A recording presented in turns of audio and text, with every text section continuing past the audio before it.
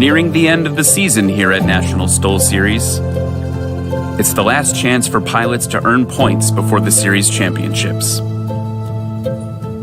We've descended upon beautiful Gallatin, Tennessee for Music City STOL 2023.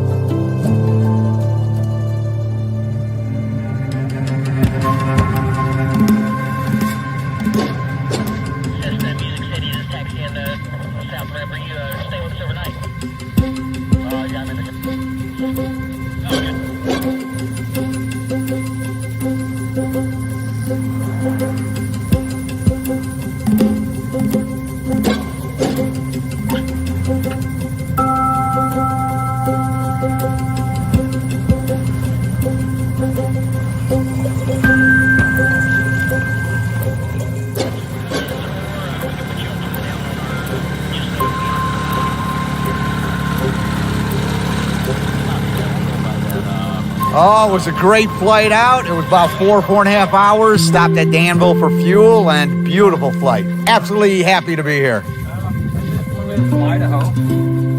So it's been a long trip. Headwinds all the way. So it was kind of a nightmare, but no always. I'm Abe Gaskins. I am from Gallatin. I live in the area. And me and a buddy of mine, Jim Johnson, and myself built this air cam about 6 years ago. And we've been flying ever since, and it's just one of the funnest things in the world. I'm going to be in an exhibition category, rookie class. I don't think I'm going to be a competitor in the sense that I'm going to win anything. I'm just going to come out here, enjoy the experience, and hopefully don't tear anything up. Welcome to the inaugural Music City STOL event here in Gallatin, Tennessee. We're absolutely thrilled to bring you here, and hope it's the first of many. Very excited. Got a lot of community support around this event already. Music City Executive Airport, 6,300-foot long runway, one of the longest in the middle of Tennessee besides B&A and Smyrna. We're right about 580 feet MSL elevation. We got runway that can take you anywhere in the world.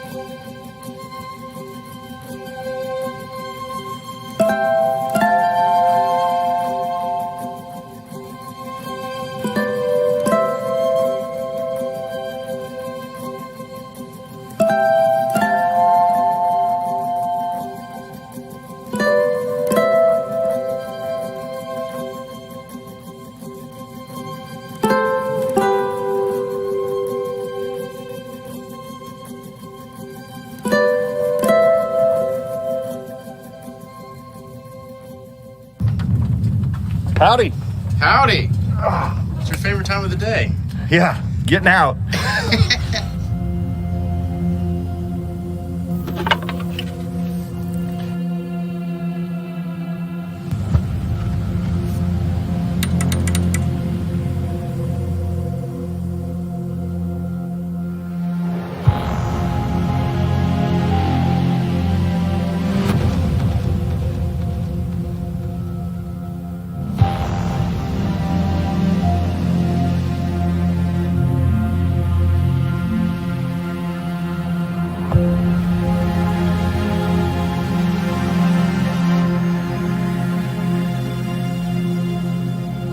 Well, I'm Jim Abbott. I'm based right here in Gallatin. I'm a retired helicopter pilot, so hopefully your audience can understand my accent. My phone can't, so I understand if your audience can't. I've got a hangar right down here at the local airfield. My dad's here. You know, my family's around here, and we all fly in this area. And I got a straight tail 182. It's a 59 model. Last of the straight tails, the first year of the cow flap. But in the last 4 years since I bought it out west in Arizona, so it was a dry climate airplane. And since right before COVID hit, I was able to get it painted. I ended up doing an interior kit on it in the hangar during COVID, so that worked out really good for isolation and all that spacing we were doing. If you can remember, seems like the dark ages ago already. Most recently, I have a new motor put in it. I did the upgrade. I did the PPON, so it's got the 0520 in it instead of the 470. The only good thing about supply chain issues that happened this year is it took so long. It took 11 months to do it. I did a sensuous upgrades. Sensuous there, let's do this, this, and this. And the next thing you know, I've got a all new laser cut panel, a Garmin instrument suite, an autopilot, You know, everything from the instrument, from the yokes forward is brand new. So it wasn't cheap, but it did happen over a long enough time that I was able to pay for it as I went on installment. So I'm still learning the airplane and building confidence in it. I took it up to Maine, where my wife's family's from, so we flew to Maine and back, and been doing stuff like that, camping trips with the family and all that. So really enjoying the airplane, and then they advertised this was coming up, and it's like, well, I've got a STOL kit. It takes off pretty short. Let me try it. And they've got a rookie class, so that was pretty good. And I understand why they do it. It's to drum up local pilots and get some local flavor in it. The unlimited classes, they take off and land as short as the helicopters I flew, so it's just absolutely phenomenal to watch them. So mine, flying today, a lot of gusting, a lot of crosswind, and it made my landings pretty ugly. So I'm bouncing them on, and I told myself I'm not going to pring anything, I'm not going to ding a tail, I'm not going to do anything, and I'm out here looking like a bucking bronco riding it out on short final on 3.5. Takeoffs are going good, landings we'll have to see, because flying it that slow is not something you're used to, but it is fun. So the good thing is, like I said, they got a rookie class, and we're going to give it a whirl, see how it goes.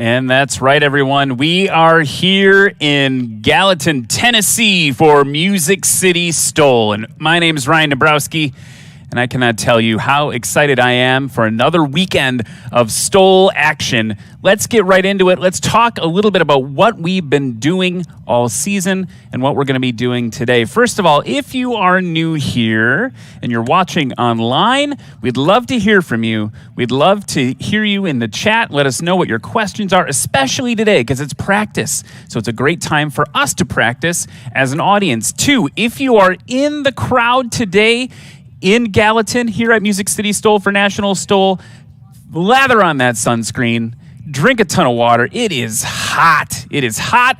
I guess that's what it does down here in Tennessee. It's my first time down here. I'm so honored to be here. Let's break it down. First of all, you might be wondering, what is STOL? It stands for Short Takeoff and Landing. And the aircraft you're going to see today and tomorrow, this weekend, they're going to come in all shapes and sizes. We even have an air cam, which I'll call it out for you when it competes and practices today. It's a very rare airplane. So we've got aircraft of all shapes and sizes that you're going to see competing, and to see who can take off the shortest and land the shortest. Let me give you a breakdown of what to expect today. Let's look at the weather. Currently 2 knots from 259 degrees, pretty light winds, turf is dry, temperature 34 degrees C, humidity, look at that number, 40% humidity, and we've got a density altitude of 2,253 feet. That brought to you by our friends at USA Trailers Direct. That density altitude number that you're going to hear us talk about a little bit, that density altitude number is a number that basically tells us what altitude the aircraft are going to perform like they're at. So as it gets hotter, like humid, all that stuff, aircraft performance decreases, and it's a way for us to calibrate that. Beautiful V-tail Bonanza just taxiing, just landed there in front of the broadcast booth. We're gearing up for... I'm hearing something in my ear about an aircraft being too close. It needs to fly at a safe altitude there. Maybe that's the drone. Maybe we're hearing from the drone footage is saying, hey, there's an aircraft right there. Look at that beautiful footage of the Bonanza back taxiing on the runway there. So anyway, let's talk a little bit about the competition, right? We have this beautiful turf runway that's been set up in front of us here. And you'll see a white line painted on that turf runway. That is where all the action happens. So first you'll see competitors today for practice and tomorrow for competition.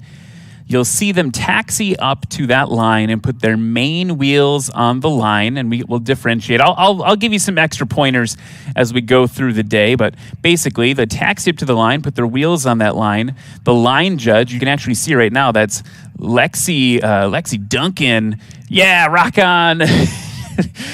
She's getting ready to go out there on her one wheel. She will actually release the aircraft with Airboss approval, and they will take off. You'll hear the throttle increase. They'll take off as short as possible.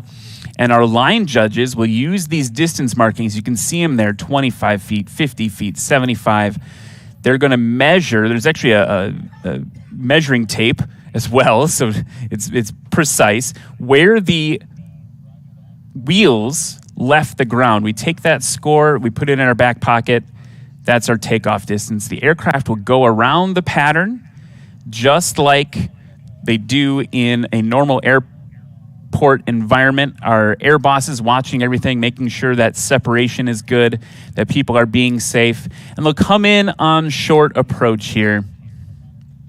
When they land, my good friend Corey Robin, who broadcasts with me a lot, has a great analogy for this. It's the idea of like landing on a sandbar in a river in the backcountry, and that white line represents where the sandbar starts. So if you land before the line, it's like landing in the river, right? So it doesn't count. That's a scratch. So if you land before the line, it's a scratch, and that whole run doesn't count. If you land after the line, you're going to see pilots get heavy on the brakes,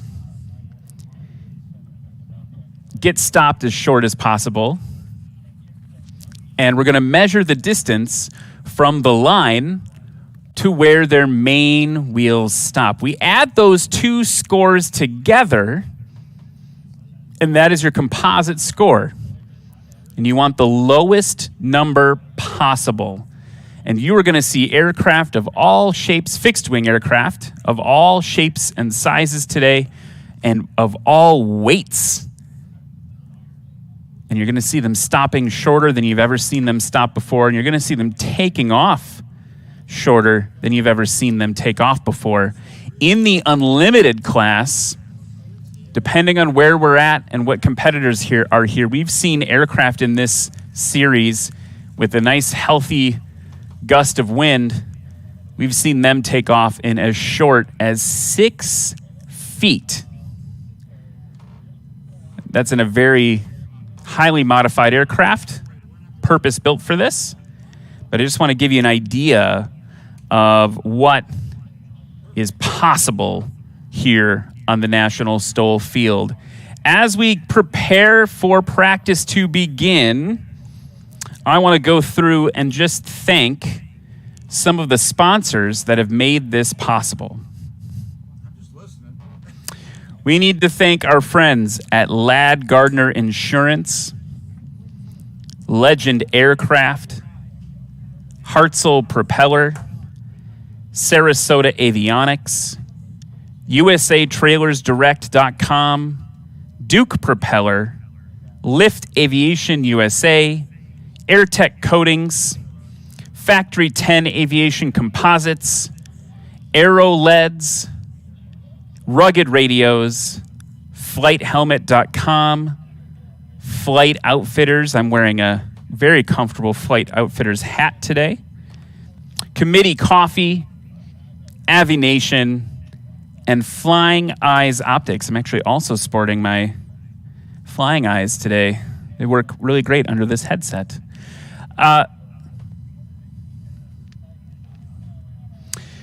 So as we're getting ready to get things started, we've got a new thing for you this weekend here at Music City STOL.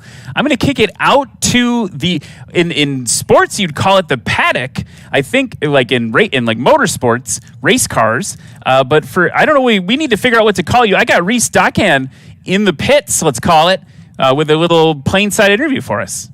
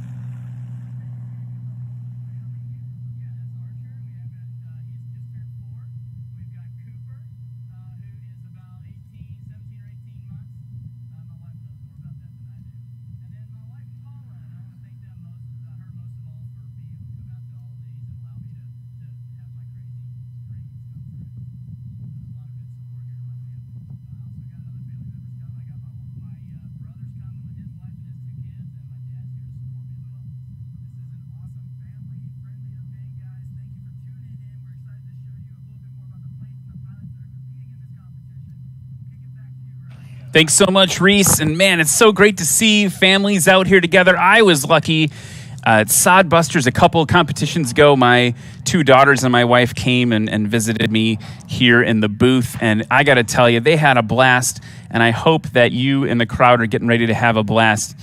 It is truly a family-friendly event. I think the only little piece of feedback for the littles is bring that hearing protection. If you are here with some kiddos, some of the unlimited class aircraft can be a little loud. And actually, we've been really lucky here at Gallatin, here at Music City STOL, to see some really pretty large jets taking off all day today. And that's been very exciting for all of us av geeks here. So that's the only little feedback. Water, sunscreen, and something for ears for the little ears. We are gearing up. We're getting ready to go. We've got another aircraft, a twin-engine aircraft that just landed there. Really busy airport. And I think what's really cool to see about an airport like this is that we have a lot of commerce happening, right? Like, people don't realize how important an airport like this is to the community. I think I'm going to get lucky enough to interview the mayor of Gallatin herself in a few hours. I'm going to talk a little bit about what the airport means to the community here and what STOL means to the community here. But yeah, just a really lucky thing. So I'm imagining that our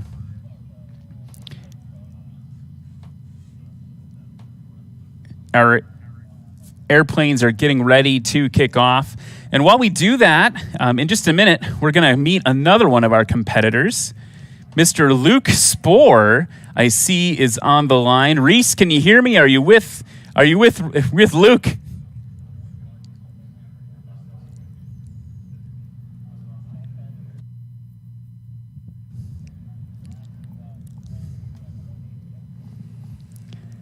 Got a little bit of transmission issues, so we'll break away from Reese for a second. We'll try to send that back to Reese in just a moment with Luke Spohr and that beautiful MOAC, the mother of all Cubs. It's going to be fun to watch practice today.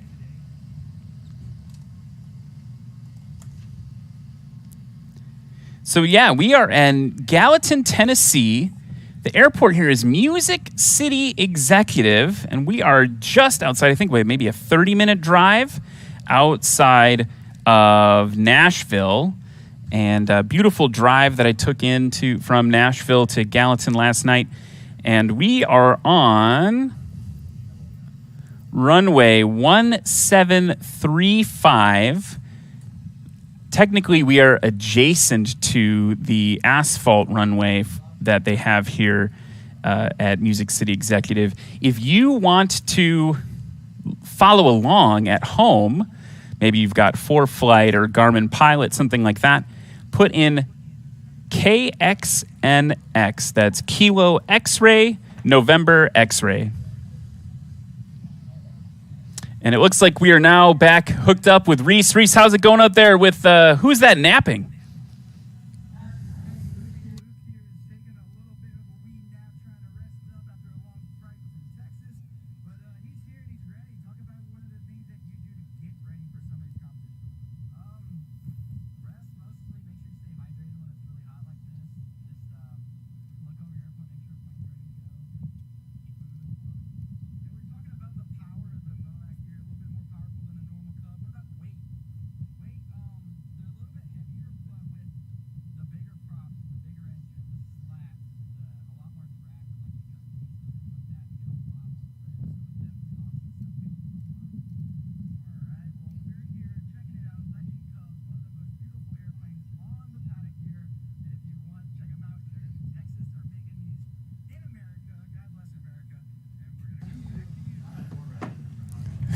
Thanks so much, Reese.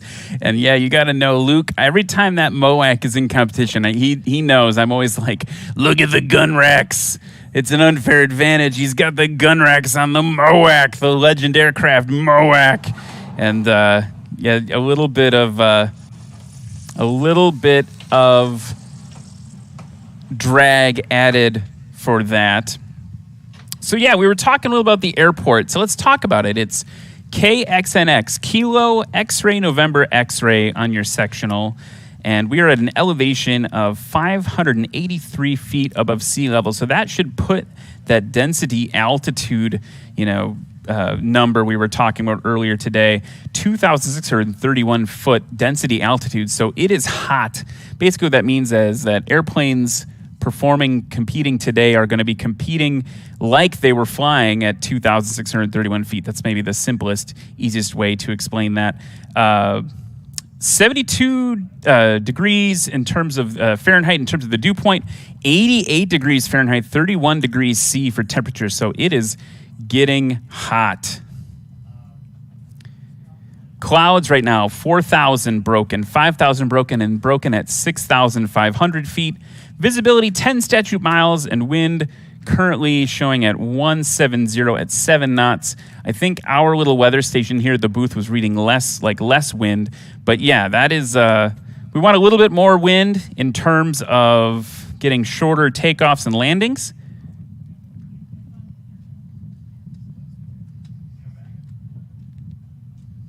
I'm getting a message from race control that there have been some power issues. Hopefully those power issues have been resolved. Getting ready to kick off our practice here. And now we've got another transient aircraft taxiing. Looks like a Mooney. Nice, fast Mooney. Look at that. Good evening from Berwick upon Tweed. 1850, that's 6:50 p.m. in the UK right now. Thank you so much for watching in the UK. Love to have a worldwide audience. Yeah, you can tell that that's a Mooney taxiing by on the runway there with that kind of iconic vertical tail, the vertical rudder and tail configuration there.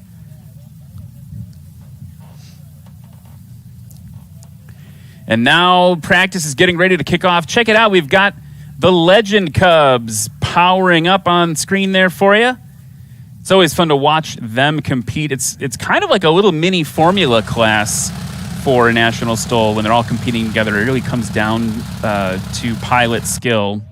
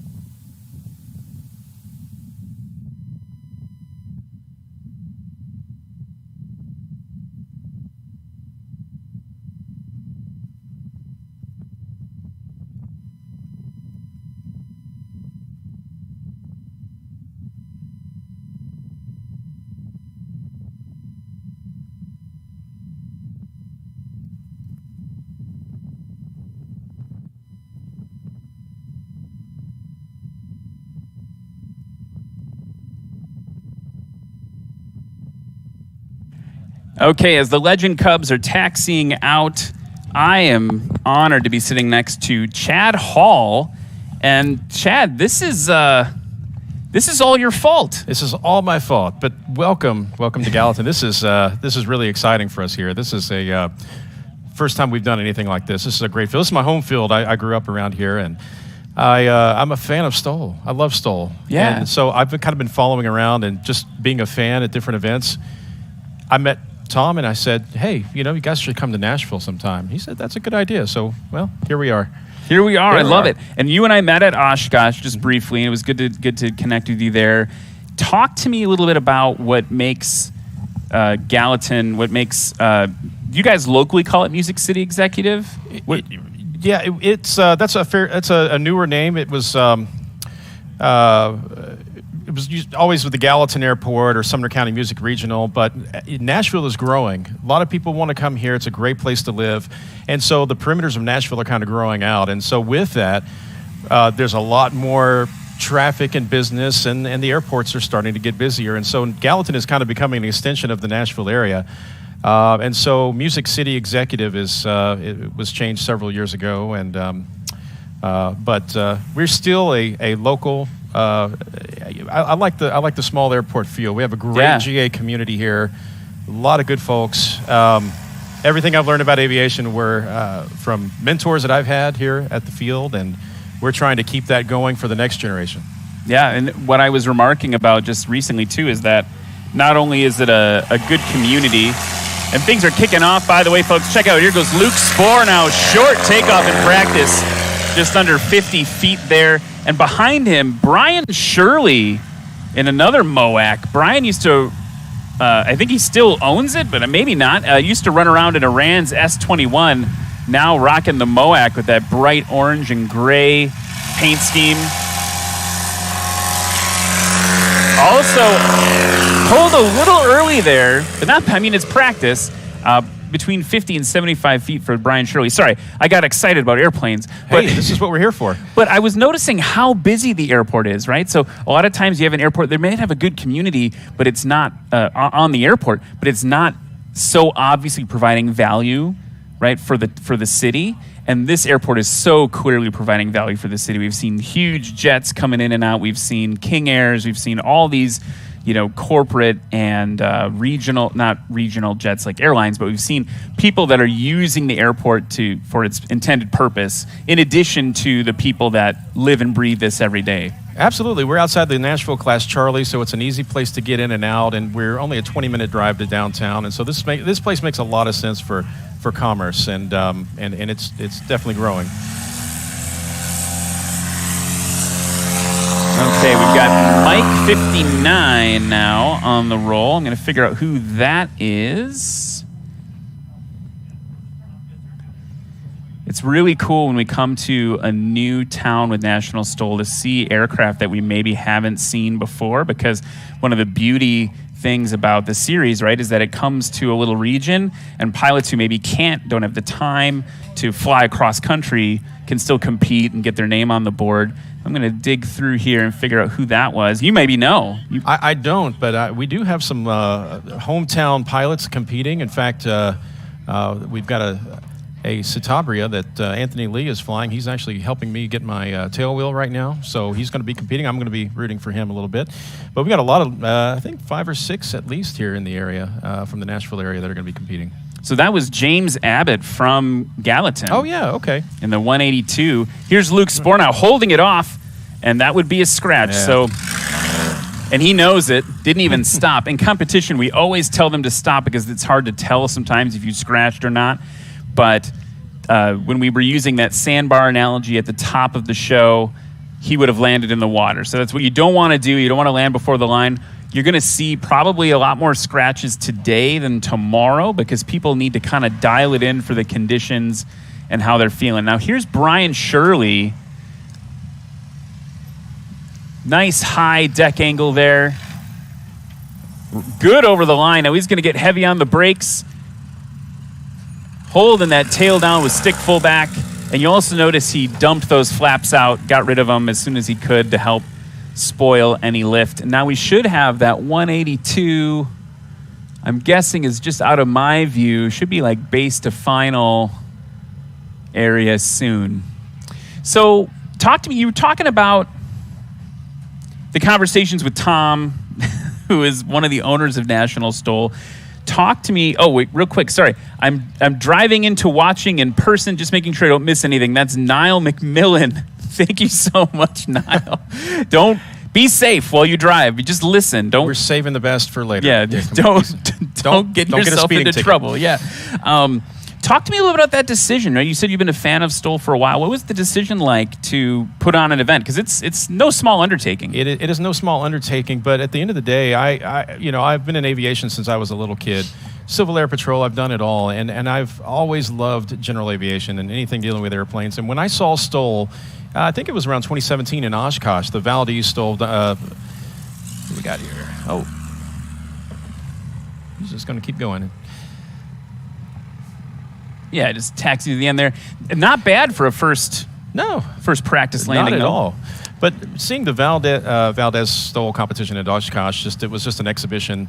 I was hooked. I said, this is the best thing. I love this. And I just couldn't get enough of it. And so, every chance we go to Sun and Fun, go to Oshkosh, I would go watch the exhibitions. And again, just meeting up to that point, talking to Tom and said, Nashville would be a great place to go. And here in our community, I'm the EA chapter president here. So building GA, building the community, especially with young people, has been a really big thing for me.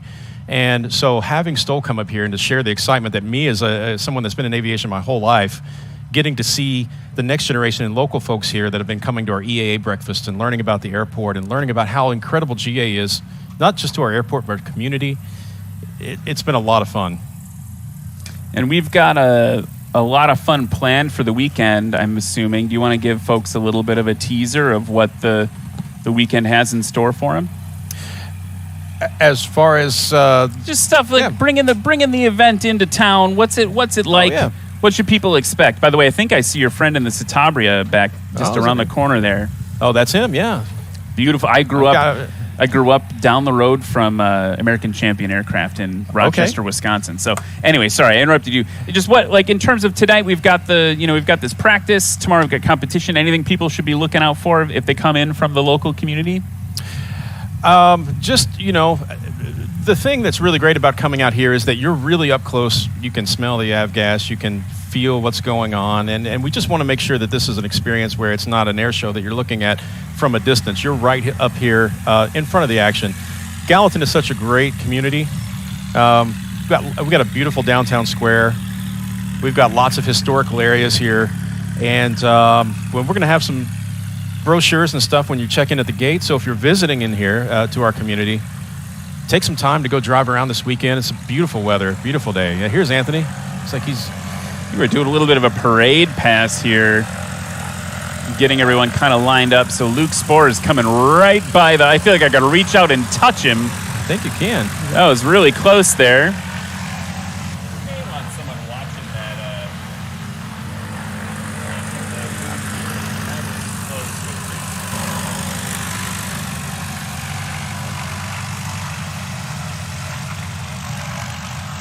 I bet he was a foot from the camera that's on us. Just seeing a bunch of other aircraft taxiing by, getting in line here. So we've got this 182 here, local from Gallatin. We've got, I saw the Colonel, Matt Peterson, in the Intruder taxi by just a minute ago.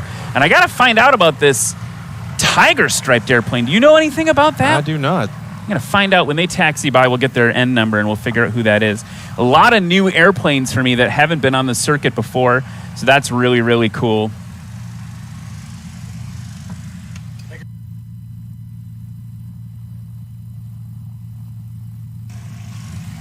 Eric Farewell, one of the co-owners of National STOL, just walked up. He said, hey, that tiger striped airplane flew 17 hours to get here. It was part of the Pinedale competition just a few weeks ago. 17 hours, that's not nothing.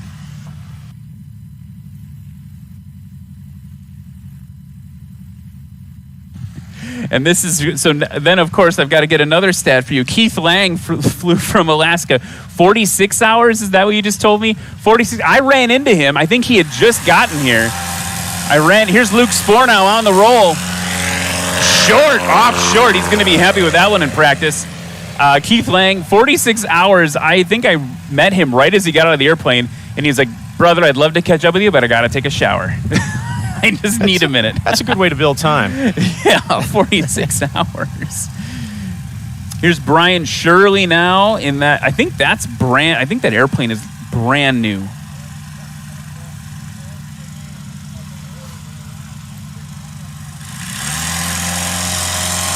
Yeah, 2023 Legend Moac. He's from Dodge City, Kansas. He's owned a Kit Fox, a Rans S7S, a Cub, a Cessna 180, a Carbon Cub, and that Rans S21. The other cool thing about coming here in person is that after practice or after competition, and even during competition tomorrow, you can walk right up to these pilots and talk to them. Absolutely. You know, I remembered a lot of the pilots that when I was a kid watching them fly, they were like heroes. And the guys that are doing this, I think the thing that for folks that are new to aviation, especially here in our community, is that what you're seeing here takes an enormous amount of skill. I'm about a 700-hour pilot.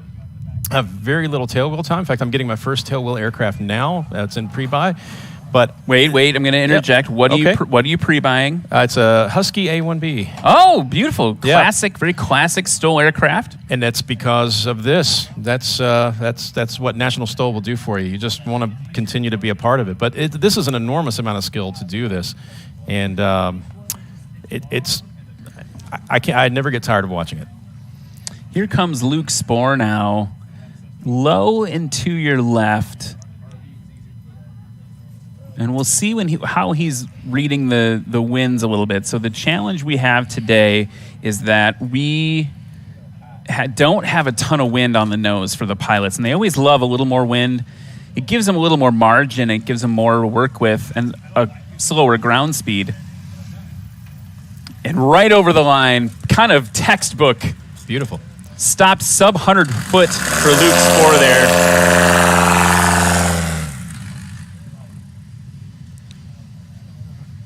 Just a great competitor. He's been on the circuit for a couple of years now. Now we've got Brian Shirley holding it off there, a little bit higher alpha. When we talk about that, that's we're talking about angle of attack, the angle at which the wings and the air are hitting each other. And getting it right over the line as well. He's going to be happy with that one. Balancing it on the brakes. And that's a thing that if there's not much risk in National STOL because we are doing just normal traffic patterns. It's not a slow flight competition. It's a landing and takeoff competition. And we have, if there is a risk, it could be that maybe someone hits the brakes a little bit too hard. And what you see in practice, especially, is people learning where that edge is on the field with the field conditions. We're going to keep talking, but first, let's go over to Reese Dakan, who's with Keith Lang. You heard about the 46-hour flight.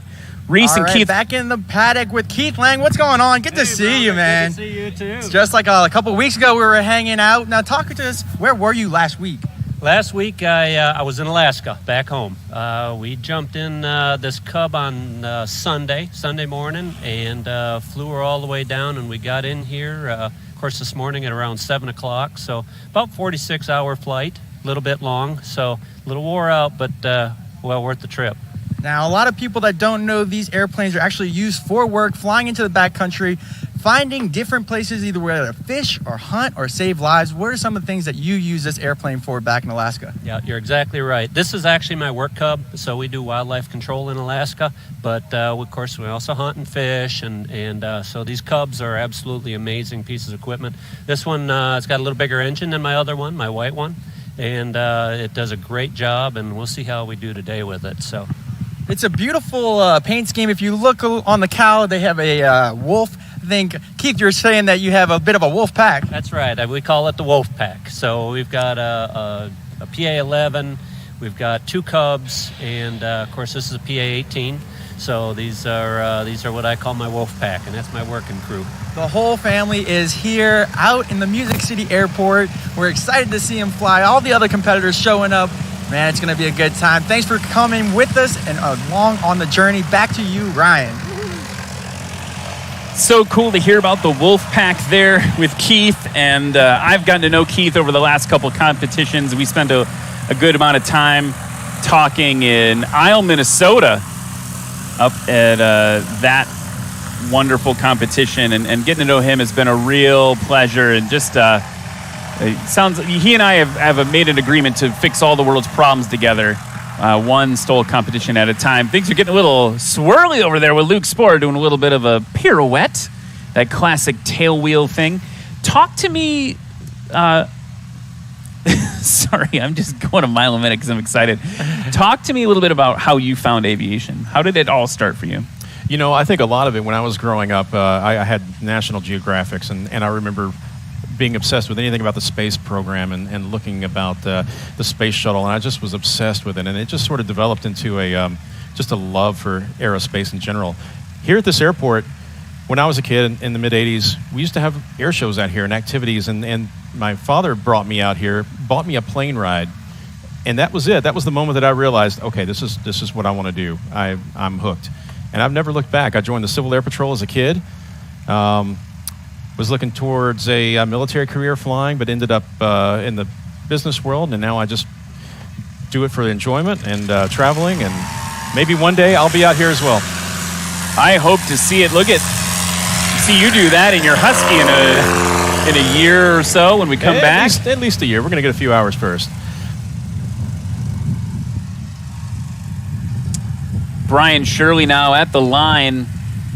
These legend Cubs, these mother of all Cubs, folks, if you've never seen one fly, look at all the extra things that happen to the wing, to the plane, to make it STOL competitive. The biggest thing you'll see are those slats on the leading edge. Slats are those little extra bits on what we call the leading edge, the front of the wing, and those help the air. You see them actually moving.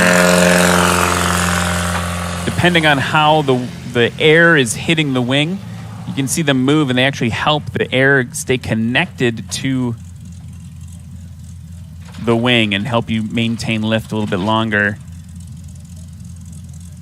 James Abbott now in this 1959 182, retired military helicopter pilot. You heard about him in the intro package.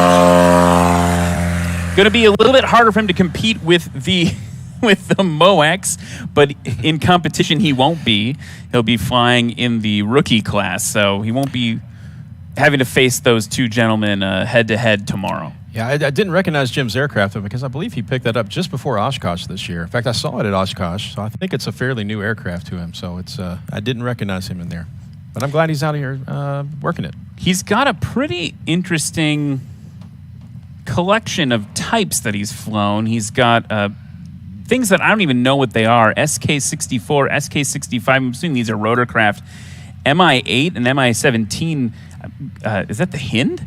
So he's got time in that. Maybe. It says here he's flown the Huey, the Cobra, the Apache, so a Army aviator. It says here he was a warrant officer, ended as a lieutenant colonel in the U.S. Air Force. So he did U.S. Army as a warrant officer and then shifted to the Air Force. What else? We have the MD-500. That's that Magnum PI helicopter. Police. He flew a Pavlo twin Huey. Scratch for Luke Spohr there. The HIP, the Huey-2, a Little Bird gunship, the Long Ranger, Bell L4 Long Ranger, and the M24 Hind. So I got to do a little bit of research tonight and figure out what these SK-64, 65, MI-8, MI-17 is. That's a lot of types. It's an impressive career. Okay, Brian holding it off. Kind of fun. We've got a Phenom back-taxing down the runway as he lands there. And the Phenom's cheating right on the hard surface. Like, what are these guys doing? Jim is a great example of a lot of pilots here at Gallatin that just have such an amazing career and great stories. And this is just a really great place to mentor in aviation. And so that's why we're trying to get young people to really get involved in what we're doing with our local EAA chapter and scholarship opportunities that we have coming up. And we're really blessed to have a really large group of people with such a diverse experience in military and commercial, civil aviation. And it's a great place to be. Just doing some Googling on the MI-8, MI-17. These are the kind of the pre-Hind, it looks like. Oh, wow. They're more like like an egg with a tail on it. And I got to Google now the SK-65. We got to nerd out a little bit here.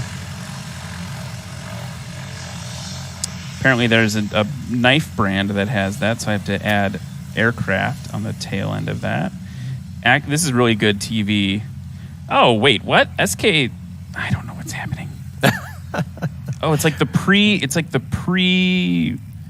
a transport. Yeah, it's like the Pavlo. It's a heavy lift helicopter. Okay, well, I'll do that at the comfort of my hotel room tonight instead of while we're on a live stream. But Yeah, I think Jim's probably got a few stories to share. sounds like it for sure.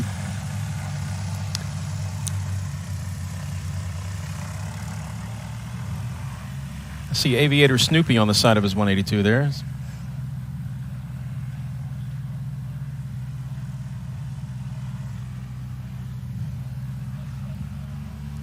So, folks, if you're watching at home, again, be sure to chime in with any questions you have. If you're watching here in Gallatin, let's be sure to stay hydrated, get that sunscreen going on.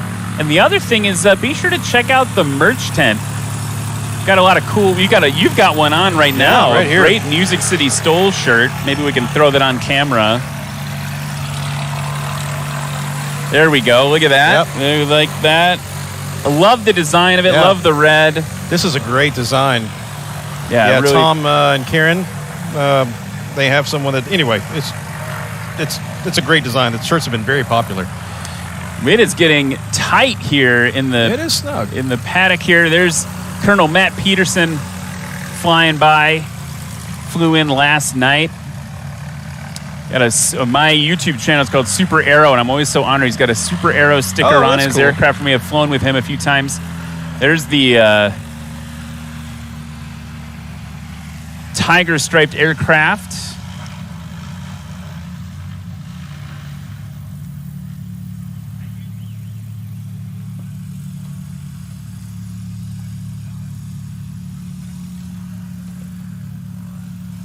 That's Joel Millway in a 96 Rands S7 all the way from Idaho. That's powered by a Rotax 912, 22-inch Desser tires. He's got a carbon fiber seat in that thing. Aluminum wind tanks. It's pretty cool. I love seeing the S7. We've got a couple S7s today. Here goes that Phenom now. That's kind of cool. That is very cool. I'd like to see one of those land on this turf runway. And the other thing I can see is we've got the air cam hanging out, so that'll be cool to see too. Yeah, he's got an extra engine hanging out there in the back, and I'll tell you something. That's my friend Abe Gaskins, and I've flown a lot of different airplanes. That is probably the most fun flying that I have ever done. It's just open cockpit. You feel everything. That is a lot of fun. How do I leverage our newfound friendship to get a ride in an air cam? I know a guy. I might be able. Hey, here's a great story. We have a couple of guys from the Gallatin Public Works here that are taking care of all of our trash for us. And one of the guys came up to me today. He said he's 49 years old. He's never been off the ground. And I said, you know what? I think we might have to change that today. Might have to change that. Right about that time, Abe was coming around the corner to practice this early. I said, hang tight. Called Abe over, and he said, yeah, come on in. Hop in the front seat, and we'll go. So both of the guys got to take a flight down into the river and see a little bit of the sights. First flight, 49 years old. No way. And got to do it today, and he's hanging around here somewhere. And I just want to thank the Gallatin Public Works for keeping up with our trash. And we have the fire department. So many people out here today that help make this event run so smoothly and so well. So just want to thank everybody that's contributed to make Music City STOL a success. You know, that might be a good time while we wait for this next chunk of practice to kick off for us to thank some of the local sponsors. I'll do that right after Brandon Korn takes off. This, folks, is a massive, heavy airplane, and the way that Brandon flies it is truly jaw-dropping. So let's talk about these local sponsors. We've got Firefly LED, Matt Harris with Ben Harris Homes, Tri-Green, Ingram Aviation Insurance, Jet Access, Sumner County Tourism, the City, of course, of Gallatin and the Gallatin Economic Board, Factory 10 Aviation Composites, Charlie's Golf Carts, Just Stole It, Sumner Bank and Trust. Here goes that Satabria. Hey, all right. Rogers Group, Brower Online, Nashville Flight Training, Tennessee Brewworks, and Half Batch. That's all the local people. And I got to give you some credit, sir.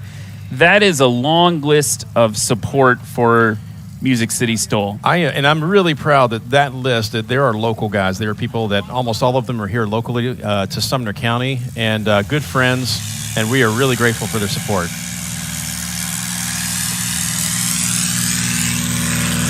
Here goes the Colonel, Matt Peterson, in the Intruder off of runway 35.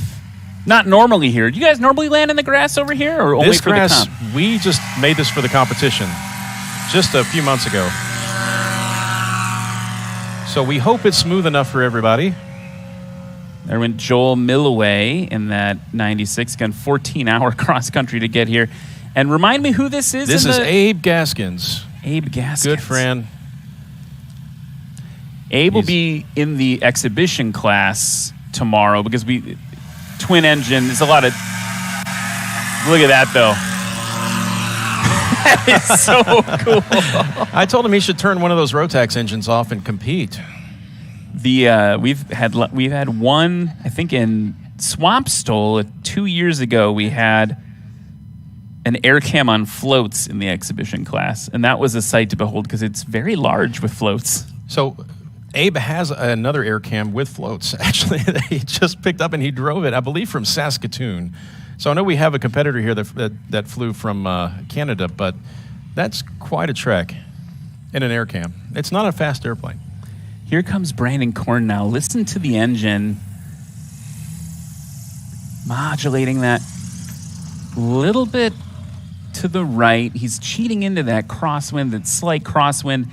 And that airplane is huge. Cessna 205, you could put your entire family in the kitchen sink in that and fly it into the backcountry. And Brandon, you can tell, just really knows how to work that thing. And he's not afraid to work it. We've seen him in competition really, for lack of a better term, show us the true capabilities of those Cessna spring gear. Is, what color space you have on your camera? And if Here's my tail wheel instructor coming in now.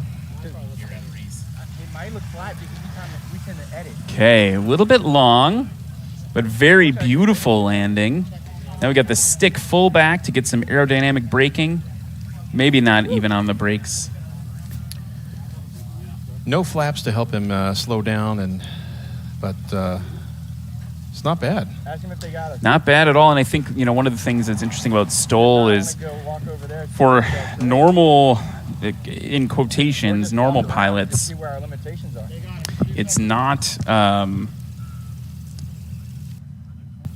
it's not about passenger comfort when you're flying STOL necessarily. We always think about trying to be comfortable. We're ready to kind of debrief with the MOAX. Reese, can you hear me out there? Hey, fellas, man, that wasn't fun at all, right? No, not at all.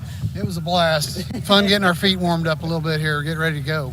I asked you a little bit of if you've seen any traffic out there, and you said you might have seen some. Yeah, there were buzzards on the base leg over here. I had to kind of diverge and go around them a little bit, but I had to keep your eyes on for birds. And going with the weather, a little gusty out there or what? Yeah, coming in, the first landing, a big gust came out of nowhere and kind of like ballooned me. But I scratched somehow. I ballooned. I guess I tried to save it too quickly. This is Luke, and he is an absolute legend among the Legend Cubs. But you're chasing after these gold shoes, right? You have this competition between these pilots? Yeah, I got some gold lift shoes, and whoever wins the competition has to wear them to the award ceremony, and they get to keep them until the next competition and see if they can retain the title. Well, if you've been following this series, the Legend guys have been having this competition going on for 6 competitions now. And Brian Steck, he's out racing Reno, so he's not going to be here. So who's your main competition? This man right here. Hopefully I'll get him away from him. It'd be worth fun. It'd be a fun try. Well, right on. We got plenty of cool airplanes coming up. Right next, we got some practice underway. We'll kick it back to you, Ryan. Thanks so much, Reese, and thanks to Luke and Brian for putting on a little bit of a show for us. Sounded like we had a bit of a go-around there. I think that was the air cam. We just needed to go around for spacing. There's Joel Milloway I love that tiger scheme. I might have to take a picture of that reminder for it. Jeff White, that's Joel Milloway in the Tiger S7. That's right, Jeff. Thanks for watching. Where are you from, Jeff? Let us know in the chat. And by the way, if you have any questions about how STOL works, I'll give a little bit of a recap real quick. Basically, you have a line painted on the grass. You got to take off from the line. We measure that distance where your wheels leave the ground. You go around the pattern, and you got to land after the line, not before it. And then we measure that distance from the line to where your wheels stop, add them together tomorrow, and then it's basically airplane golf. That's right. Whoever's the lowest wins. The lowest wins.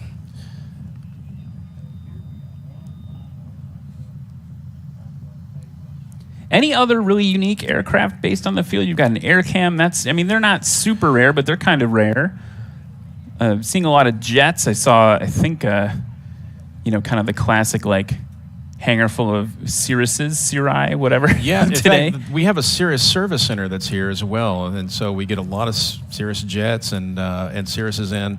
As far as, we've got a couple of MU-2s that do a lot of medical transport. Those are some of the loudest airplanes I've ever heard on the ramp. Very sure. impressive. It's a really good mix. Got some Bonanzas and just a little bit of everything. I think the air cam is probably one of the most unique. Here he comes. Oh, wow. Held that off just over the line. He's here to play. That was awesome. I love watching how slow that aircraft is.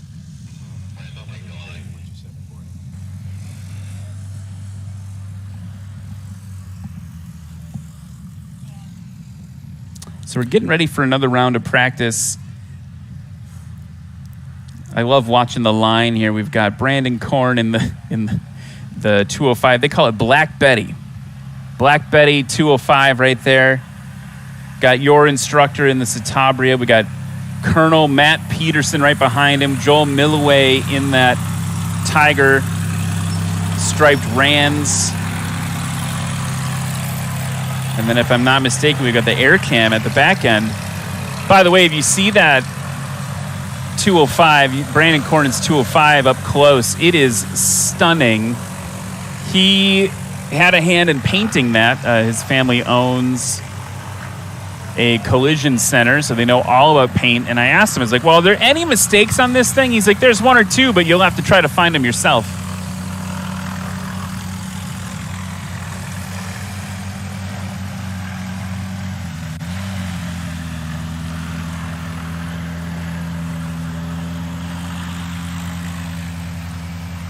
The other thing that AvGeek nerd in me wants to do is to compare Joel's S7 to Patrick McIntyre's. That was close there to the booth.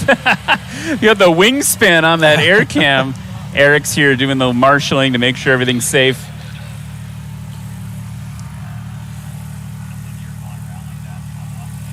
I have to give a big shout out to a lot of the local guys here that have helped us, been mowing.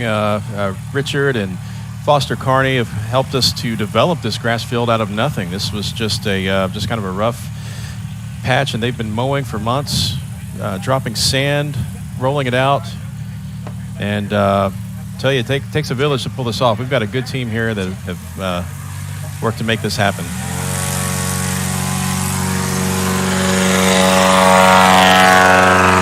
Brandon's not afraid to dig that tail in. Getting that 205 off in not a lot of feet. It's probably better than book numbers, I think. Well, that's something that's been a real eye-opener for me, having announced this for a few years, that, you talk about book numbers, right?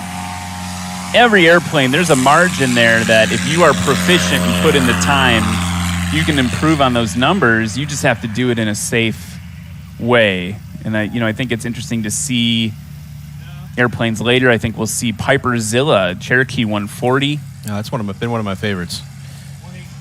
180. Did I say 140? Cherokee 180. Cherokee 180. You're going to see that. That's an airplane that could totally land backcountry if you were proficient. Here goes the Colonel. Almost digging the tail in.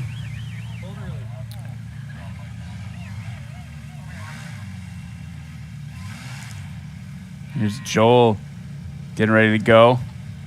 Now you can see the competitors have all kind of figured out, especially the new ones. They've got a little bit of that crosswind from their right.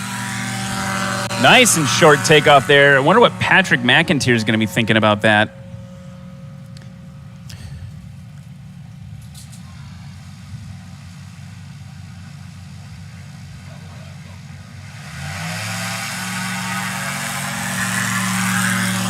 Oh, wow. Do you know any of the history behind the air cam, like the development of it? It's really interesting, but I don't remember. I'm wondering if you, having one on the field, are familiar with it. No, there's some guys here that know all about it. I mean, I'm familiar with the Lockwood Company, but I'm not familiar with the history. I believe that, and I'll research this for everyone, so tomorrow when you tune in, we'll have it all figured out, that it was developed for filming in inhospitable terrain. So you've got the air camera, right? You can put a camera way out on the nose, unobstructed. Okay. Seems like I've heard that, and that makes a lot of sense. That's a great platform for that. They have a third seat on them now, too, I noticed at Oshkosh. They've got a three-seater. Here's Brandon now, a little bit higher this time. Those flaps, those inboard controls, all the way down. Wheels just totally locked up for him there, trying to grab every bit of traction he can. And we talk about flaps for viewers at home. If you aren't familiar with airplanes, the flaps are the inside controls. Typically, some airplanes are different that you'll see this weekend, but they're inside and they come down and kind of stay down during landing and takeoff, and they create extra lift and extra drag. So in landing configuration, helps you slow down and stay in the air until you're ready to land. This airplane has no flaps, the Citabria. Got to slip it a little bit, trying to get it down. Carrying a little bit of speed in that time, coming in a little hot. This is his first time competing in STOL, and I'm really excited just to see people come out here and give it a try. And you never know. You got to just try it in a safe way. Everybody's limits are different too. You know, some people. Well, and I think the other thing that, because everyone that's out here that's seasoned in the season, redundancy, they are all people that make it look super easy, right? And all of the landings and takeoffs you see from like the season regulars are kind of absurdly short, but they all start to look long in the context of each other here. You know, the landing that we just saw in the Citabria is like, there are very few grass strips that are shorter than what we just saw, right? That's true, yeah. And here's Matt. He's one of the most improved over the last couple of years, really holding it off. I had the honor of, at Sun and Fun a few years back, Matt took me for a flight. We went and practiced before the STOL exhibition that year, and just really fun to learn and see how he's been learning and improving and getting the training from all the other competitors. So just a great guy, and love getting to know him as well. He puts on Swamp STOL down in Louisiana every year, and that is a truly fun event. Now we've got the S7 again. This is Joel Milway. Have you ever flown in an S7? I have not, but I've heard that they're a really great kit if you're going to be building your first airplane, that Rance does a really good job with their kits. I've sat in one. Patrick McIntyre.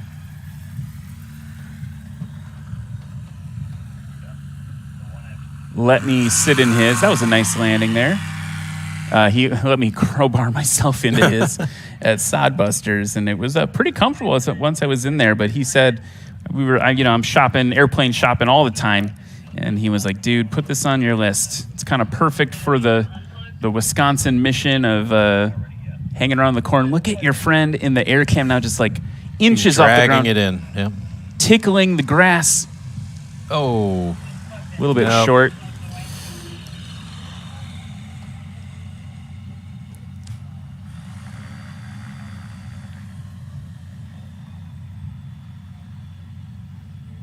And if you, actually those two aircraft back to back are interesting because you've got the same engine on the air cam as you do on the RANs.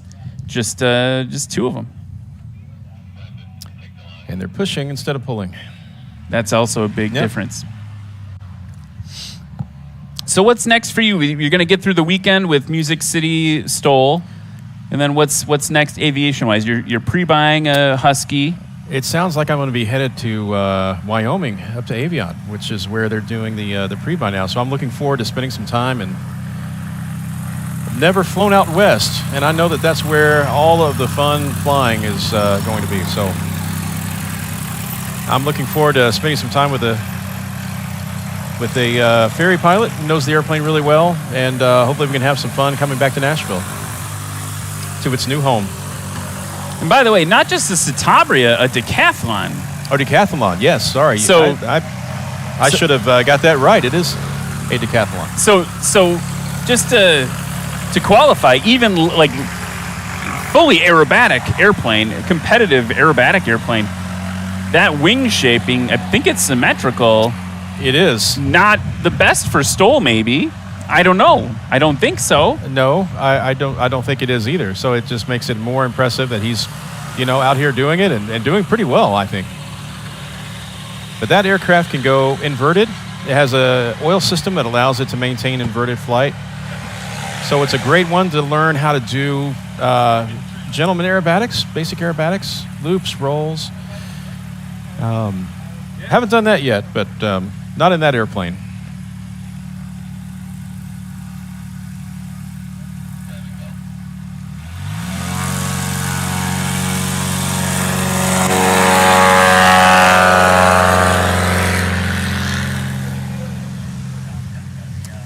So if you're new to STOL, what you see a lot with these aircraft is the pilots are all trying to find that balance, right? Between,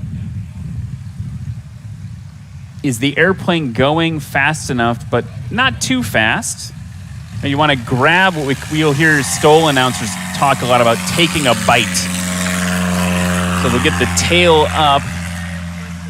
I think Joel Milloway might be a good way to teach it here. Once the tail's up, we need to get just to flying speed and then yank hard to get it off the ground, and then use ground effect, which is, I feel like I'm got to quote my instructor right now. Ground effect, basically, the lower you are, when you get to a certain distance of the ground, a certain amount of wing distances away from the ground, you get a little benefit, a little bit of efficiency for the wing. It's like a pillow of air, kind of giving you a extra lift. So here's Matt. He's going to try to get it going just the right speed, pull back. And if you pull a little early, what happens to Matt that time will happen to you, where you'll settle back down on the runway, or it won't take off. So you need to time it just right. Now with a tailwheel airplane, like Joel's in right now, you're going to see him, typically you see the tail come up as quickly as possible.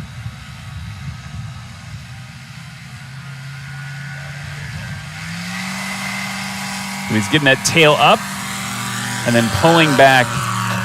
That is short, yes. And he didn't even do it that dramatically. He just kind of like a little bit of here, a little bit of there.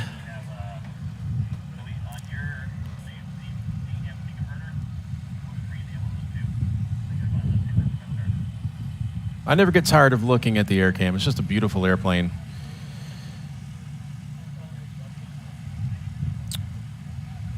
Abe's partner has a partner in the plane that helped him build it. His name's Jim. He's out in the crowd, and great mentor, good friend, and just a fun airplane.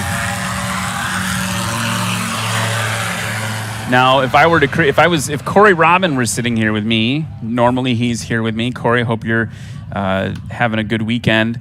We miss you here, brother. If Corey was here, I think he would have said that, because he's like a legit bush pilot.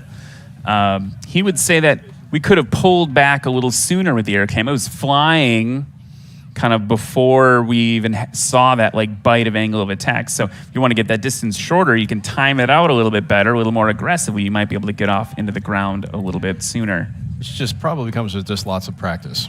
Yeah, absolutely. And I think one thing that's interesting is you'll hear pilots will talk about that time. They start with like a base amount of time. Some count, some sing a song. I don't know. Yeah. That might be a thing that you do when you fly this stuff. Look, just totally locked up. You could see that sand kicking up. We've got some sand out there to help fill in some holes and everything, and he was kicking that up with those locked brakes. I gotta ask, did you do any radio? You've got a really good voice. Well, thank you. I actually, out of high school, was going to get into radio and train. I had a mentor tell me you got to lose your accent because I'm a country boy. I grew up here in Gallatin, but I had to lose the accent. The dulcet tones. You visit me at my family reunion, it'll all be back. Got it. So I wonder if that Patrick Mack is my homeboy, says Jeff Jensen, Jeffrey G. Jensen on social. I was talking to Patrick a little bit before the competition, and sounds like he's raring to go, getting excited. Here's the Intruder, short final. Matt's coming in a little bit higher this time. Again, we're doing a little bit of Aviation 101. Check out those flaps. He's got them, looks like, fully deployed to get as much lift and drag he can. Looks like just on the line.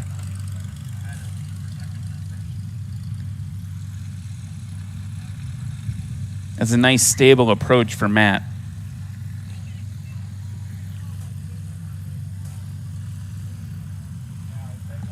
Looks like they want to save their brakes a little bit, probably for tomorrow. Yeah, and I'm sure you've noticed this in the other STOL comps you've been to, is as they heat up, they lose their effectiveness, and we start to have some brake fade, which can make things directionally, not maybe exciting is too strong a word, but directionally challenging.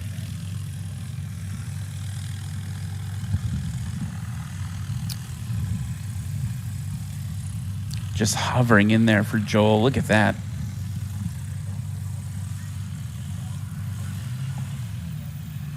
Woo!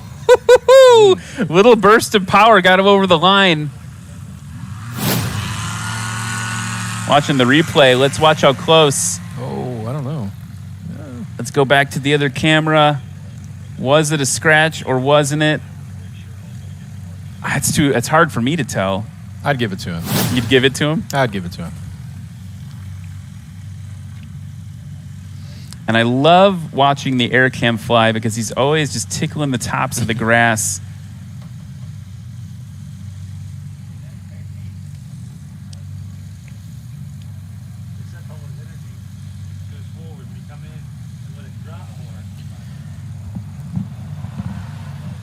Abe has a little hometown advantage because he gets to come out here and practice in the evening, so that might give him a slight edge. You know, I don't think he would want, let's watch this replay here. Yeah, well over the line. Really quite comfortable landing as well. You know, he wouldn't want to do it. I see there's like a pitot tube and some other stuff kind of on the nose of the aircraft, but we've seen Dan Reynolds, when he's on the circuit in his Chinook, there's nothing on the front, and sometimes when he's feeling extra competitive, he'll just lawn dart it in on the nose because he's in that pusher configuration. So I think the same thing could happen with the air cam, but maybe not this one because he's got some stuff on the front you wouldn't want to bend. Looks like we've got a mall now on the line. Oh.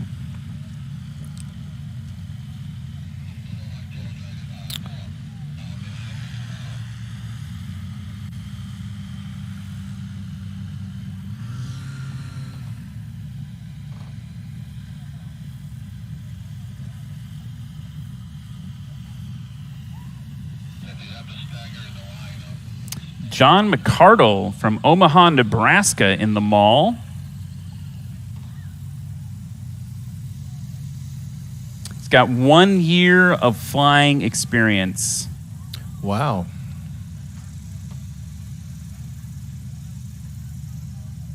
This aircraft was acquired in Washington last year, accumulated approximately 100 hours since then. And started at Wayne America, which I think we're hearing that a lot. A lot of people have started at Wayne, that event. It's a great one to get people introduced. So that's a 1978 Mall M5 in front in red and white. Right behind it, guess what? Got another one. So that's Justin Burkholder from Macedonia, Illinois, in another Mall M5, who's a contract pilot with around 1,200 hours flying mainly a Cirrus Vision jet. This is quite different flying than a Cirrus Vision jet. It really is. So, but guess what? Also has about 100 hours in the airplane. So these two pilots have about the same amount of time in their current aircraft, but Justin in the blue and white one's been flying a fair bit longer.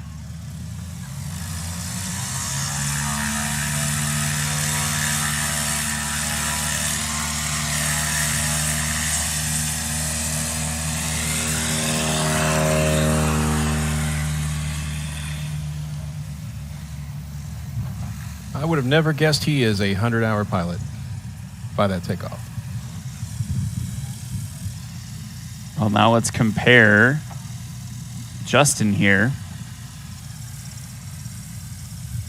The Mall, another one of those quintessential backcountry airplanes. A lot of room.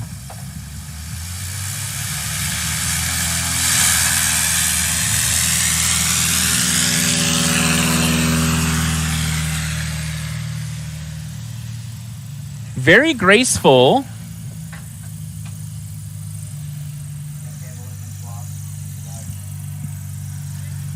Now, who's at the line now? 52. Sean Johnson in the 1955 Cessna 170 Bravo model. These 170s, so popular for STOL. Look at that. That right main stuck on just a little bit. Hey, by the way, Will Easterwood says you're the man. Hey, Will's my buddy. Good guy. Hi, Will. Thanks for watching. Sheldon Hetherington in Redbird, the Zenith.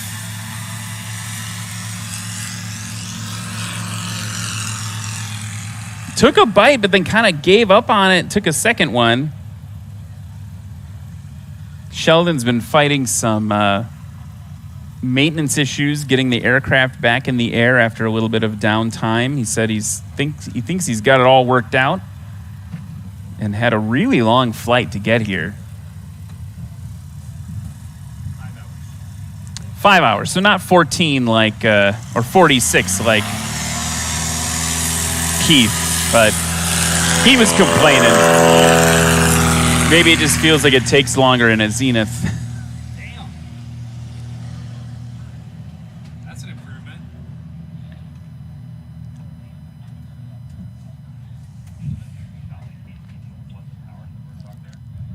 That was Luke Strandland in the 2009 Murphy Super Rebel.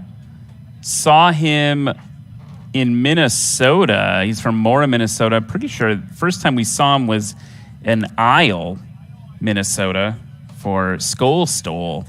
And we just heard the remark of Eric. Eric is watching here in front of the booth, and he went, "Whoa, that's an improvement." So he's been putting in some practice since STOL. Love to see that. What do you think so far? We're kind of midway through practice. It's your event. How you feeling? I couldn't be happier with the weather, and I haven't seen the crowd out here. We've had I see some people. We've got quite a few people out there today. See some familiar faces out there looking into the booth here, but no, it's a beautiful day to come out, and I couldn't be happier. Couldn't be happier with the turnout. We got a lot of pilots that came out. I know Reno is next week, and we lost a lot of guys. It's a hard run back to the West Coast, but I'm glad we got a good turnout here.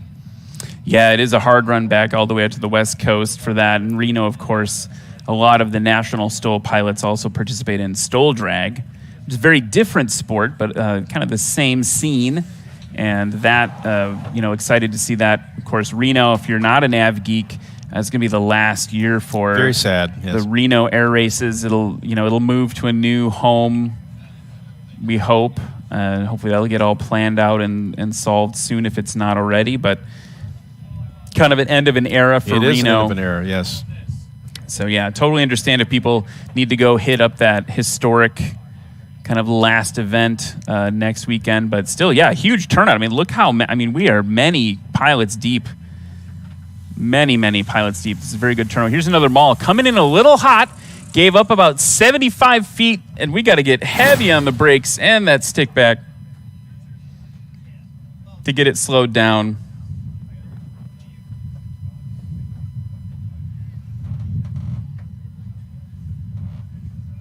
It's always that fine line of speed, right? You don't want to be going too fast, but if too slow is that's not great either. No, that's not great either. But the winds are picking up a little bit, and I don't think we're looking at more than 4 or 5 knots tomorrow, so it should be a pretty mild day for the wind, so we may not see any of those crazy numbers, but still a nice breeze, and really glad the humidity is down. We've had a pretty hot last few weeks here in Gallatin, and today is so much nicer. It's a nice day to be out, nice and warm, but the humidity is, I think, gone south a little bit with the hurricane. So I love that I came here from Wisconsin, and I'm like, whoo, it was so humid. And you're like, oh, it's gone down, actually. This is great. Yeah. It's improved.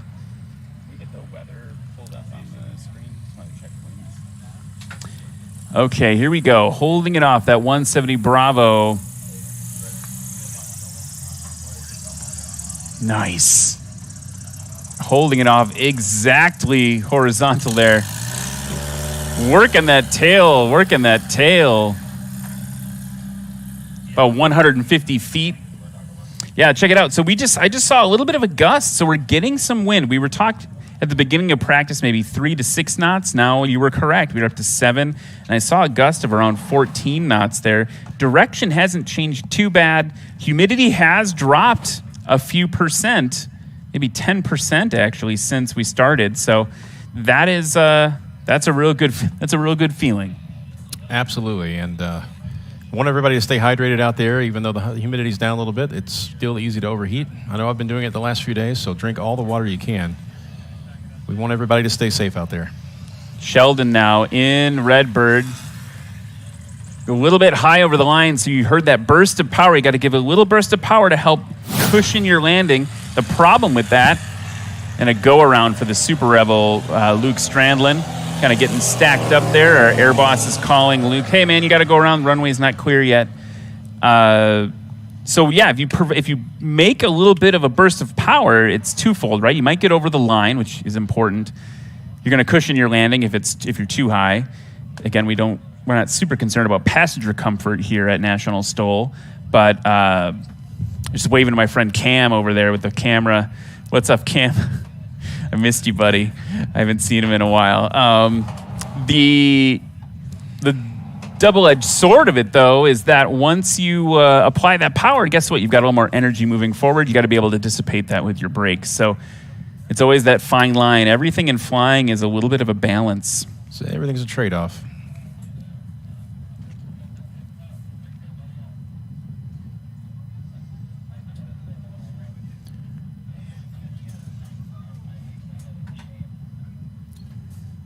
You know, speaking of the camera guys, I have to give a good shout out. I come from the television broadcasting industry, and I've done television for a long time. And when I first saw National STOL streamed, I thought, man, this is a really professional crew and great stuff. And but the guys are doing just incredible work. The trailer is great, and the coverage is just fun. And when I'm not able to come to an event, I'm just home watching it on TV. So kudos to everybody here on the team, the broadcast team, you, Ryan, and everyone. Oh, thanks, you guys man. do such a great job. And but there's nothing like being here in person.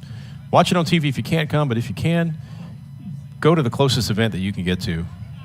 This is the most fun in aviation. The other thing to compound onto that is that the event's largely brought to people by volunteers.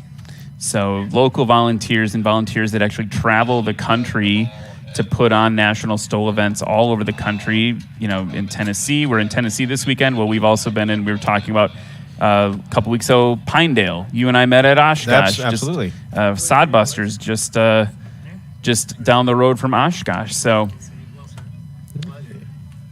it's a great thing to have so many people from all over the country rally around something like STOL. in addition to that, the volunteers here locally that have helped to put this together, our committee, actually Abe and his wife with the Air Cam, they are both on our committee.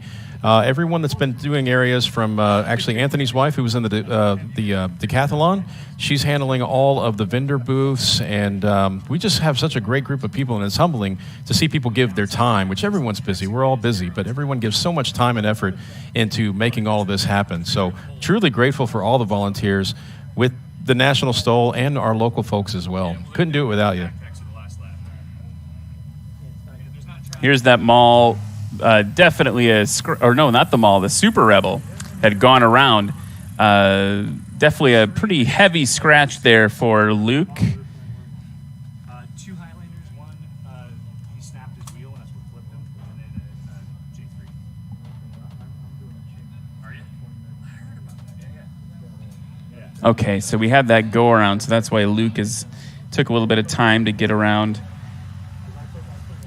While we're standing here, I just want to point out we have some celebrities in front of the booth here.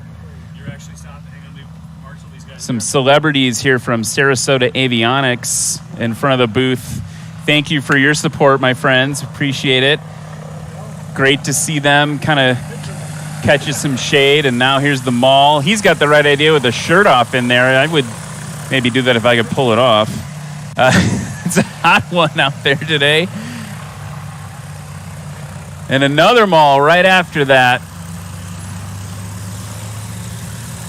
Tube and fabric airplane. If you look up, if you spend a lot of time in the backcountry and STOL web forums, you're going to learn a lot about malls. Next up, the 170 Bravo. That McFarlane prop on the front. Super popular aircraft for STOL, kind of the heavy hitters of the some of the classes, all in that 170 Bravo model. Jeff Pohl and Micah Lindstrom have been having a 170 Bravo grudge match all season. That is a big airplane. It is a huge airplane. I don't think people realize how big it is. That Super Rebel, that's a home-built design that you can actually build. You can buy a kit. Wow.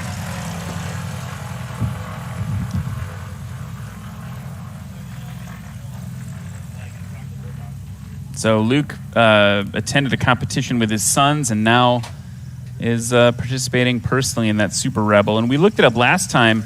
The Murphy Super Rebel, there's also another one that people know about a little bit, which is radio powered.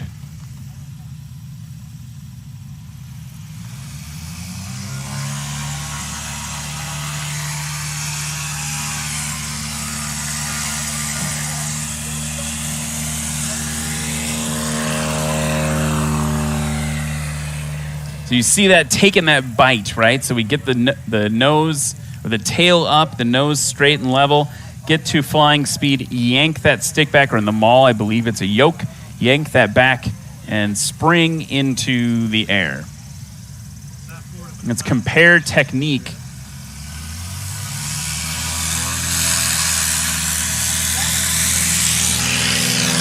Getting that tail up a little less aggressively and a little less aggressive on the pull back.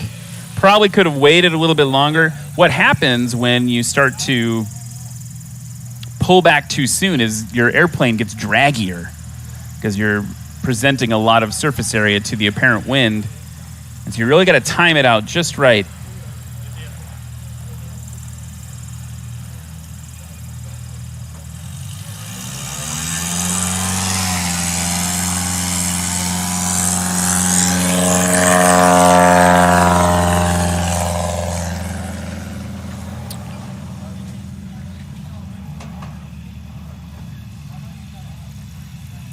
I got to spend some time with the community of the 170B guys at Oshkosh, and I wasn't even that familiar with the planes up until that point. They have a great community, and it's a really cool plane.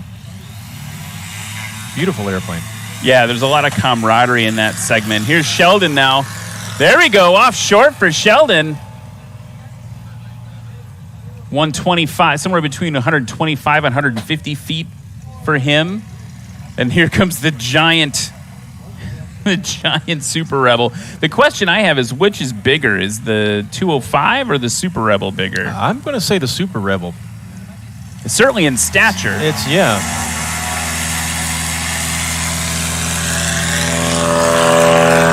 That is a beast.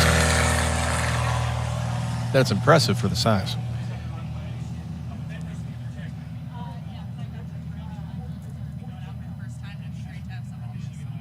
So Sean Johnson is in that 170 Bravo. Just up the road in Kentucky. That's right. And I'm noticing on the sheet here that we have registrations for Micah Lindstrom and Jeff Pohl. So maybe we'll be seeing them later this weekend. Just really fun to watch the two of them compete all season.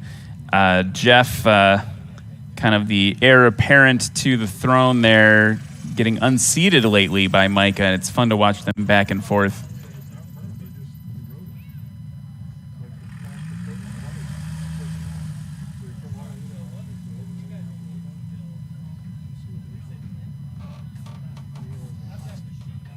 Tom, if you can hear me, it would 100% make the camera worse.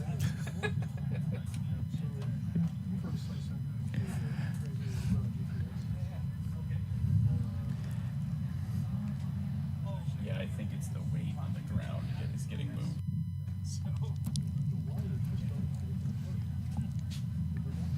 Okay, coming in a little hot with the maul, holding it off. But now look how you have to dissipate all that speed. So we didn't even really touch down to 100 feet. And now we've got to brakes, maybe 450 feet total. So if we could shave off some speed on the approach, and we obviously don't want anyone to do that any way other than safely, and you're not going to do that without practice. But getting some of that speed shaved off would help shorten that distance for sure.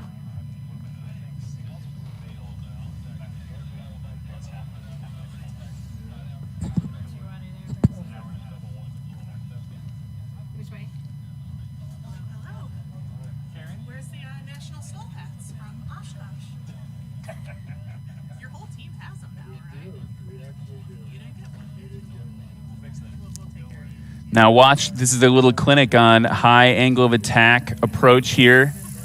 Holding that nose real high in the air. That's how you get the ground speed super slow. Heavy on the brakes. Go, go, go. Keep that tail. Whoa, nice. That deserves a round of applause. Absolutely. That's what we came to see. Look at that.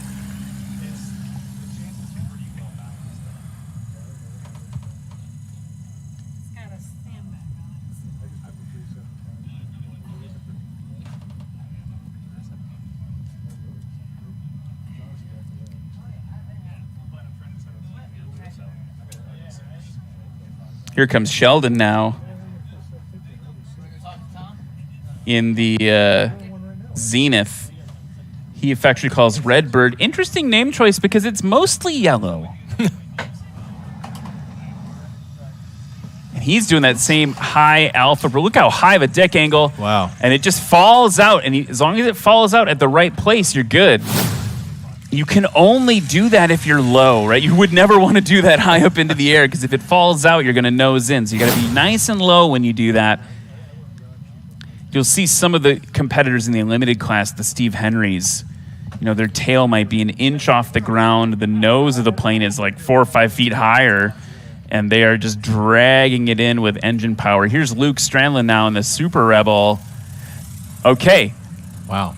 Really perfect placement on the landing. The tail wheel can land before the line.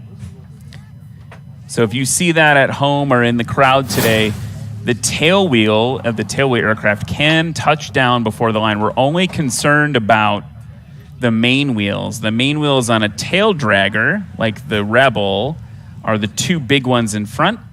And then on a plane like Sheldon's, which you can see a frame right now, the Zenith, that the main wheels are the two in the back. So basically, it's always a triangle. The main wheels are wherever the pair is.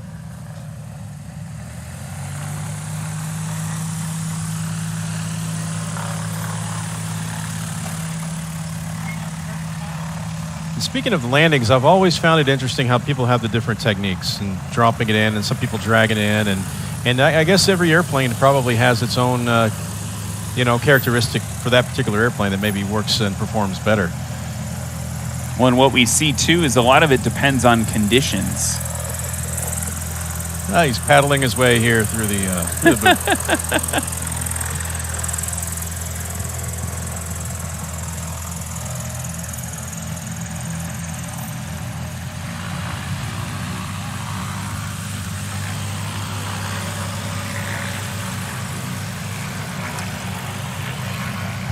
The other kind of important conversation to have, and this is actually a really great practice heat to talk about it, is you're seeing a pretty big spread in capability, but you're also seeing a pretty big spread in affordability, right? We talk a lot about how, aviation, there's no way around it.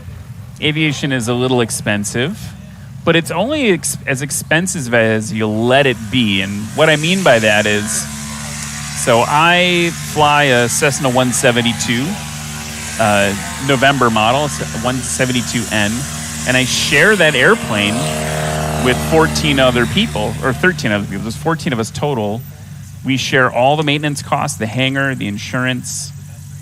We put all of our money together to get this airplane. She's an old bird, but she's real honest.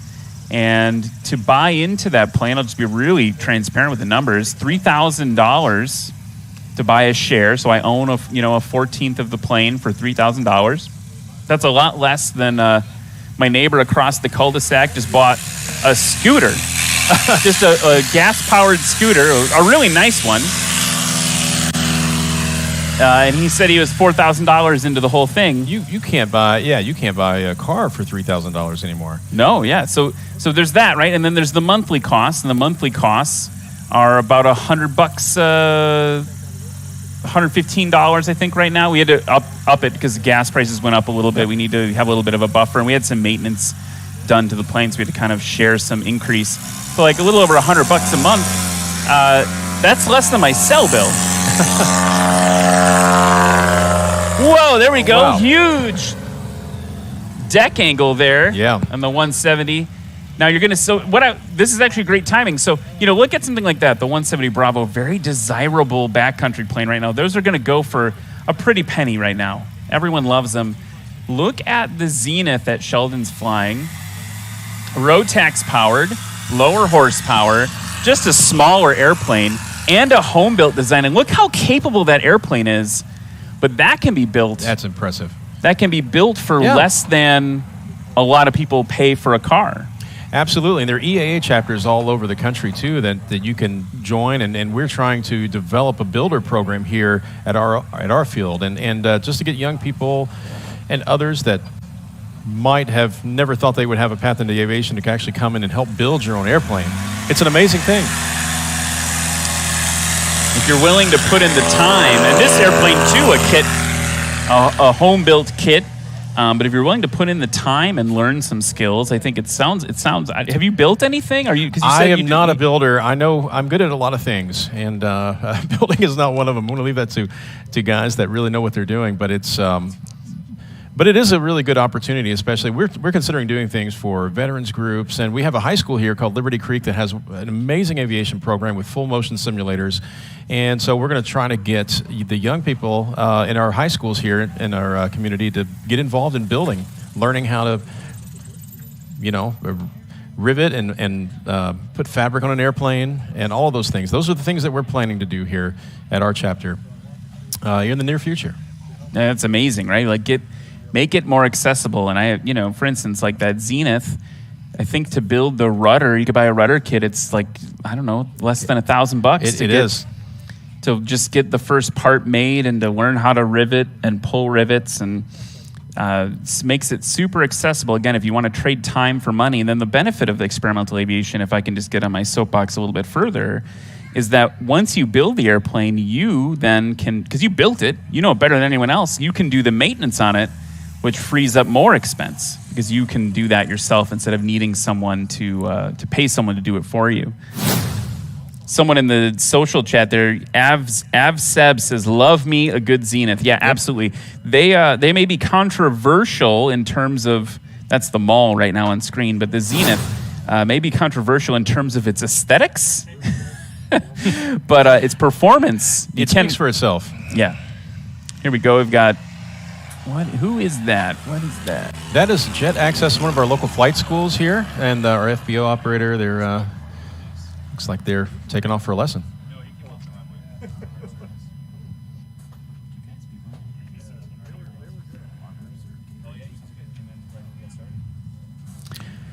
Our airport is staying open, so we do see some airplanes that still come in and operate.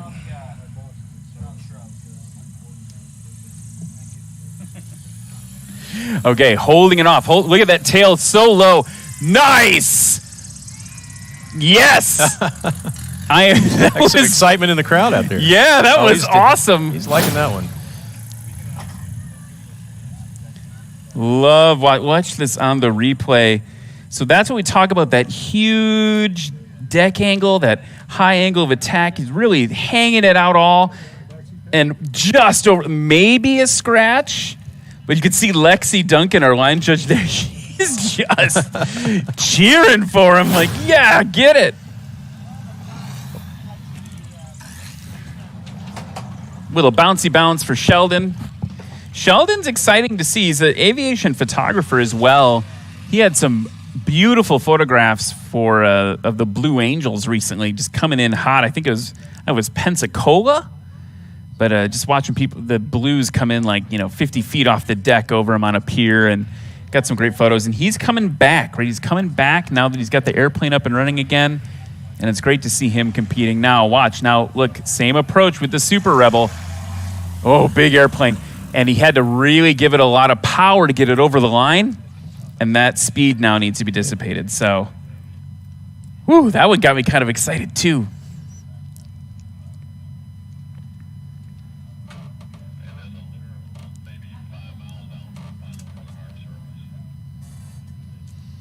I'm hearing that we have some transient traffic, I think, coming out as well, so we might be holding for that. That's part of, so we talk a little bit about safety at National STOL, and I think what's really so important, and if you were to do an event like a similar event, maybe at your home airport, we do a spotlight. It's next weekend at my home airport at Timmerman Airport in Wisconsin. We do a spot landing competition. It's very different than this, right? You're just trying to only land, who lands closest to the line, but the safety is so paramount in all these events, and at our airport we do that in concert with the control tower, and they're super accommodating. We plan it ahead together, make sure everyone's safe and separated. We're doing the same thing here with our air bosses. Look at that drone shot by Summit Precision Aerial, showing us kind of the practice crowd. Part 107 is another great way to get into aviation if you want to get there, because 107 pilots can help you legally fly drones and commercially. It's almost like taking a private pilot. I mean, you learn basically the same rules and regulations that we learn as private pilots, and if you want to get into it, that's a great way to start. You could move into a private pilot with probably not learning much more. So this is interesting. So you mentioned you work in TV broadcast. Yep. I also work on the commercial production side, less live broadcast stuff. And I have, when Part 107 became available, here's a little trick for you guys. If you are a certificated full-size aircraft pilot, let's call it, getting the Part 107 is frighteningly easy because you've already done all the knowledge tests. You've already proven that you're responsible. You've proven to the FAA that you have the skill set and the responsibility needed to do this commercially. And so it's basically a multiple choice quiz you take and then find an instructor to sign you off. My friends who are cinematographers, directors of photography that all suddenly had to get their drone licenses, they all really struggled to learn all that. And I was helping them with their lessons, study for the test, and I was like, guys, just as a little side note, you probably know 2/3 of what you need to know to be a private pilot. You're learning all the weather knowledge, you're learning about aircraft performance, maybe in a different way. You're learning about airspace laws around flying. So yeah, like if you want to get started, here's an idea. If you're like, how am I going to afford to buy that $3,000 share? Yeah. Like get your Part 107. Absolutely. Get yourself a drone and go do a couple jobs. You're there. You're there. Extra cash. It would be really easy from that point. That was Gary Rower in a Husky, not too different than the one you're about to buy. He's from Brooks, Georgia. What color? What color is it? It's a yellow. It's kind of got a cub with a checkerboard tail, cub color. Yeah, beautiful airplane. It seems to be the kind of a little bit of a jack of all trades. And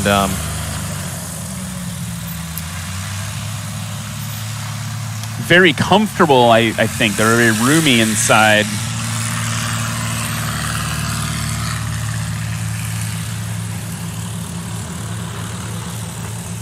That was Chase Bentley in a 1952 Cessna 170 from Dry Ridge, Kentucky that just took off. And if I'm not mistaken, we've got a Stinson in front of us. All right. I think whoa, that's not a Stinson. Caution, wake turbulence for the Stinson here. That's Daniel Donahue, also in the rookie class. It's a 1947 aircraft, Stinson 108. And now I believe we've got a 140, I'm going to guess. Oh, that's another one of our locals. I believe that is Ben Lehman.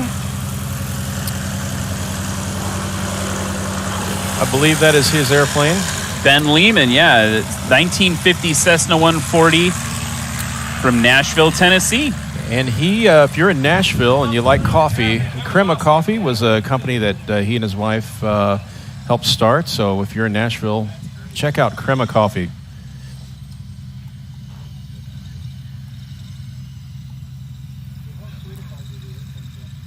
One of my favorite roasters. Did I see Crema Coffee in the Nashville airport? You definitely did, I think. I believe they do have one there.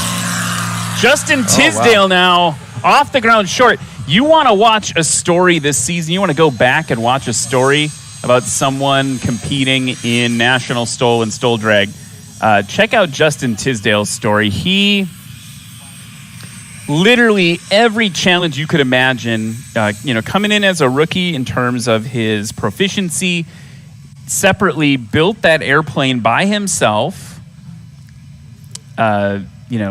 engine, working out all the gremlins of a new engine, of a new airplane, going to competitions, and just literally never giving up. And so it's been really fun to watch Justin Tisdale compete. I think we landed very short for that Husky. Would explain the leisurely pace here.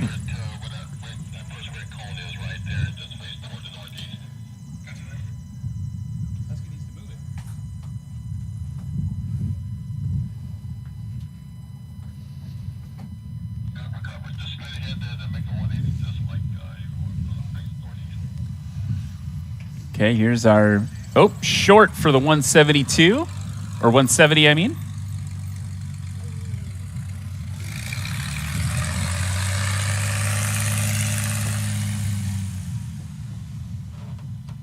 Do you have a replay?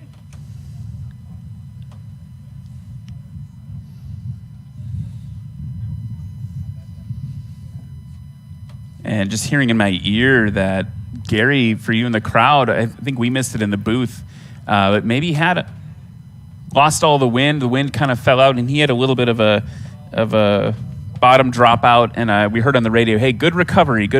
So it means he, leveraged his training to make sure he kept the shiny side up and the pointy side forward. Here's that Stinson now. I love the Stinson. Landing quite short there, and that's all right. Again, we did just lose the wind, so now everyone's going to have to recalibrate where they are at and how they're doing all their approaches. A little bit of slipping action out there on medium final. I don't know what you call it on a day like today. I think this is that 140.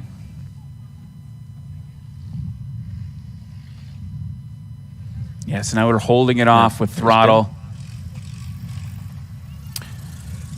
Nice. Ben also has a little bit of that hometown advantage. I've seen him out here practicing in the grass as we've been getting it ready. So he's had some practice on the field.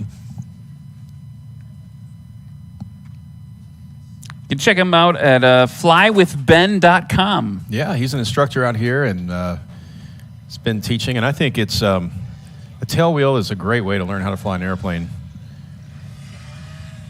Okay, here's Justin now.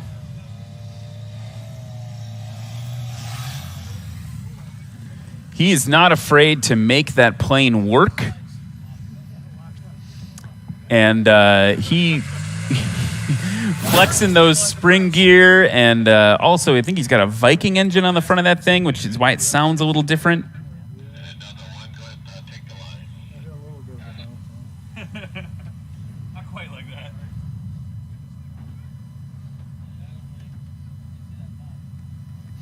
Justin's running that 2021 Zenith 750 STOL, another one of those airplanes you can build yourself.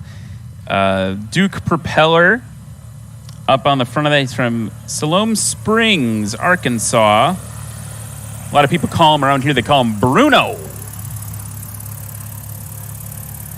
Retired U.S. Marine Corps. Says here he loves long walks on the beach and fat tires.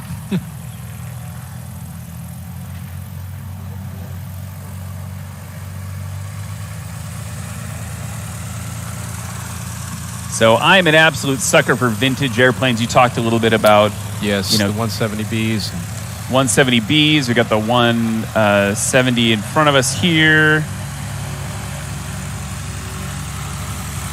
And then we've got Stinson. We basically got like a little masterclass in vintage aircraft right now. I also love the old school beacon on the back of the Stinson, the rotating The old rotating beacon, yeah.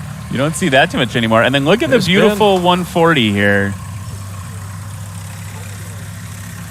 Yeah, we were talking about Ben teaching here in that 140. You know, stick and rudder flying is a great way to learn how to fly an airplane. A lot of guys don't ever really enjoy or really get to experience a real stick and rudder that you have to really master as a tailwheel pilot. For those of us that started in 172s and tricycle gear and bigger planes, you can. It's easy for you to lose that stick and rudder skill. And I'm a big advocate for learning tailwheel. People who are regulars to the broadcast, you probably know this because you watch the broadcast. Did all my training in a J3 Cub. And I do really think it makes you a better pilot when you transition into a tri-gear airplane because you're thinking about it differently. Tailwheel airplanes are a little less forgiving in some certain ways. But what's interesting is you mentioned like proficiency. I have not flown a J3 or a tailwheel airplane in years. And while I think it would be fairly easy for me, you know, when I get current after a little bit of a rusty pilot segment, if I get current in my 172 with a nose wheel, it's usually a long day of flying with an instructor to get current. I don't know how confident I would feel getting back into a J3. I think you need to really keep your feet and your brain working. So it would take a little bit more to get back. It is definitely a perishable skill. And I went the other way. I was a 700-hour pilot, and I'm just now getting into tailwheel flying, and it's humbling. It's like starting over.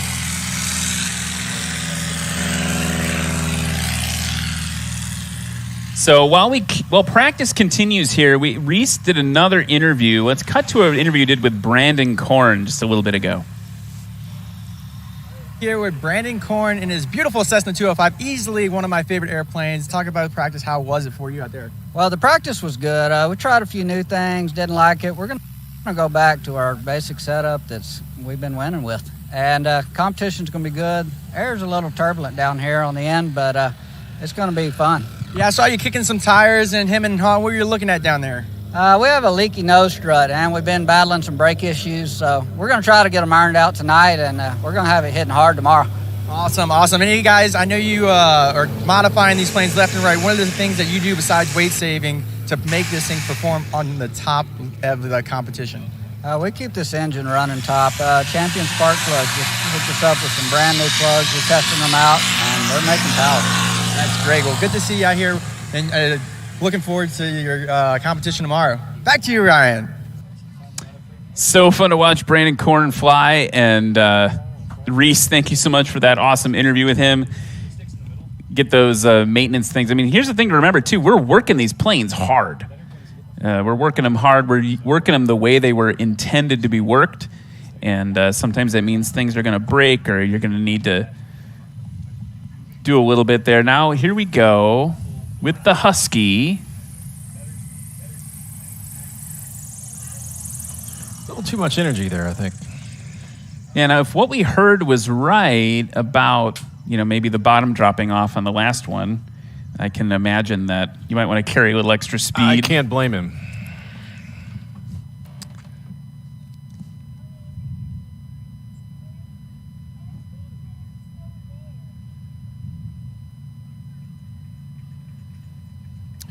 Looks like we might be having a little bit of a tailwind now, too. It's forecast today down from the south, but it's kind of shifting up from the north a little bit.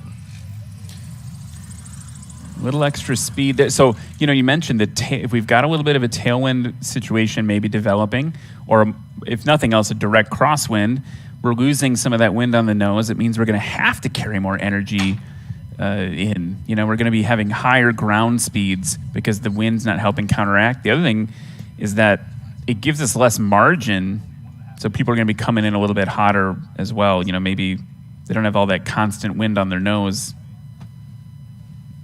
They need a little extra speed to give a buffer there.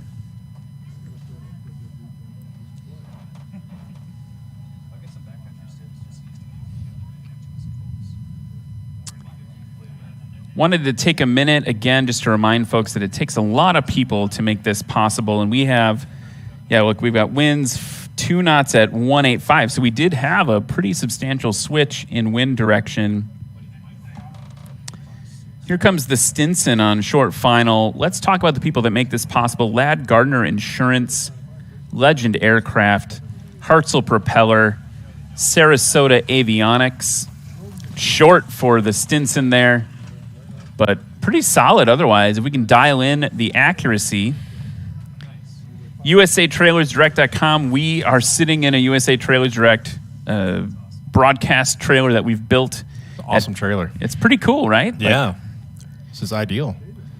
Duke Propeller, Lift Aviation USA, AirTech Coatings, Factory 10 Aviation Composites, Aero LED, Rugged Radios, FlightHelmet.com, Flight Outfitters, Committee Coffee, Avination, and Flying Eyes Optics. These are all annual sponsors that help bring National STOL to you both here in the crowd and at home. So thank you very much to them.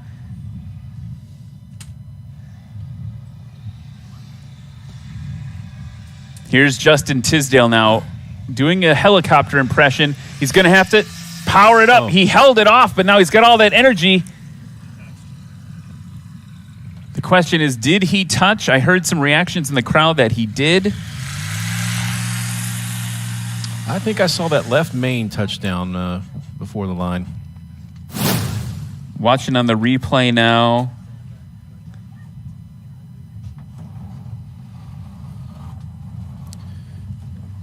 Got to go back further than that. There we go. There we go. Yeah. Oh, you're probably right. It's hard for me to... The question is it deforming at all? And I think it did. I think I saw a little bit of... Just barely, but...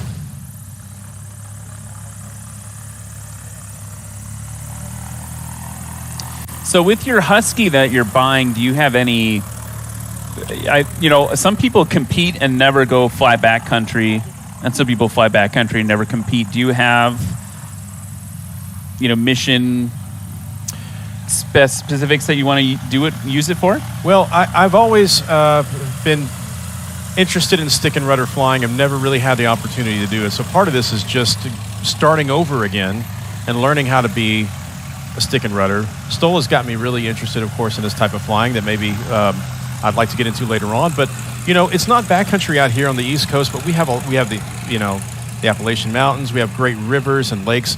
When I spent my first 500 hours in a 172, we could go into grass fields and go camping. I've taken all my kids airplane camping. Oh, wow. That's the type of stuff that I really love to do in airplanes. Just go to these places that you would never drive to or never see and explore that. And now I fly Bonanza. It's harder to do that, so I'm looking forward to getting back into airplane camping. By the way, we just saw Justin there pull up to Eric, and he made the scratch symbol. He was like, "Scratch?" ? And I think Eric was like, "Yeah, brother." And he was like, "Okay, all right. It's just practice." Sorry, continue. So airplane camping is a thing. That's a thing you guys want to use it for? Absolutely. And just to explore, this is still beautiful country, and it's not, I haven't had the privilege yet to fly, in the Salt Lake in Idaho and those areas, and that's on my bucket list to do. But we have such beautiful rivers and lakes and places out here in the East Coast to go to that, I'm looking forward to doing a little more lower and slower flying than I'm used to. In Wisconsin, we have a ton of beautiful sandbars that are legal to land on. We have a lot of grass strips all over, in farm country to go land and put. How is that in Tennessee? Do you have access to those sorts of things? There are some. There's actually in Kentucky has a lot of state-owned parks with runways on them and no services or anything. But if you just want to do camping with minimal amount of amenities. They have several state parks. We have a lot of other small airports here, out east in Jackson County. It's one of my favorite places to go to. No amenities out there, small airport, but you have to actually curve around a river about 180, and there's not really a traffic pattern because there's a big hill there. So you got to get down into the river and fly around the river, and all of a sudden, short final just shows up, and it's just beautiful. And Tennessee has some of the most beautiful areas to fly in, and I'm looking just to spend more time down lower than I'm used to. Again, it's hard to do that in Bonanzas and for some of the faster airplanes. And yeah, there's nothing like you notice all these airplanes today have their windows open, their doors open. There's nothing like getting the wind in your hair and bugs in your teeth flying. That was my favorite part about flying the J3 Cub felt like riding a motorcycle in the sky. Well, the air cam is the epitome of that. You get completely open air. You feel everything. Justin now pulling back hard. He's trying. He gave it a lot. I could see his forearm. The veins were popping out of his forearm. He pulled back on that thing so hard. He wants it. What I love about him so much is just how much he wants it and how much he refuses to get up. And I believe he's actually making the trip to Reno over the next week. He's going to be part of that. I did see his name on the I believe on the STOL drag. I believe he's going to be competing. So it's a long trip. Wheel in the Sky says, "Let's do it, Chad." Hey. Jackson County camping when it cools off. Mike Wheel, he's a camping buddy. We used to. It's been now a little bit since we've been out doing the camping thing, but he and his kids come out camping with us, and he knows what I'm talking about as far as the beautiful places to go visit here in Tennessee. We've been talking about Kentucky and camping in Kentucky. Sean Johnson's from Kentucky. Let's go over to Reese Dakan with an interview with Sean. That's right. We're here in the paddock or the pit lane. We can call it what you want, but we're here with Sean and his family. Sean, talk about this airplane that you have behind you. Yeah, it's a 1955 Cessna 170B, and I've been building it for the last 3 years, but I've really just built it for myself to land in my dad's front yard, and it's actually done that a few times now, and it does really good here as well. And I competed in Jennings, Louisiana, and had an absolute blast, and so finally got a work schedule to bring me to another one. And luckily, this is only about an hour flight from where I live. You got some big tires and some little kids here. Let's introduce these guys. What's happening? Hi. Your name's Archer? Yeah, this is Archer. Yeah. What's up? So I had school for good times, and I had a seesaw there, and I had a playground, and I always go there. Awesome. High five. I'm glad that you're here. You got the whole family here? Yeah, that's Archer, and we have he's just turned 4, and we've got Cooper, who is about 17 or 18 months. My wife knows more about that than I do. And then my wife, Paula, and I want to thank them her most of all for being able to come out to all of these and allow me to have my crazy dreams come true. So a lot of good support here in my family. I also got other family members coming. I got my brother's coming with his wife and his 2 kids, and my dad's here to support me as well. This is an awesome family-friendly event, guys. Thank you for tuning in. We're excited to show you a little bit more about the planes and the pilots that are competing in this competition. And we'll kick it back to you, Ryan. Thanks so much, Reese, for that interview. And look, as we get back into the practice action here, we've got Justin Tisdale holding it off, plopping it in. He's got a lot of suspension built into those beefy tires. A lot of it depends on the amount of air pressure. That's something I got to learn a little bit more of, but it's definitely fun to watch. And I don't know what it is about Justin, but he's just fun to watch. I can't put my finger on it. Maybe it's just his passion. Maybe it's I don't know. He's got the drive. He does.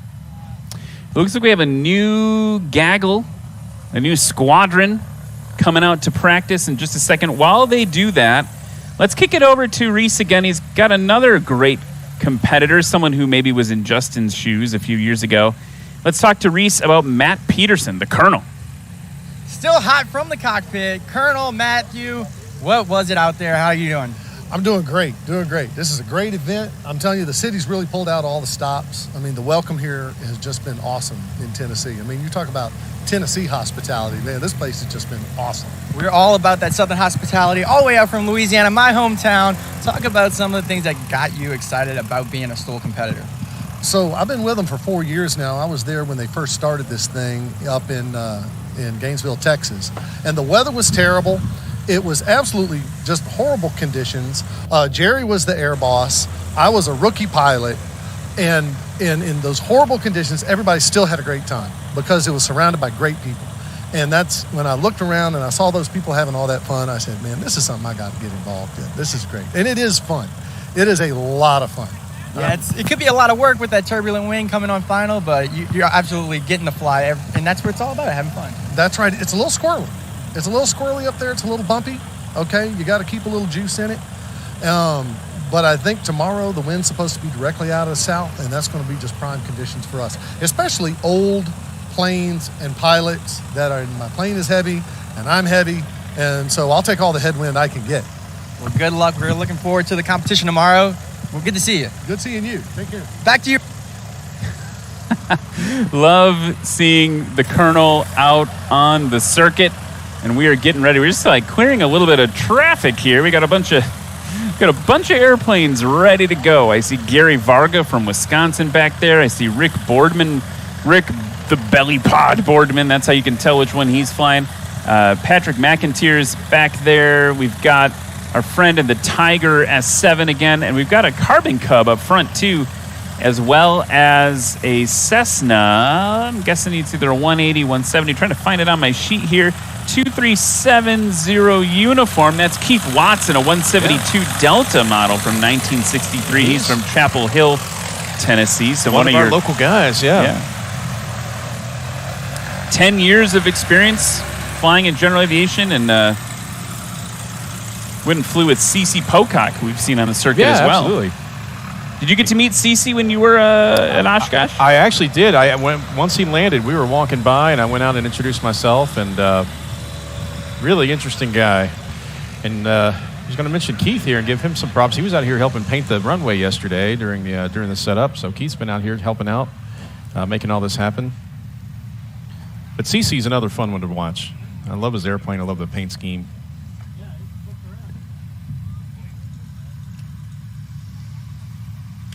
At Sodbusters, CC Pocock, he runs nitrous in his experimental aircraft, which is legal when it's experimental. And he had a failure of a fitting there. And look over, and his whole airplane looks like it's like a fire extinguisher or something went off because there's all the fog and haze from that. And even though he was competing against him, Hal Stockman said, "Here you go, brother," and handed him another tank of nitrous. Okay, I'm looking for the Carbon Cub now. I believe I know that. Yep, I believe that's Charles Lilly. So Charles, his good friend, gave me my first hours in that airplane, and I will say that if you start flying in a Carbon Cub, it's hard to go back. Those are amazing machines. I got my first ride in the back of Corey Robbins' Carbon Cub. Yep. At Sodbusters, and I was like, oh, I get it. You get it. Here's Joel Milloway now off the ground in that S7, and look who's right behind him, Patrick McIntyre in another S7.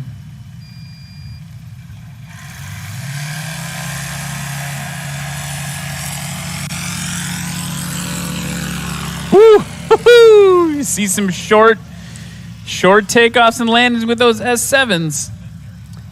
Patrick McIntyre, by the way, like veterinarian, orthopedic surgery in dogs. Wow. That wins the internet right there. I think so. This is Rick Boardman.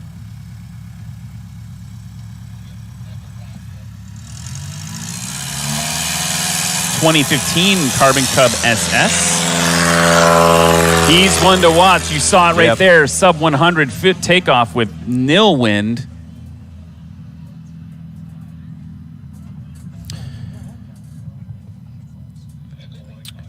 So folks are in the pattern right now, and I wanted to, again, just because people might be coming in late, let's talk about these local sponsors. And if you have anything to mention about any of them being the local guy, let me know. But we've got Firefly LED, got Matt and Ben Harris from Ben Harris Homes, Tri-Green, Ingram Aviation Insurance, Jet Access, Sumner County Tourism, the City of Gallatin and the Gallatin Economic Board, Factory 10 Aerospace Composites. I've been getting that wrong all day, but it's Aerospace, Factory 10 Aerospace Composites. Apologies there, my friends. Charlie's Golf Carts, Just Stole It, Sumner Bank and Trust, Rogers Group, Brower Online, Nashville Flight Training, Tennessee Brewworks, and Half Batch. Those are all the local sponsors that are bringing Music City STOL to you this weekend, folks. So make sure to look into what they can offer for you. Nice landing in a 172. That is not bad at all. That's Keith doing it right. Firefly LED, by the way, has the LED wall that's out here. I think the first time for National STOL, broadcasting our stream here locally on the big screen. So we're thankful for them. They're right on our square here in beautiful downtown Gallatin.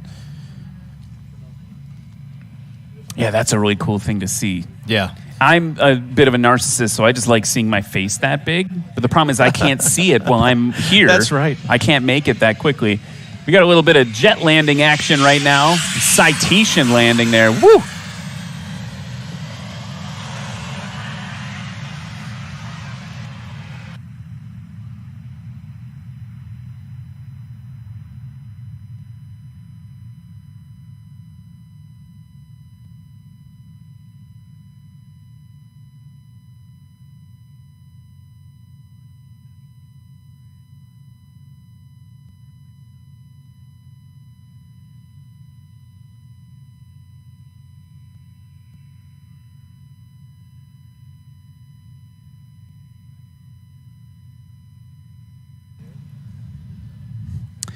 Okay, so we are getting ready to go for some more practice action. Looks like we've got that Carbon Cub on short final, but let's kick it over to my good friend Reese Dockhand with Justin Tisdale in the pits. Thanks, Ryan. We are here on the ramp. It's hot. It's fun. Practice is underway. We're here with Justin Tisdale, has one of the most remarkable stories ever. Talk about the plane and a little bit of the history of how you got into aviation. So I'm following my dad's dream. He wanted to build a plane, become a pilot, passed away before he could do it. And we grew up kind of poor. We couldn't really afford this stuff. And so I took it on when he passed away. I told him, hey, I'm gonna become a pilot someday. And next thing I know, I'm building an airplane. I become a pilot, and then here we are. And here we are. You had an incredible season. Some of it you kind of want to forget. A couple little fires and a couple of engine outs. All of them, he says. But we are doing something different today. You put doors on, add a little bit of weight. What are you going to try to do here now that the practice is under your belt? So I added weight to the back. I added about a 7.5 pound increment. I'm going to go up another 5 pounds because if you look, when I was coming in, I still couldn't get it to crank back where I want it. So I'm going to add another 5 pounds to see if that helps. I'm also taking the doors off to push wind into it. So the takeoffs are going to be longer, but hopefully the landing's a little bit better. I mean, from 500 to whatever I was doing today, 175, I think 200. I think I can improve. So I'm going to try. I'm going to just keep out. I'll be out here for like an hour and a half, 2 hours, just trying to beat it down. The numbers are coming in, and we'll just kick it back to Ryan. Enjoy the practice, everyone. Back to you. Thanks so much, Reese. And Justin, I love watching Justin fly. Thank you so much for that. Joel Milloway now down and stopped and making his way off the runway quickly. We've got airplanes stacked up one after another. I love seeing that, Chad. It's like it's cool. It's like cool. Like it's almost like we're at our little miniature international airport right now for STOL. Here is Patrick McIntyre, really good over the line. He is one to watch. He came out into the rookie class a few stops on the circuit ago and very quickly dominated. And now he is in striking distance of some of the more seasoned STOL competitors. So it'll be fun to watch him. And then here's Rick Boardman in that Cub. Do you like wig-wag lights? They're growing on me. It's like very wig-waggy. Yeah. Nice. Ooh. Oh, getting it stopped. Let up on the brakes. Rick knows what he's doing. He does. There we go. Burstick says, I want to go airplane camping in Idaho. That is a beautiful thing. That would be cool. I would agree. I'd like to go too. Sounds like you're going to make it happen. Let's do it.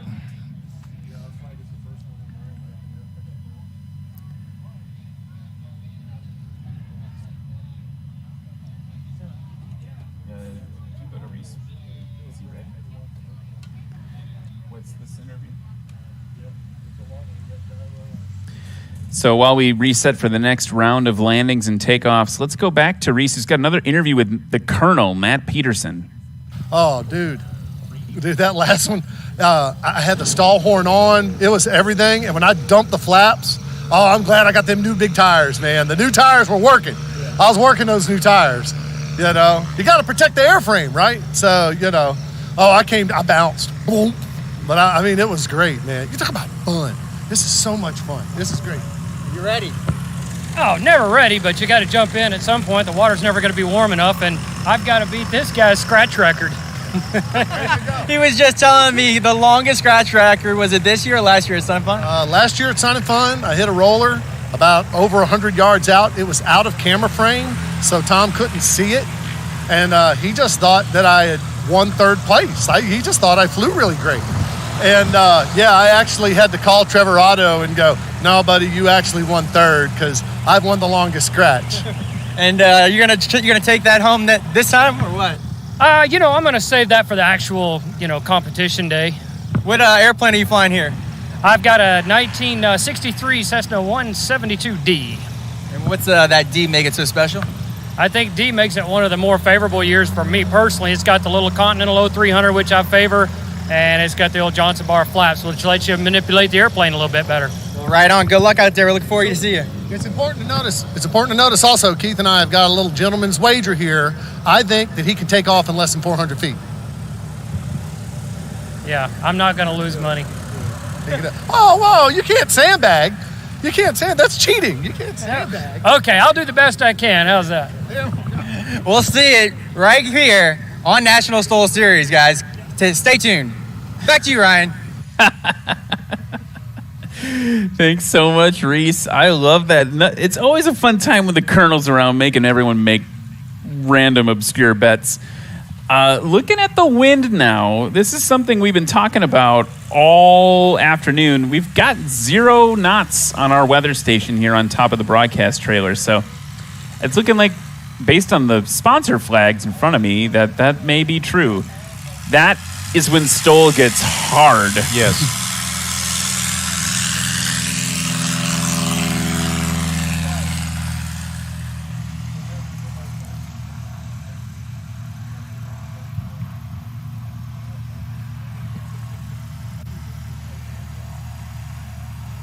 My buddy Charles here in the Carbon Cub helped me out the other day. My beautiful wife, LaShawna, who's helped put all this Music City STOL together with me. She has, let's just say she has become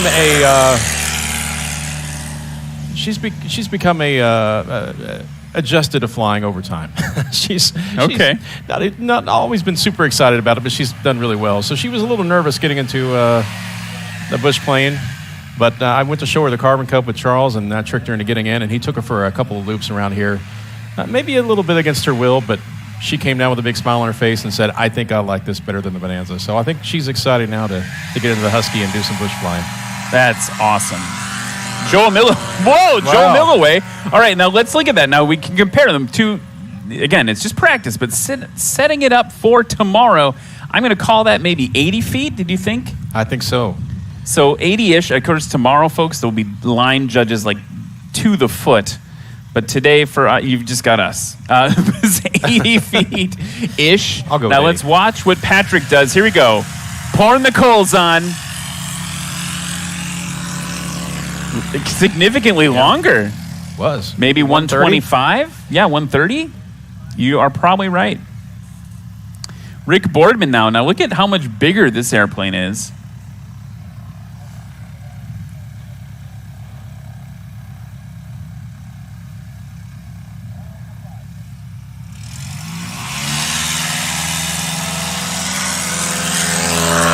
He's off maybe 80 to 85. So you've got a real fighting match. As they are looping around in the pattern, one of my favorite competitors is standing right next to Reese Dockhand. Reese, who you got there? Jeff Abrams here. Man, it's a beautiful day here in Tennessee. Good to see you. Good to see you. Talk about this beautiful airplane behind us. All right, this is I'm Jeff Abrams, Ocala, Florida, Leeward Air Ranch, and this is my 1965 Piper Cherokee 180. I've owned it for 27 years now. Got it set up for a little bit of the STOL events. It's not the best performing airplane out here, but we have a ton of fun. National STOL puts on a good event, and love the people that are here. And it's just fun. You can't beat it. You just can't beat it. Retired UPS pilot. Who came in the airplane? Did you come with some passengers? Yeah, I brought two friends, a 19-year-old gentleman named Andrew and his girlfriend Caitlin. They're traveling with me. And we had a great flight up this morning. We had to deviate to 3 different airports to fly and fuel this morning because the weather wasn't real ideal about halfway up towards Atlanta and all. But we finally got up here, plenty of time, and here we are. Coming from Florida, the hurricane was hitting over 500 young Eagles. You'll see him in the practice very soon. Back to you, Ryan. Love me some Piper Zilla. Love me some Jeff Abrams. That video was dynamite. Now check this out here, right on the line. That was a pretty good one.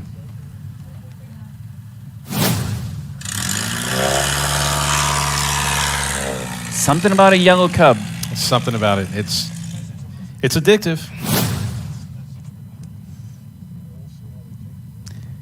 Because we have some slower airplanes in the pattern, it also means we have a little bit of waiting to do during practice. They get stacked up pretty tight during competition because they're more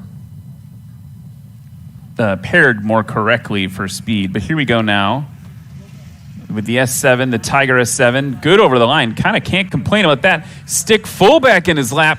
125 foot on the nose for that landing. Let's see what Patrick can do. He'll be next. He's hovering in another Rands. I spend a lot of time on Barnstormers looking for Rands S7s, and that's mostly Patrick's fault.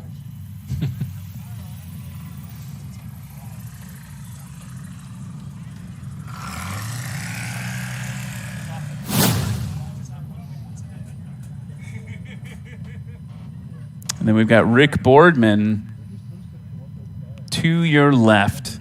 This would be a good time, by the way, to remind everybody we are blessed with some shade right now, but it'd be a good time to remind everybody, stay hydrated, stay sunscreened, make sure that you're taking care of yourself because it's hot and sunny. We want everybody to stay safe out there. Rick Boardman now, maybe a little bit of a crosswind. I don't know. The flags are all dead. It's very mild. Tails on the ground. Oh, and a little bit too short. You'll see the expert pilots like Rick, if the conditions are correct, they'll put that tail wheel down and use it to help slow them down. And they're making a wager with themselves, right? If I can get the tail down before the line, but the main wheel's after it, that tail's going to help slow me down and reduce my ground roll. That is a hard thing to pull off, but every once in a while people can get it done. Love this drone shot from Summit Precision Aerial.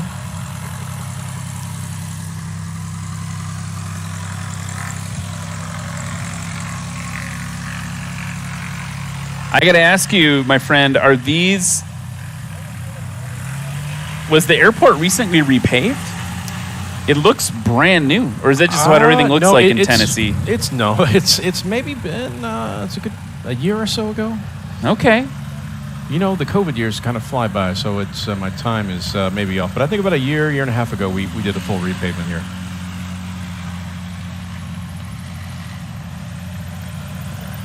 It's a great airport, and I think, here in just a few minutes, maybe 30 minutes or 25 minutes, we have our mayor that's going to be joining you. That's right. And coming here. And I have to say, our community, Gallatin and Sumner County, have been incredibly supportive of bringing STOL to our community in every way, and it's so exciting. I went to visit one of the few general aviation airports in Los Angeles, and talking with the EAA chapter there, they have a lot of people that are always against them, politically. The people in the surrounding areas don't like the airport there, and there's just a lot of opposition and a lot of pressure to close down the airports. And so we're very thankful to be in a place where not only we have a good, strong GA community, but our city here in Gallatin and Sumner County have really supported what we're doing, and this airport is growing, and we hope to see that continue with support. You couldn't do it without the support from your local government and everyone that's involved. Just a special thing to have an airport and a city working together to bring all the benefits that aviation does. I mean, you talk about shutting airports down. You see that out in California, for instance. A lot of the cities are shutting airports down without realizing that that's where their wildfire protection comes from, or that's where their helicopter EMS comes from. So it's definitely great to see that collaborative effort. And we want to make sure that people that are coming out here, we've been doing monthly breakfasts and getting about 400 people a month to come out here to experience our airport, most of them here in our community that have never even visited the airport before. So part of what we want to do is to let everyone know what all happens here at the airport and all the things like you mentioned, and just to show why your local airport is really important to the industry and the commerce of your community. And frankly, it's also really important when you want to have fun. It is, and one thing I've always loved about this airport here, we've always had park benches, picnic tables right out front here in our terminal building. And I love that, and I would love to see more people come out and just sit and bring a picnic and sit down and just watch airplanes fly. I'm kind of watching the battle between Patrick McIntyre and Joel Milloway. And then Joel is coming up a little bit shorter than Patrick today in practice. Here's Rick Boardman now with a little burst of smoke for everybody. Nice. I think that if I was ever president of the universe, I think every airplane would be required to have a smoke system. And for those that are new, there's nothing wrong. That is completely intentional.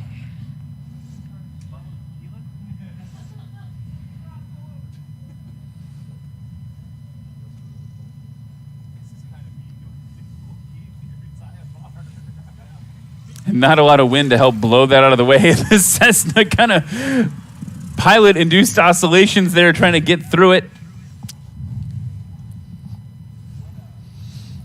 Thanks a lot, brother.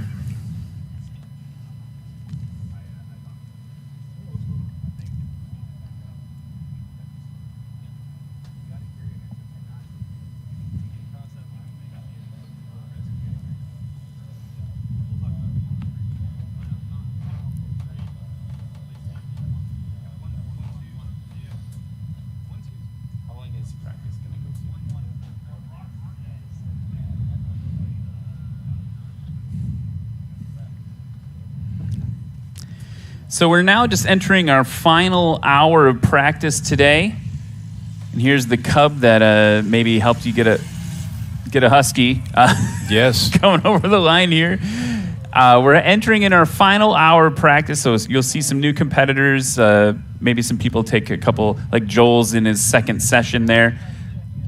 Piper Zilla's going to be out in a little bit to compete as well. But check it out. You know, really take it in and see what's going to happen for tomorrow. Place your kind of mental wagers before you come back tomorrow for competition. See who you think is going to win. Also, you got to go visit the merch tent today. If you're here today, visit it today because things typically sell out on competition days, and the Music City STOL merch is super cool. I am excited to wear that when I get home. And here's Mr. Milloway with a little bounce. Little bouncy bounce and a little bit of diversion to the left. So people ask, you know, what happens when the airplane isn't perfectly straight on the runway when it stops? We just measure from whatever wheel is the furthest from the line. So that's an easy one. Patrick McIntyre now hovering it in. So I think he's been seeing what's been happening with his tiger striped competitor, and he's refining and refining here during practice. So now here he comes. Tail down. Nice. Really nice one. A little bit of brake fade to the left. He's going to roll it out because he knows what he did. During competition, it's always so important to stop no matter what, because in addition to the standard classes and how we are all competing in the various classes, which are, by the way, I don't know if we've talked about that much today, but basically the airplanes are all grouped based on mostly gross weights, but also like kind of what planes are competitive to others based on data from previous seasons. Rick Boardman just hanging it out, dropping it in. That was a fun one. And you check the drone right now. We've got Keith Lang's airplane being hand propped, getting it going. That's not an unusual thing to see. Kind of like popping the clutch on your car. But I realize now no one probably knows what that is either. Yeah, you're right. They're trying to get that thing started for him. He might either a dead battery or so you can just give it a little bit of a hand prop action and get it running. And we can see who's about to compete, right? We've got Piper Zilla hanging out there. We've got your friend in the decathlon right behind them. I can't tell if that's the Super Rebel behind him. So we'll see that lineup shortly. But yeah, go check out the merch. Get the merch going on, I think is what I was talking about. Go check that out. Really, really cool stuff. I love that black plane. Black and red looks great together. That's from Burstix on social. I agree. If I were President of the Universe, every airplane would have to be red and have smoke. And then I guess while we're at it, let's add teeth. It's more fun when the airplanes have teeth. We're going to take a quick break and head over to some supporting commercials while we get ready for the last bit of practice. Thank you, everyone, for watching us here at National STOL, and we will see you in just a minute. Hello and welcome to Gallatin. I'm Paige Brown. I'm the mayor of the city, and I'm honored to have the opportunity to welcome you all to our city. I hope you find it very welcoming. I hope you have a chance to visit some of our wonderful shops and restaurants and our historic downtown square. We're so glad STOL's here. We hope you'll come back again. We'll welcome you anytime. You all have a great weekend. I wish you safe and happy flying.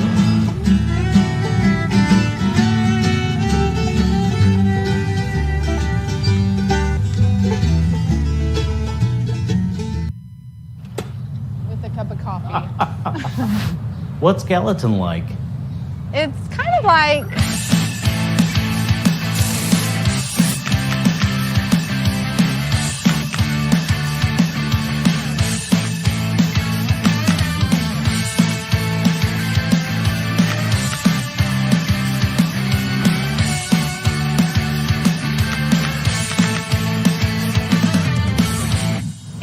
close to Nashville.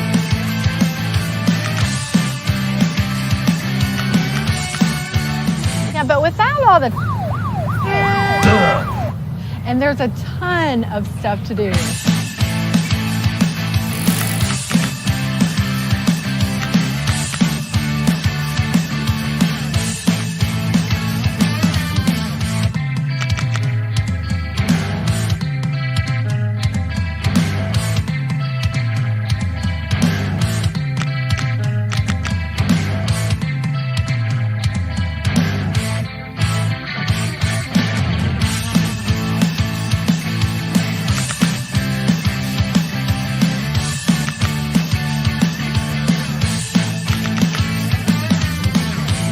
Wow. Yeah, you get it. And so does Gallatin.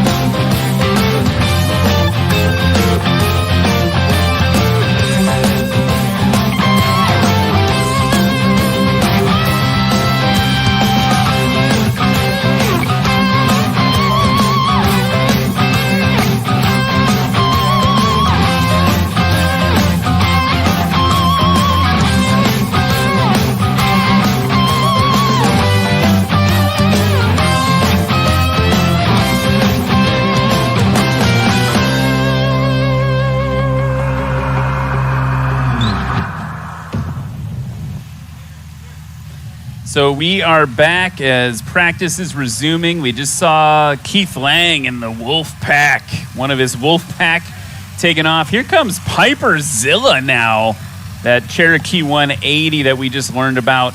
Really excited to see, because it's just such an accessible aircraft. This is what you learn how to fly in. A lot of people either learn in a 172 or you learn in a Cherokee 180, and it's just cool to see something that you would learn in low wing style.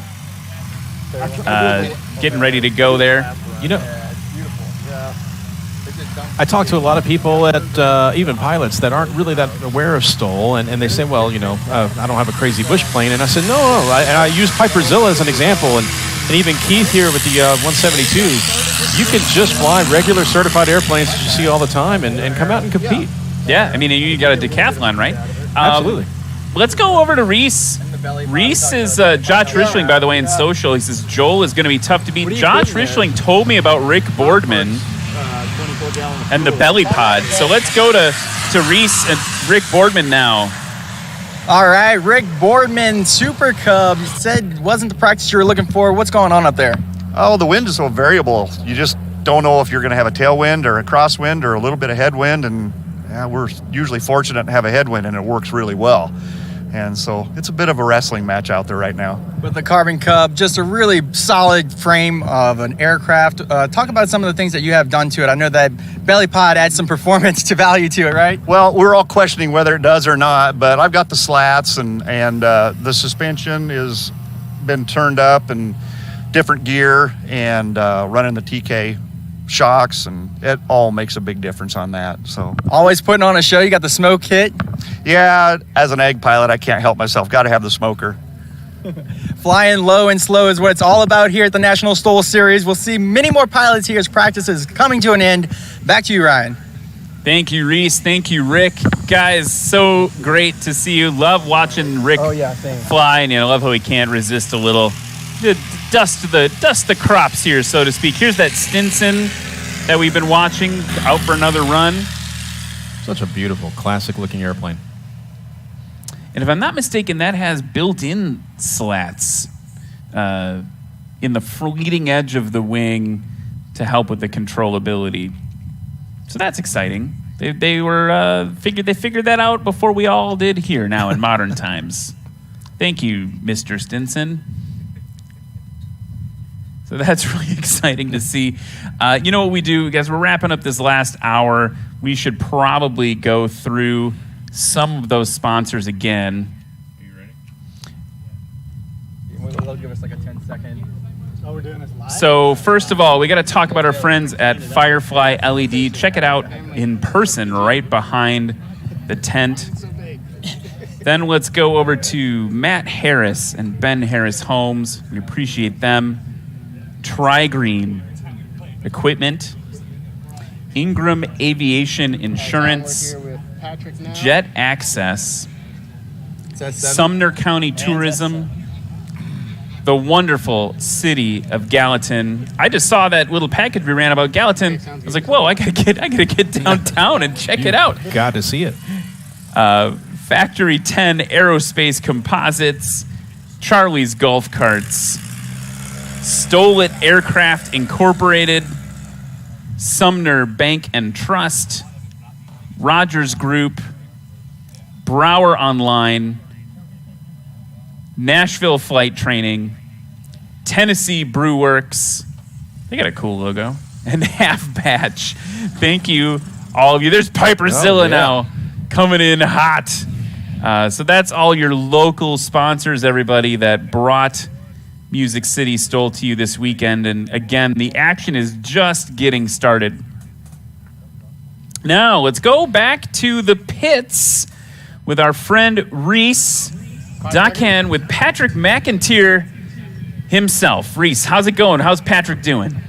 Well, let's ask him. How was it out there? It was fun. Yeah, it was a good afternoon to go fly. So the Rance S7, a little bit lighter than most of these planes, maybe on the lightest scale?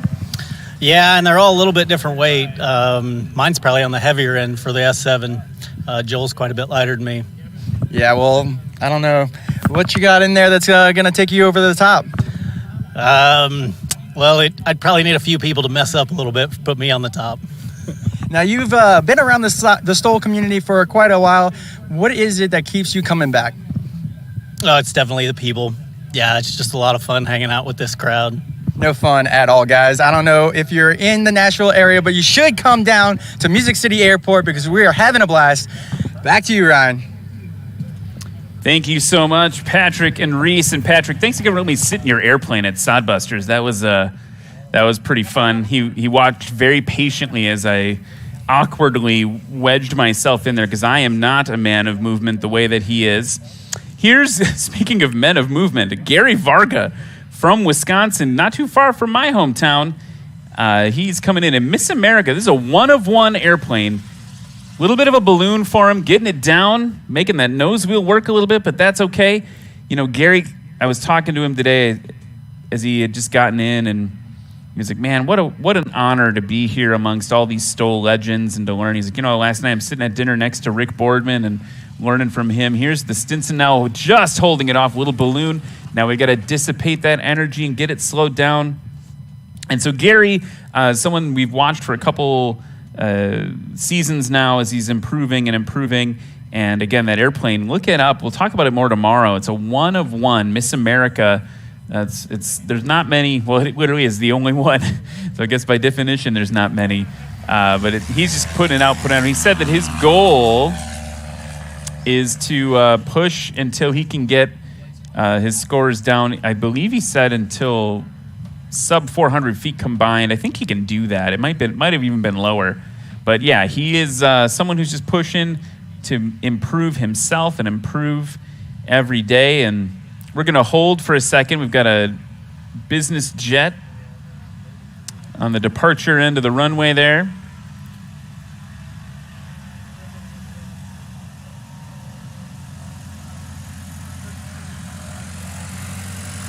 Keith Lang is taxiing by the booth in number 50. Uses that aircraft for wildlife control. Then we've got Jeff Abrams, the beast from the southeast. It's Piper Zilla. And go look at that plane in the pits later. There's our jet departing. Citation. Look at the tail of Piperzilla when you go look at it in person. It's got a list of its accolades on the tail, which is pretty great to see. Here's the decathlon. Here's Gary Varga in Miss America. It's that World Aircraft Company Vision aircraft. Flew that from Camp Lake, Wisconsin. He said the whole flight was about 4.5 hours. Not bad. Not bad at all. Here's the Stinson. Getting ready to put some extra work in. Keith Lang taxiing up to the line. Lexi Duncan saying, right, exactly here is where you need to put it. Out of Wisconsin, he just did his first. And I'm sitting here looking at this going, all right, I'm not going to beat Micah. I'm not going to beat those guys with my equipment. But I am super happy to just come out and compete and see everybody. Everybody's been super helpful. So if you're on the fence about this and think, I can't do this, this is for pros, you're wrong. If you've got an airplane and you've got a little bit of skill, this place is for you. It's a home. That's awesome. We're talking to Keith. He's got a 172D, and we're talking about his history of how he got introduced to this community. And you're saying you met Matt through Facebook? Yeah, Matt, Kenny Munger, and Joel Weidenbeck. Just saw these guys doing it and having a blast doing it, which encouraged me with just an average. I don't have anything special, no super whiz-bang props or anything, and just put a little bit of effort into a STOL with a leading edge cuff, and that's it. And these guys have just been super helpful offline to get me going and reviewing my videos. Jeff Pohl, even though I've got the little wheel on the wrong end of the airplane, he's watched my videos and critiqued me, so it's a learning environment. That's amazing. And you guys kind of had a little wager on this one, Matt, maybe to put some money on if you would have scratched or not. I think they were all good. Well, Matt's got the record scratch at like 2,500 feet or something. I don't know what it is. And I said, I can beat it. So I've been kind of razzing him over the last month or so, and I didn't scratch. Now, I landed 4,000 feet past the stripe, but I didn't scratch. Hey, putting points on the board. Good to see you out here, and we're looking forward to tomorrow when the competition counts, right? Awesome. I'm looking forward to it. So glad to be here. Back to you, Ryan. Love all this reporting we're getting from Reese and Brennan in the field. Here's the decathlon now. Fully aerobatic airplane. It's not doing any loops today, though.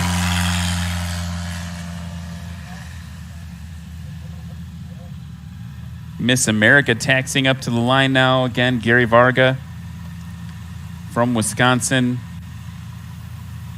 Another one of those competitors that's just working to put in work and get better and get better and better. And just one of the nicest guys you'll meet.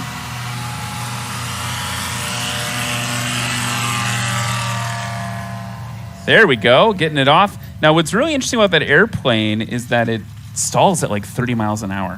It's so slow.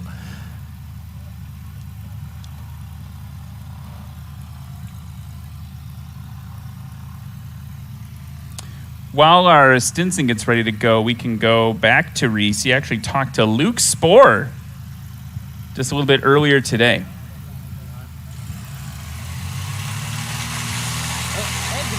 Good morning. We're here with Luke and the beautiful Legend Cub, man. What are you doing to prepare to get ready for these competitions? Taking a nap. That's right. Luke here is taking a little bit of a wee nap, trying to rest up after a long flight from Texas. But he's here and he's ready. Talk about one of the things that you do to get ready for some of these competitions. Rest mostly. Make sure you stay hydrated when it's really hot like this. Just look over your airplane, make sure your plane's ready to go. Eat food, love food. Yeah, we're talking about the power of the MOAC here, a little bit more powerful than a normal Cub. What about weight? Weight, they're a little bit heavier, but with the bigger props, the bigger engine, the slats, a lot more drag with like the gun cases, things like that, you get a lot more lift, so it definitely offsets that weight a lot. All right, well, we're here checking it out. Legend Cubs, one of the most beautiful airplanes on the paddock here. And if you want, check them out. They're in Texas. They're making these in America. God bless America. And we're going to go back to you, Ryan Dombrowski. I love that conversation about the gun cases every time. I wonder, he says it gives a little more lift. Does that mean that he's putting helium inside? Like, what? How is that? How is that making more lift? More drag, I'll buy, but yeah, a little more lift, I don't know. It's a mystery. Piper Locking Zilla. him up. Yeah, Man. coming in hot. Kicking that sand up. And Keith Lang came in really aggressively, too, during that package. He was coming in with the tires just totally locked up. And that takes some skill and expertise to know that you need to just be totally locked up on the brakes as you touch down. That's pretty impressive. No flaps on the decathlon, so he's got to slip it like he means it all the way to the ground.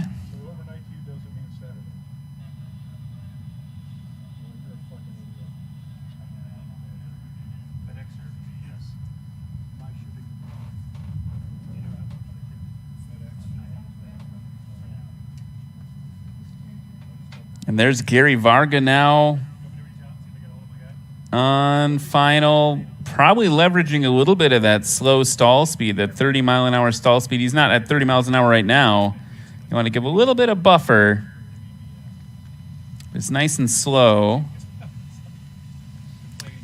Getting down into ground effect, holding it up. He made it. That's a good one for Gary Varga. Nice. Okay. Not live, but my mic is on.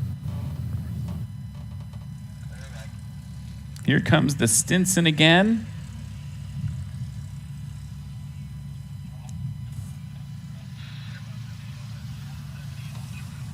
And I'm kind of enjoying just the soothing tones of propellers whistling in the wind, the Tennessee wind.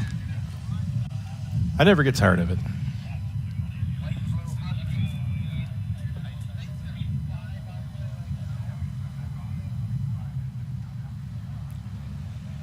Early in Oshkosh, when you get out there, you can just watch airplanes land and just kick back in the grass and just watch them all day long. It's just...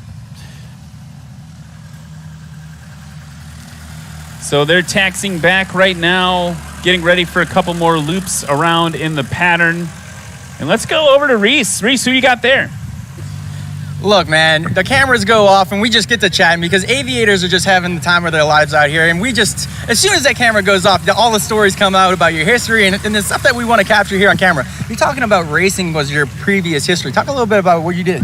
Yeah, sure. So I was the multi-time national go-kart champion when I was young, skinny, fast, and single, and turned that into a professional career in racing and coaching racing, coaching a couple of kids that went on to win the Indy 500, the Daytona 500. So although we're not racing, it's all about competition. It's camaraderie. It's bringing it all together. And I didn't do it on a fortune. I did this on $25,000 in a little 145 horsepower Cessna 172 that, by the way, is cheaper than the price of a brand new Accord. And I can fly my family to places you never dreamed of.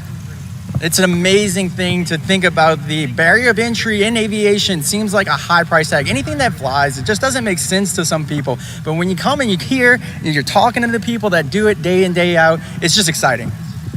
Yeah, it's just super exciting. I didn't think this was attainable. I watched this for 2 years on Facebook before I started getting, little hints here and there that, hey, you could do this. You could do this with your little airplane. There's a class for you, and there absolutely is. It took me 2 years to kind of come off the fence. So if you're hesitant about it, everybody here wants to help. It's a big family. There's no pressure. No pressure, but the pressure's coming on right now at practice. Let's go and see what's happening down here on the field. And that, not to preach, but I got to say that's absolutely right. Less than a Honda Accord. Yep. Whatever metric you want to, whatever foreign or domestic car you want to benchmark against, you can probably find a plane that meets that. Here's Keith Lang now in one of the Wolfpack. Nice. A little bit late on the pull, actually, now that we were watching him hang out. Marcel says, OMG, it's so cool. Marcel, you are so cool on social. Thank you so much for watching. Here's Piper Zilla now at the line. You spend a lot of time on Barnstormers? Way too much time. You were talking about looking for, was it Rands or something? I just look at everything. I like looking at prices and shopping for things that I can't afford. Yeah, so I found there's an aircraft called a Flybaby. It's a single-seat home built from the before times. Okay. And I found one in Pennsylvania for $10,000. It'll fly just like a Piper Cub, open cockpit, like you're sitting on top of it. It's a low-wing design, all wood and aircraft, wood and fabric. Just over $10,000 for that airplane. And I was at Oshkosh this year looking at Breitling watches because nerd stuff, Of course. pilot nerd stuff. And I tried on a Breitling watch that cost the same as the airplane. And a gentleman walked up and he wanted to try on one of the Breitlings, and he was like, "I'm a student pilot. I'm thinking about buying this watch." And I was like, "Dude, I think these watches are super cool. I just want to point out you can buy an airplane for the same price." So, not a totally one-to-one. But I guess the point is that there's a watch for every price point. There probably is. There's an airplane for every price point, and you can make it happen if you want to make it happen. Here's that Stinson now, tail up, and then yanking it down. You know, I did it the same way you did. I did the Cessna 172. Me and a few buddies came in and partnered in together and formed a little flight club. And then we shared it 4 ways. And the great thing about it was we just got to know the aircraft. And every time we did an annual, we did owner assist and we pulled out all the panels and just got to know the airplane so well. But it was so affordable. And you know, it's always a way to get into it. And people that are new to aviation think that it's unattainable in a lot of ways, and it's just really not. There's just so many creative ways, especially if you can find some good partners to learn from and share some experiences with. That's the best way to do it. Well, and there are other ways to play too, right? We talked about drones. That was a thing that you can get involved in and do that's really affordable. It would be remiss if I didn't mention one of the logos behind us is Aviator Paramotor. That's another way to get into aviation really accessibly. You can, again, for less than the price of a Keith Lang putting on a clinic on the line there, getting it stopped. Perfect. That's going to be fun to watch him tomorrow. I think a paramotor setup and training is far less than a used car, and that's something that you once you learn and you're trained up, you can take that with you throughout your life, and that's another way to get into the sky. Oh, look in the replay, maybe right on the line. That'll be a bigger deal tomorrow when we have playback for all this stuff to double check. So lots of accessible ways. I think, even look at, model aircraft. If you're not able to fly, that's still a way. I know guys that will put on those FPV goggles, and instead of flying a drone with them, which is also super cool, they will fly a model airplane with a little camera that moves the way they move their head, and it's VR, like they're flying. Yeah, and that's light years beyond what I remembered when I was a kid.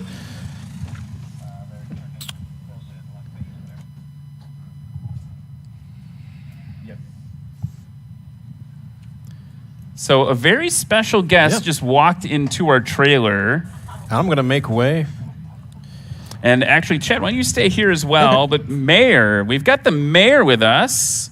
The mayor of Gallatin. This is Mayor Paige Brown is here, everybody. And if you're in the crowd, we get a round of applause right away. Oh, yeah. You got some whistles and stuff. Here, watch your step on that cord there, Mayor. And I'm going to give this mic to you. Okay. And that's on right now. And so, Mayor, thank you so much for joining us today at practice here at Music City STOL. Wanted to talk about first, just let us know a little bit about, we've got a ton of people watching online right now. If people are watching online, what should they know about the city of Gallatin? What should they know about the city of Gallatin? And I think they find the city of Gallatin interesting, history-wise, also current culture-wise, and very, very friendly. In 2017, Gallatin was actually named the nicest place in America by Reader's Digest. And we are trying to hold on to that designation for as long as we possibly can. We are a growing city. Of course, we're so close to Nashville that we're very, very popular because of that. So many people moving here from other parts of the country and finding their home here. Not too long ago, our population was about 35,000, and now it's about 50,000. Okay. So we've grown substantially in the last decade or so. And it's slowed down some, but people are still finding all of the Middle Tennessee area attractive and finding their way here from places like California and Illinois and all over. All over, Chad says. So is this, I got to ask some airplane nerd, is this your first time to something like this? Yes. And I got to ask, what are your initial impressions? Well, it's funny because, Chad knows I have a cousin who flies out of this airport a lot, and a whole lot of friends that have planes here and fly in and out of here. And when he came to see me to talk about this event, I was like, okay. But I know that aviation enthusiasts know what they're talking about. And he actually has the what's the word I'm looking for? He has the distinction of having created a fabulous monthly event here at the airport with great attendance. And so I knew if this was something that he was excited about and getting behind, that it was something worthwhile for the city to support as well. And when I came in earlier today, first person I saw was somebody I know, and he told me how he had been to STOL events in other parts of the country, and I was like, are you kidding? He's like, yeah, they're fabulous. And then, of course, somebody visually showed to me exactly what it is we're doing and how you measure who's most successful. And I was like, oh, okay, I get it. And, of course, not being a pilot, I probably don't have the appreciation for the skill that those who are do. But it's fun. It's so fun to see all the planes out here, to see the people excited about it, and to see the people competing. And even I'm impressed with the production setup that you all have. It's something. Well, thank you for that. I mean, absolutely. I've been in the city less than 24 hours, but I've already been blown away. You and I were talking a little bit earlier this morning. Just you said that one of the things you said when we first started talking is the kindness of the people here. Mm-hmm. It totally resonates with me as someone from the Midwest, right? Mm-hmm. Like we talk a lot like we're Midwest nice. You know, who could compete with that? Well, there's a lot of competition here. Like everyone very welcoming as soon as they walked in. So I got to thank everyone from Gallatin for that. Well, we appreciate that. Some people might find us a bit intrusive as we try to interview you about every aspect of your life. But I know I busted in here earlier just to introduce myself and say welcome. And Chad, I said to them, let us know what we can do better when you come back.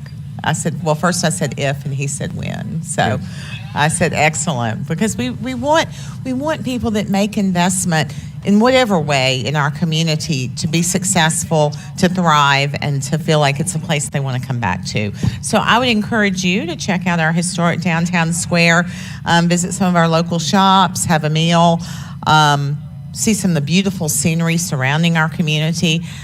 Certainly our beautiful Old Hickory Lake with all the water sports associated with that. These folks flying in and out of here are flying over every time they go up or down, right?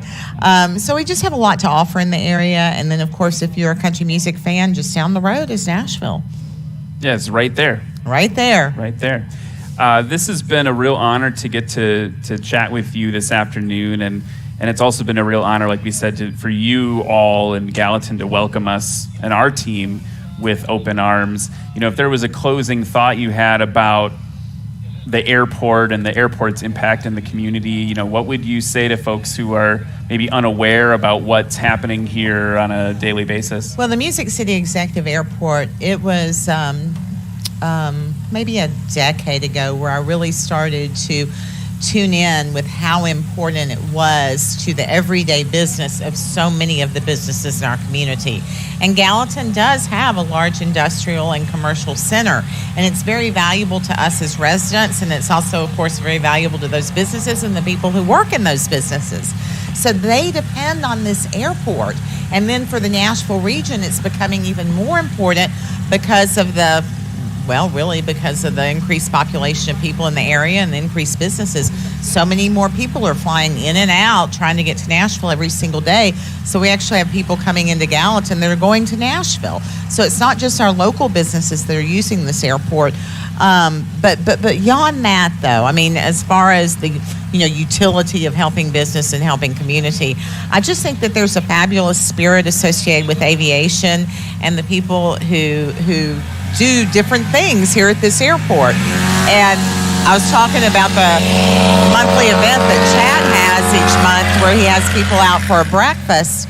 To see the kids come out here and to be so enchanted by the aircraft and by the pilots and by the people who this is their home, it's just really, really neat. I mean, to me, it gives our community an essence and a texture that not all communities are so fortunate to have.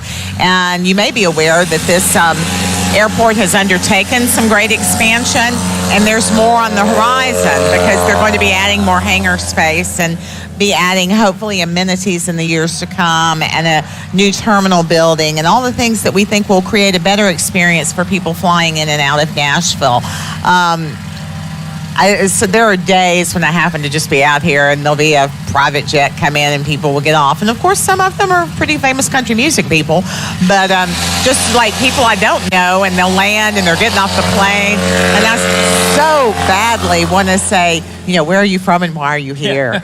But I'm respectful and I don't do that because I don't want to run them off. Mayor Brown, I wanted to make sure you saw up here in the video chat, there were a lot of people cheering for you, saying, "Let's go, Mayor Brown!" So that's kind. I should have fixed my hair if I could have seen So me.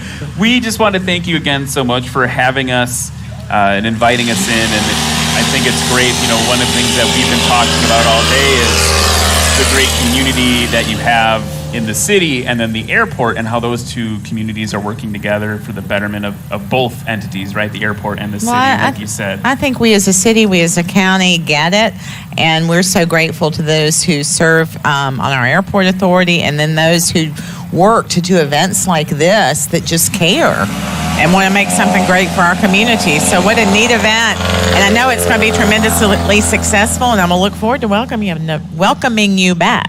Oh, we would love to come back. Thank you so much, Mayor, for your time today. My Thanks for coming pleasure. out. Thank you for taking some time for me. Before we say goodbye, I wanted to say, is there any way that if we're coming back next year, could we put a challenge out that you go take an intro flight to learn how to fly? Can I pressure you that way? Absolutely, absolutely. I think you know a guy would. who could maybe help you make that happen. I know a guy or two. Yeah, we can make the arrangements. I would certainly be game. I should be saying something about this, but you actually gave the opportunity today to somebody else to fly for the very first time, and so thank you for that. We talked about that a little bit earlier. I love that. That's part of the joy of aviation, is just giving people that experience that maybe they never had before. Yeah, and at that weekend event, I mean, I know about the shortage of people who are going to fly planes in the future. And so to give young people the opportunity who may not have flown before to actually go up in a plane. That's a pretty big thing. It is. Yeah. It is. And you can see the kids that their eyes light up and you can just see that it's getting into their brain. Is this something I could do? And so I love that. I love that. So y'all are special to all of us. Thank you for what you do. Well, thank you again for having us, and thank you for taking the time to hang out today, and we appreciate all the hospitality. Oh, I hope everyone treats you with great hospitality, because that's how we should. So far, it's been amazing. Excellent. Speaking of amazing, that landing was a little sporty. It was a good one. So thank you very much, Mayor. We appreciate your time. Absolutely. Thank you.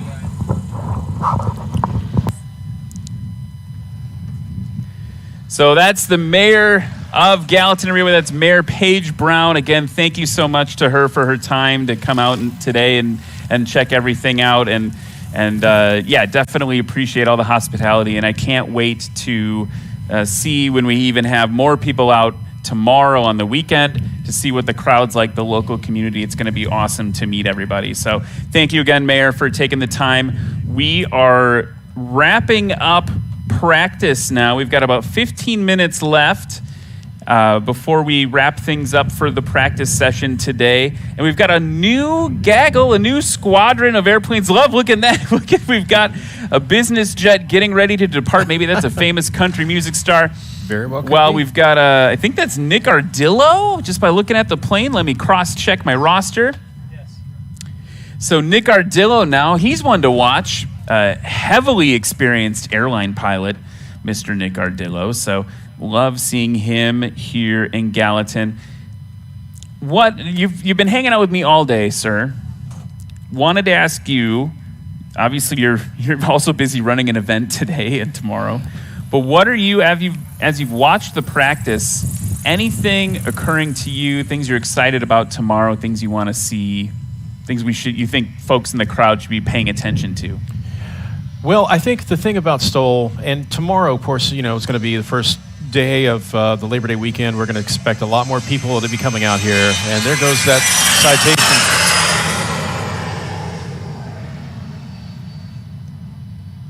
I'm still a kid at heart. Every time an airplane flies over, I have to just stop whatever I'm doing and look up. But, you know, I think when the folks get out here, the thing that most of our community here is still new to aviation and still learning all of this. And the great thing about it is you don't have to be an expert into how airplanes fly or anything behind it. But it's a simple concept that you can understand, and to have people come out here and to appreciate it. And it's just going to be fun no matter what your age. Wanted to point out real quick that we, two things. One, someone in the chat just said we need more aviation positive mayors, and that Absolutely. is 100% true. So we really appreciate that here with the mayor today. Let's go over to Reese and Keith Lang. He's standing in front of, Reese, I got to ask him, does that airplane have a name? Because I've just been calling it one of the Wolf Pack, but what do we call it, Reese? One of the wolf packs. What is the name of this airplane? This is called Pepper. Ooh, spicy. Yeah, so we got the black one, and we got the white one we've been running in the other competitions. So, but this is my working cup. She is a little spicy. You saw him hand propping it. Didn't want to cooperate, but luckily the locals here are gonna tune him up. They got a trickle charger ready. Yeah, absolutely. Yeah, the battery got run down on the ride in, and these people here are freaking awesome. They came in and said, hey, I got a charger. The guy's just going to run home, grab the extra extension cord, and cover for us. So that's awesome. You got some people back home you want to say hello to? I do. I want to say love you to Atlas, Apollo, and Athena, my grandchildren, my daughter, and my lovely girlfriend, Lisa Ray, and mom, of course. So we're looking at you guys. All right. Back to you. Awesome. Keith, so cool to see him out on the circuit. Like I said, he and I are going to solve all the world's problems over the campfire every night. Really enjoy getting to know him. Here's Brandon Korn now, wanting to put in a little extra work. Hopefully getting that nose strut issue worked out. In the Black Betty 205.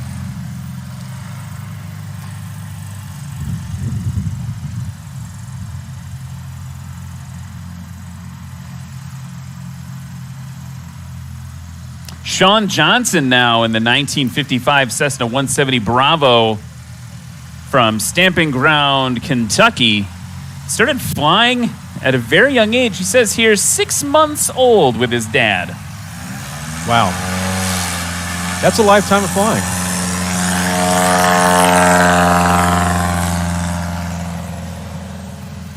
I love to hear the mention of our local guys that are coming to help out, jumping in, grabbing a charger here and there. That is indicative of every day here on the field. I mean, there's times where I'll come in later, I need to leave the next morning and something's wrong, and I'll call one of my good friends that actually helps make this happen here, Frank Hessler.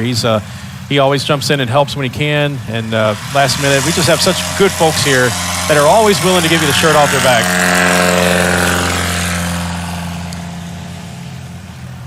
There goes Brian Shirley, while Nick Ardillo is marshaled up to the line by our line judge, Lexi. And it looks like to me like we have another interview about to happen. Reese is putting in work today for you folks. He's getting in all the work. We've got Joel Milloway over there in the Tiger Stripe Cub with Reese Dockhand. Reese, are you picking me up? Maybe a little early. He's getting ready to go. There you go, Reese. How's it going? How's it? Look at that awesome. Because it's loud. Look at that awesome Rands behind you.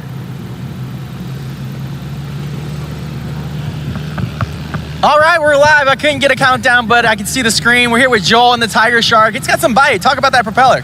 Yeah, it's a new prop I'm trying. I just got it from E-Props over in France. They just sent it to me last week, and it's totally amazing. The engine doesn't even know it's got a propeller on it. It's so light. And it just has instant power response. So I'm just loving the prop right now. So it's making all the difference in the world. You got a couple laps out there. What are you feeling? It's feeling good. A lot of power. The engine's running strong, and I'm pretty happy with it. What is the backstory with this crazy design? I got to know. Well, I've painted a few different airplanes, and I got tired of the old traditional paint job, and my son wanted to do something different. My son, Nick, he was younger at the time. He says, let's do something crazy. So I was like, how about a tiger? Let's do a tiger paint job. I was like, well, how are we going to do that? Yeah, we'll figure it out. So I just kind of winged it, and it came out fairly decent. First time ever doing something like this. So I love the uniqueness and the name, the Tiger Shark. You're going to see a lot more of Joel tomorrow at the competition, winding down here to practice, but back to you, Ryan. Thanks so much, Reese, and thanks so much, Joel. Love it. The Tiger Shark. I totally dig it. We've got someone from Brazil in the chat right now. So great to have you. Paula Souza, Thiago Paula Souza, thank you so much for coming into the chat and saying hello. And yeah, things are getting kind of wrapped. We've got just a few more minutes of practice. It's going to be international STOL before too long. Yeah, and Sean Johnson there, when the mayor was up here, it's kind of like, ooh, that was a sporty one. What I love about Sean Johnson, what you're seeing about Sean Johnson is he is putting in the work today. He's trying to get it all dialed in, getting as aggressive as possible today so that he's going to feel more prepared tomorrow. And that's just a really fun thing to watch. Brian Shirley now on short final in that MOAC. He wants to grab those golden shoes from Luke Spohr. Little bit of the wing drop, and he's going to go around. That's the great decision. Actually, look down at us, and Eric Farewell, one of the co-owners of National STOL, was giving him a thumbs up, and he looked down at us and gave a thumbs up back. When you see that wing drop, when you start to lose some of the directional control, the best decision you can possibly make is to go around, and Brian he's a very experienced aviator. He was on that right away and making the safe choice. Now, if I'm not mistaken, Nick Ardillo on short final. Gonna have to hold it off just a little bit more, and not quite for him on that one.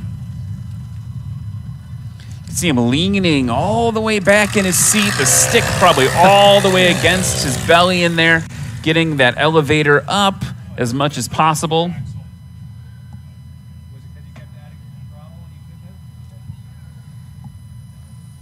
And here's a Husky. When you're watching these Huskies, are you taking notes for your flying? I am taking notes, yeah. I'm going to have to learn to fly it straight and regular first, and then we'll try to get a little more aggressive as we go along. But no, I'm definitely paying attention. I know we're wrapping up here, but I'm really just thankful for everyone to be here, and I know we're looking forward to all the pilots and competitors and everyone that's been a part of this production, and our local EAA and our Nashville 99s are actually hosting all of the STOL pilots and competitors and tonight, and we're looking forward to seeing everyone for some burgers in the hangar. I'm getting super hungry, so I'm looking forward to some burgers in the hangar as well. And I wanted to point out, Brian Shirley came back in after that go-around. Sometimes that will mess with people, right? They do a go-around, it'll shake them a little bit. It's just unexpected, right? Now you're in a different mode in the competition. But he did that textbook. He put that down textbook style. And going to be really interesting to watch him compete tomorrow as well.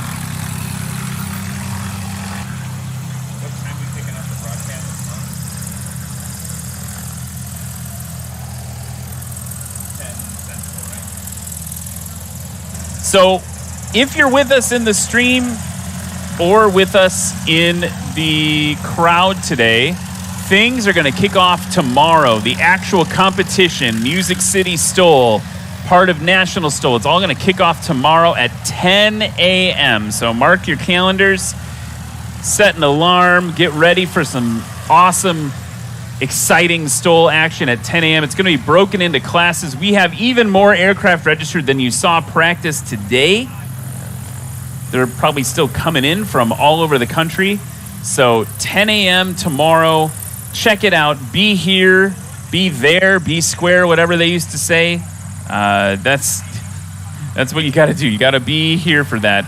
You know, we're going to have all the different classes. Touring class has 4 competitors, everything from Brandon Korn, who's on the line right now, to Luke Strandland in that Murphy Super Rebel.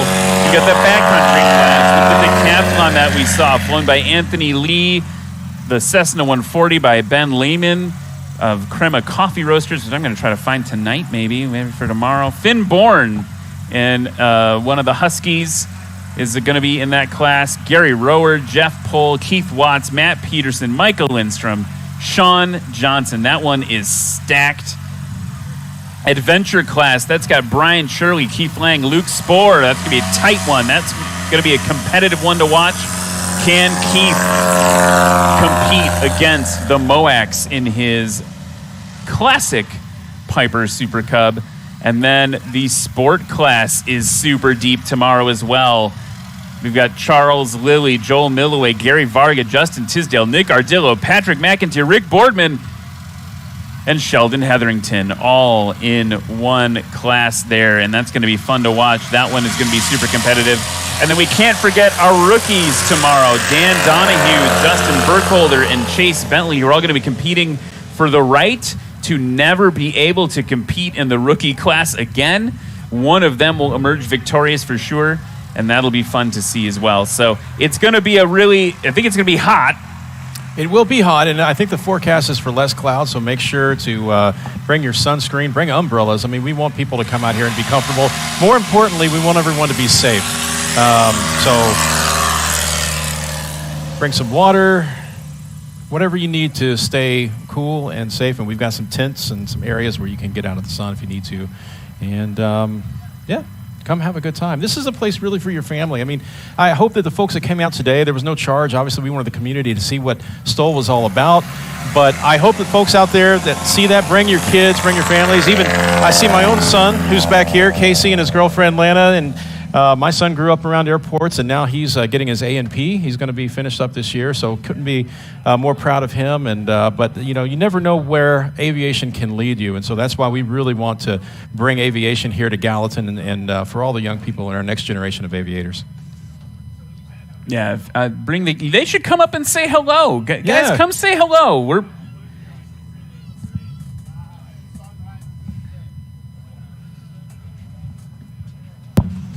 I'll let you do the interviewing since you know them better than I do. Oh. Yeah, you got to come in here, though, so we can see you. This is Lana. This is Casey's girlfriend. Come on in, Lana. Yeah. Come a little bit tighter. There you go. So what do you guys think about, whoa, Brandon Korn coming in hard. What do you guys think of all this? First time? Oh, yeah. This is my first time at a STOL competition, but it's awesome coming out here and being a part of it, especially tomorrow morning. I'll be working out here on the line, so I'm excited to kind of watch all that as it's unfolding and be able to talk to everybody. So I'm really excited. So. Casey's a lineman here at Jet Access at our local FBO. So he loved it so much, got a job here, and then decided to be an A&P. And so, yeah, he's going to have some cool stuff coming up here in the next year or so. Oh, yeah. Super excited. Awesome. What about you? What do you think so far? I love it. I know Chad and his amazing wife LaShawna put a lot of blood, sweat, and tears into this, and it turned out perfectly from what I've seen. Oh, so. thank you. Ooh, that was... Wow, close. Close one. Really bouncing and keeping that prop right off of the grass. Like I said, he is pushing. Let's watch it on the replay here, guys. What do you think? You can feel free to gasp in horror or amazement. He almost trimmed some grass there. Real close, right there. Yeehaw! That's some STOL flying. It's a good thing that didn't happen when the mayor was here. All right, there's Brian Shirley. Anyway, I interrupted you. You were saying you've been watching them put in blood, sweat, and tears. Yes, I know they've been very busy. They've been talking about it a lot and stressing about it a little bit, but it turned out really good. And this is good stress. Great stress. So and it turned out great. Talk to me about aviation. So you're A&P, doing that work right now? So I have my airframe, and I'm getting my power plant in 2 or 3 months. Oh, rock on. Yep.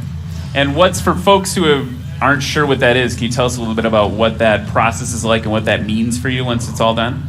Yeah, so that would mean I'm, legally able to perform maintenance on aircraft, not experimental aircraft, but that would mean I get to go work at a repair station or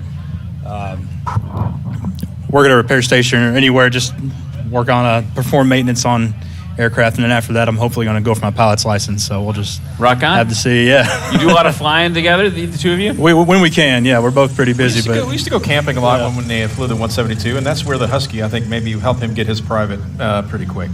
Hopefully. So, and that would be a cool airplane to do it. Oh, absolutely.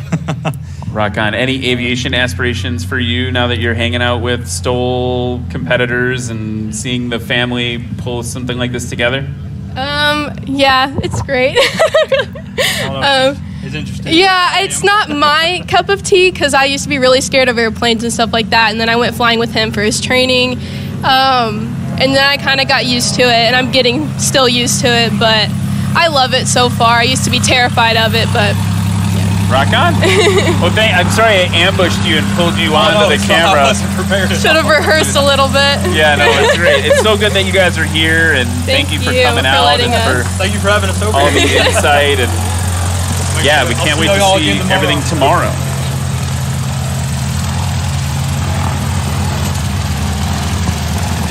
So we're getting ourselves situated, but yeah, like we said, Chad, it's gonna be a fun one tomorrow, and it will be warm, and we will all drink water and wear sunscreen, and we'll be fine. If you had one competitor that you are most excited to watch tomorrow, who would it be? Oh my goodness. Wow. That's a great question. They're also, I have some favorites, but I think Brandon is just, Brandon Korn in that 205 never ceases to amaze me, and I just always get excited when he's at the line. But I have to say, though, I'm going to be rooting a little bit heavier for our hometown folks, for Ben, Keith, and Anthony. I'm going to be hoping that they can do some good stuff tomorrow. Yeah, it's always fun to see. And Charles Lilly, too. I forgot about Charles. Hometown crew come out and participate, and that'll be really fun. That'll be really fun to see. I think based on what I'm seeing, we maybe are wrapping up practice. Oh, I'm hearing there might be two more that want to get some work done. So let's just see what happens.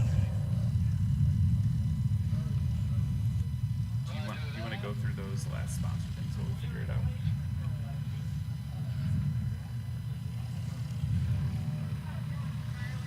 So while we figure out if those last competitors want to get a little bit of time in, let's talk a little bit about the annual sponsors that make National STOL possible.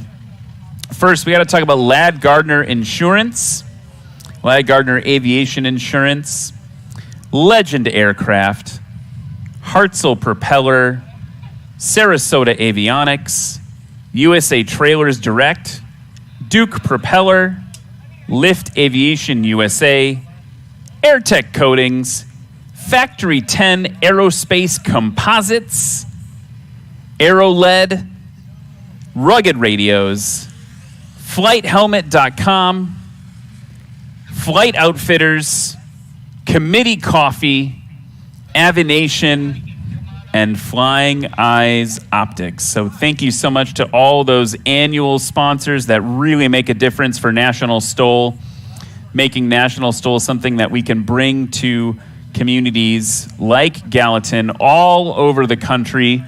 It's been a real honor for me to get to tag along and see everybody.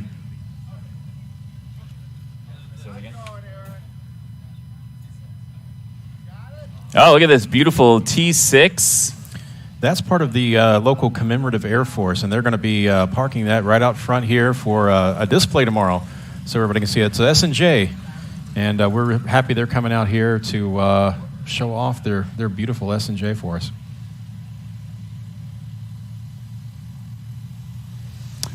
My favorite little AvGeek nerd thing about that is, which maybe you know this if you're in the aviation world, but I didn't know this before I was in the aviation world, is the prop on that airplane is like 8 feet in diameter or something.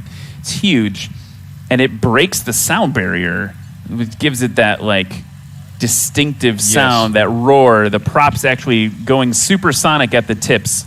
So it actually looks like a whole bunch of people. They're like, oh, practice is almost over. I guess I want to practice some more. So we've got 4 more aircraft lined up. The Air Cam coming back too. Abe's coming back for some more. Nice.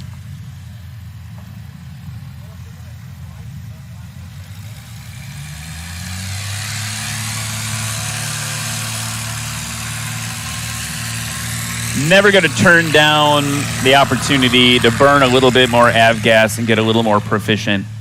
I think so. You know, the moral of the story, if we talk about National STOL, right? It's a story of safety, and that safety comes out of being proficient. It's inherently a very safe sport, right? Because we're not doing anything too far different than what pilots do on a day-to-day basis. We're just turning that up to 11 a little bit in terms of the line and the distances and things like that. Here comes Gary Varga now in Miss America, right up to the line. So it's a story of proficiency. It's a story of safety. It's also a story of camaraderie, and that's one of the more amazing things for me that has been, you know, I get to meet people like you.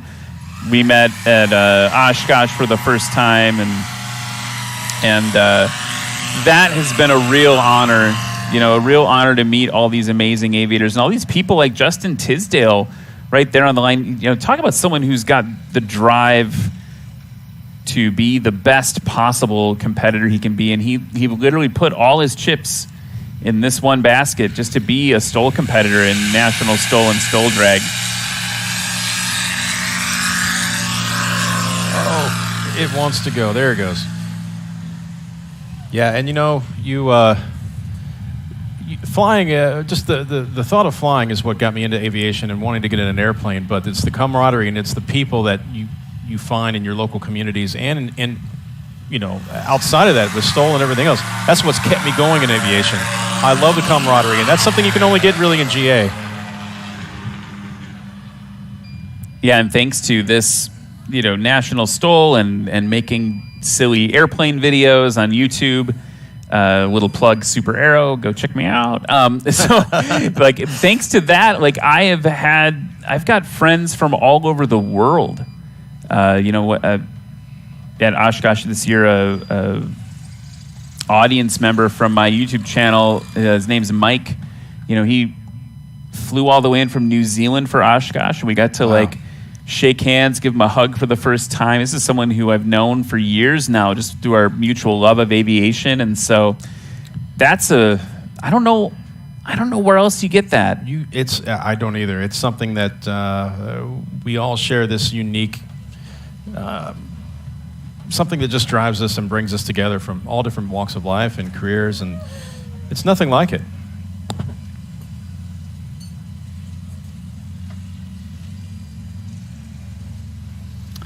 Love watching that Stinson fly. That's it's funny because it's so pretty, but it's, if I'm not mistaken, the Stinson station wagon, right? Like, it doesn't have a flattering name. I'm gonna Google that.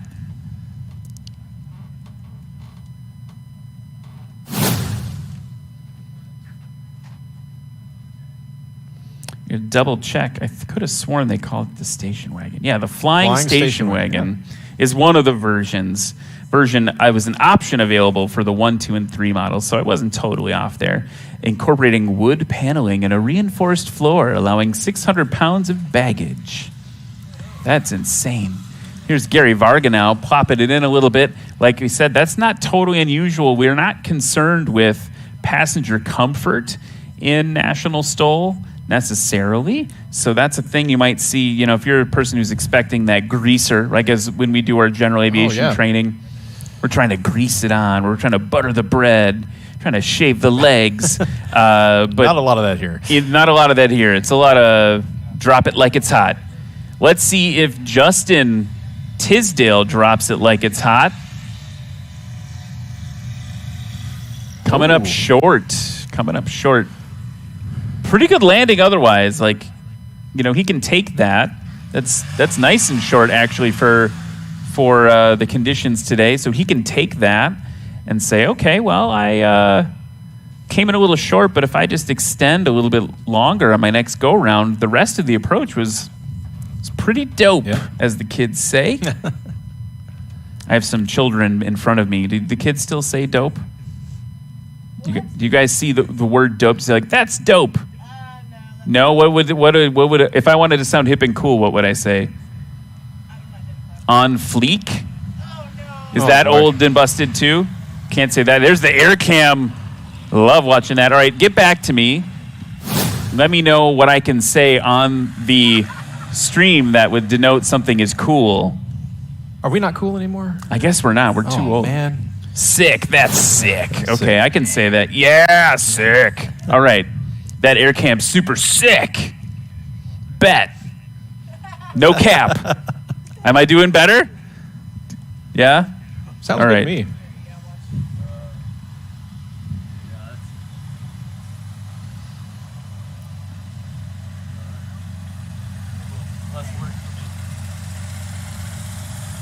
Look at that beautiful line of aircraft there taxiing down.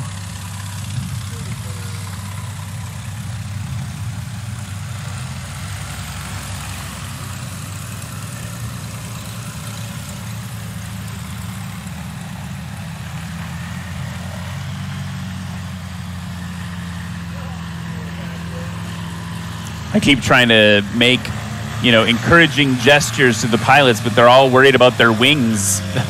There, we got one from Bruno. You got one, yeah. Here, this is the one you got to watch out for. It's a big wingspan. Do you know, did he build this one, or did he buy it complete? He did. He and his partner, Jim Johnson, who I believe is out here today, built that plane together. And it's been about, I can't remember, maybe about 5 or 6 years ago, maybe longer than that. But it was great watching it happen, watching that whole process. That was actually the first time I had ever been exposed to home building. And but then again, to watch them do that process and then get to fly it, I was just like, wow, maybe one day I will give it a try.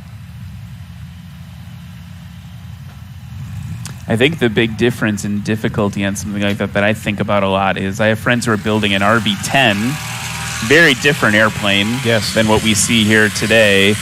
That RV-10 requires solid rivets that you have to buck, right, with like a rivet gun and a bucking bar. And that, I think once you learn the technique, it's actually not harder, but it feels like more difficult than something like a Zenith where you're just pulling pop rivets, right? And I don't know if the air My cams understanding is they make it really, really easy in Zenith as far as if you're going to do a kit, you would want something like that.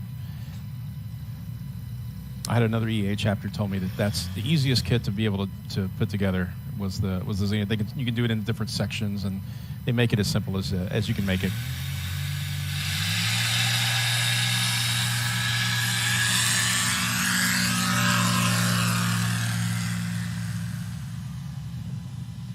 He was doing some work in there. Yeah, he's enthusiastic with his stick control movements, which we can appreciate. And the air cam's getting ready to go.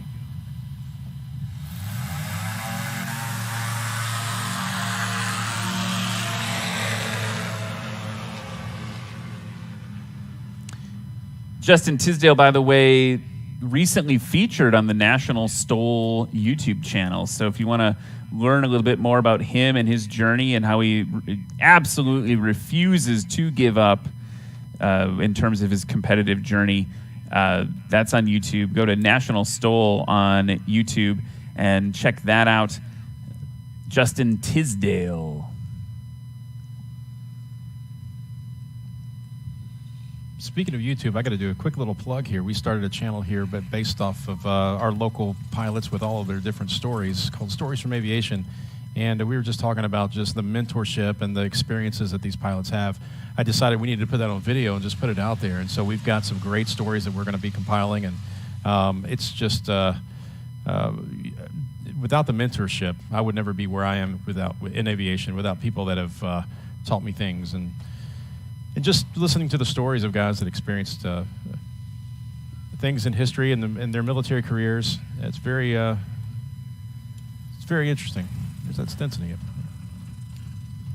I think that's the other part of aviation that's so amazing is that it's the stories that are there, right? You think about not too long ago, at EAA AirVenture Oshkosh, I had the great honor of interviewing a Tuskegee airman. Wow. And hearing that story about a man who is, totally mistreated just for, the color of his skin and who continued to fight anyway for our country. And he ended up serving in 3 wars, like P-51, B-29, doing all this work. That's the other part of it that's really unique about aviation, how it binds us all together with these really epic stories of humans overcoming adversity. We have to keep telling those stories, and a lot of these stories are getting lost to time, and any chance you can to talk to a veteran or someone that has some stories, go take your iPhone and just go record it and listen, let them talk. And we need to keep these stories and retell them so that future generations can remember what these guys went through. Here's Justin again, getting it all dialed in.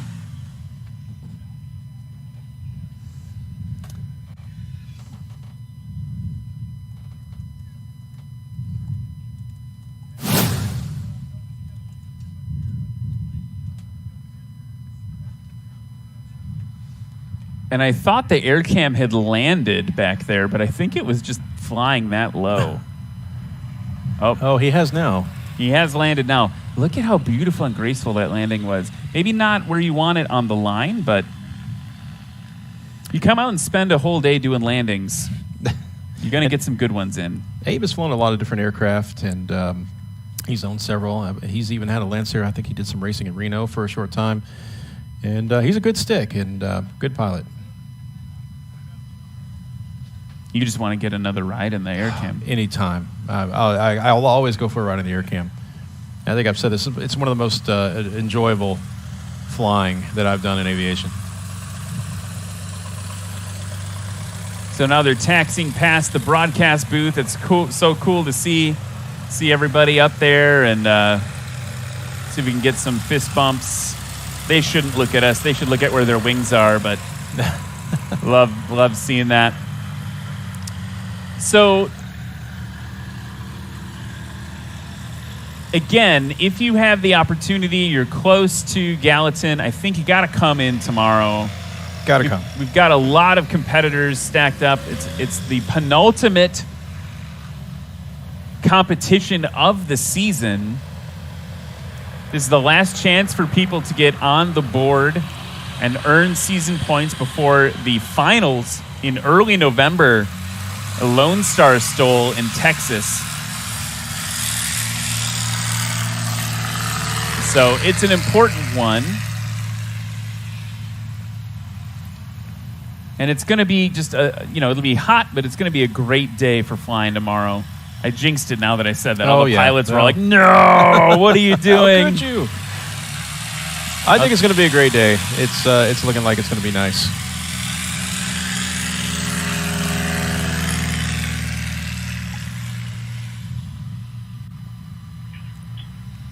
I should mention one of our sponsors, Jet Access. They've donated a bunch of small water bottles that are going to be available for anybody that needs it tomorrow.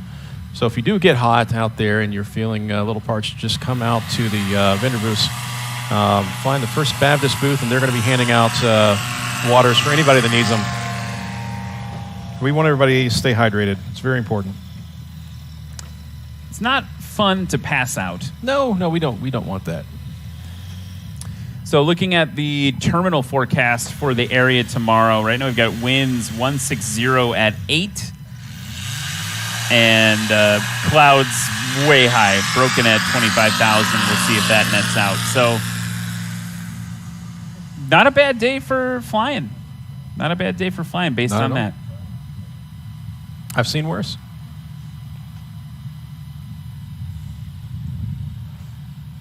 Definitely have some, crosswind action.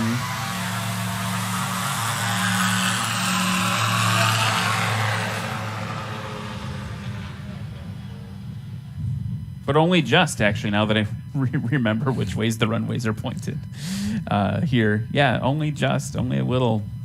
So should be a good day if we can get that wind to kick up, but just a little bit more. I think the pilots would like that. Looked like at 10 o'clock, I think it said 160 at 8, so that'll be almost down the runway, which would be favorable.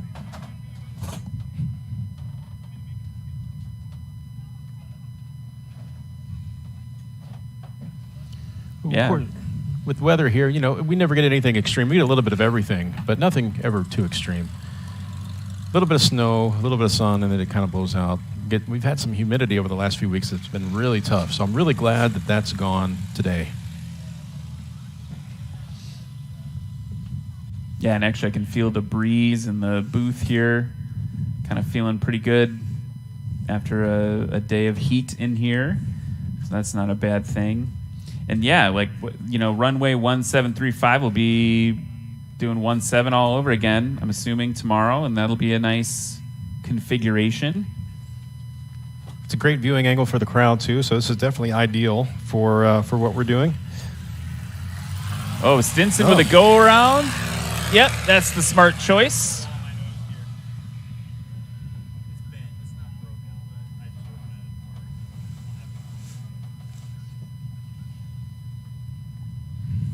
And the other thing to look out for tomorrow, folks, is there's a big contingent of pilots that are still on their way down. So, for instance, we were just talking about Jeff Pohl and Michael Lindstrom, the 1-7 Bravo competitors, the 170, one Cessna 170 Bravo competitors. They are all still headed in. So that is the other thing. You didn't see them practice today, but you're going to see them put it all on the line tomorrow, and that is so important for Micah and Jeff in particular because they are neck and neck in the season standings, and they have been trading spaces and places all year long. So that's going to be a fun one to see as they get in probably later tonight, I'm guessing. Coming down from Malacca, Minnesota. You got to say it like that, I guess. So here we go, Justin Tisdale in practice. Little burst of power over the line, bouncing to the left. Keeping it straight, keeping it on the runway. Justin's one of those guys that people are always coming up to, and he's so warm and will give anyone a hug. So I guess if you're looking for a hug, go to Justin tomorrow or tonight. But the big thing for him that I always appreciate about him is that he's always asking for feedback. What can I do better? Ooh, right on the line. That was good. Eric now on the line relieving Lexi. Lexi, what do you think? Was that good? Eric called it good. I can't hear what she said. I think she said, yeah, it looked good. Yeah, okay. From here, it's fine. And now the Stinson that went around, coming in for a landing. Short, but on the ground, nice and safe.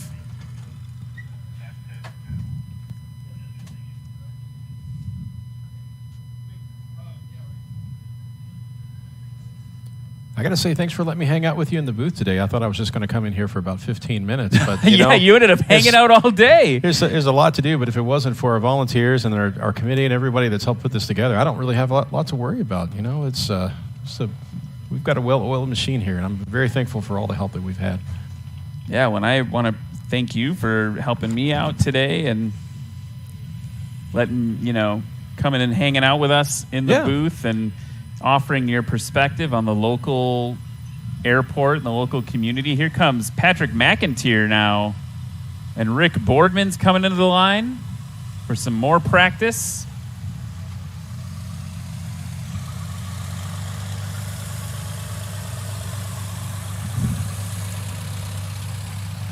I love their big pilot.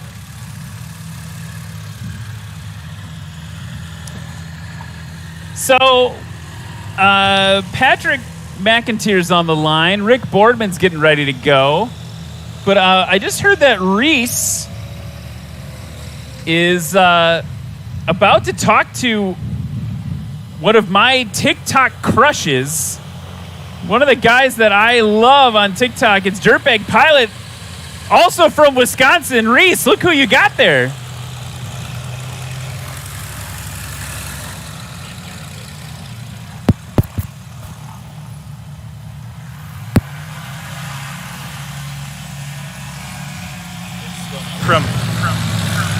Check.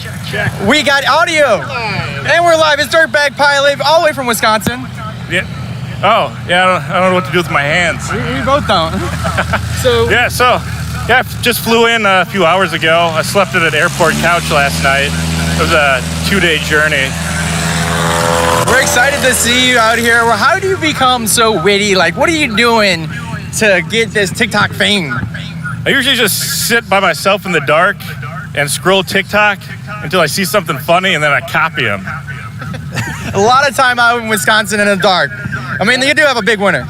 A lot of cold, dark nights in the winter just sitting there. All right.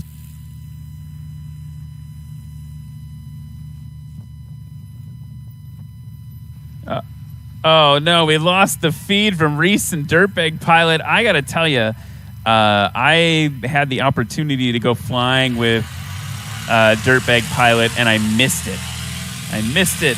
You gotta check him out on TikTok. He's hilarious with a capital H, and just obviously, I'm always rooting for the Wisconsinites when it comes to aviation content creation. So check him out on TikTok. He's super funny. Typically flying, I think, like a Cessna 150. Got in earlier today, and I'm embarrassed I didn't notice. That's so cool. So I'm excited to shake his hand a little bit later. Here we go. Turning base to final now.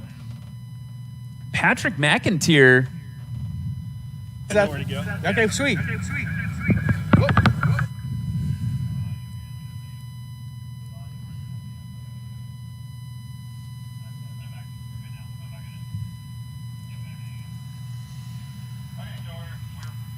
Here comes Patrick now, holding it off. Oh, not quite. That tail weight. You can see just at a certain point you lose the ability to keep the airplane off the ground when you're flying it like that. Looks like Reese is back with the best beard of the show. There he is, guys. Dirtbag Pilot. It's really tough to talk in front of these speakers, but we're going to try it. It's your first STOL competition. Where did you find it? I'm not sure. I was just on the internet and searching for things to do and saw this. It was in Nashville, and it was kind of far, but I got a plane. It's not that far. I can take a couple days, see some airports, and come check it out. As a well, not as a competitor, as a audience. It's so hard to talk. I do drive an Audi. He's trying so hard. It's so hard to hear yourself like that, Reese. You guys as a spectator, how is your first impressions of the show? This is a lot of fun. I've seen the practices at Oshkosh where they do the demos, but this is the standalone is a lot of fun. You get a lot closer. You get to enjoy it a lot more. I was thinking you got that 152. Are you going to join maybe in the rookie class coming down the line? What are you thinking?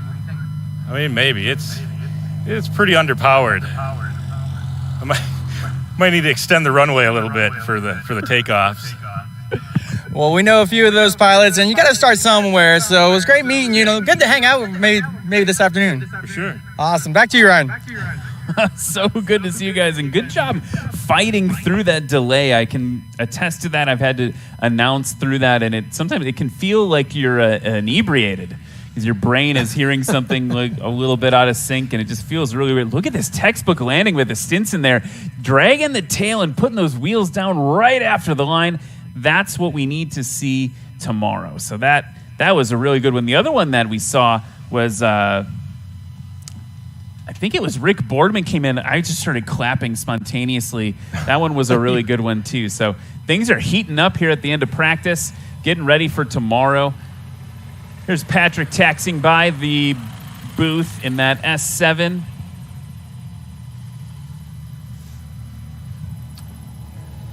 Here's Rick Boardman now.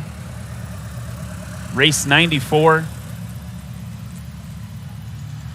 It's a yellow airplane only practice heat. Here's your friend, right? That's Charles right there. That's the first hours of tail wheel in that airplane.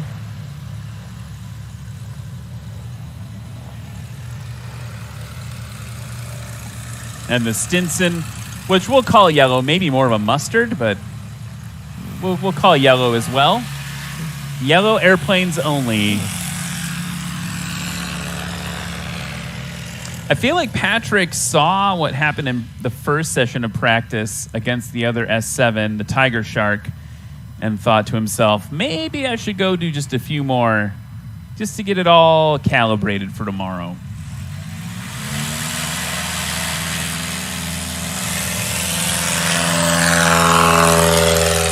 Sub 100 feet there for Rick Boardman.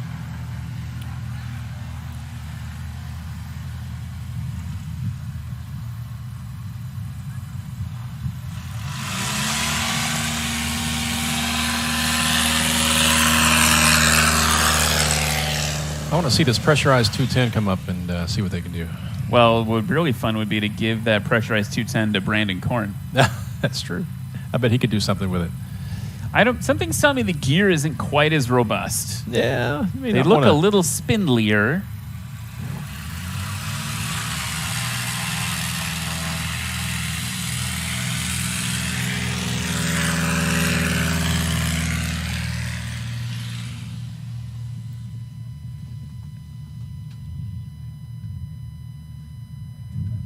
I'm looking at our friends who are sitting in front of the booth right now. It looks like they're doing some airplane shopping on Barnstormers.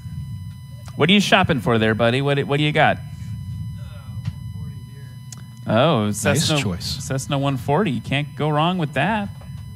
How much? Well, tell the people at home. How much is 37? 37,000. That's a lot less than a pickup truck. Any new car. Yeah. Don't buy. He's like, just don't buy a new car. No, you're not helping me make my point. The point is, it's less than a car to buy an airplane. All right, here we go. Patrick McIntyre.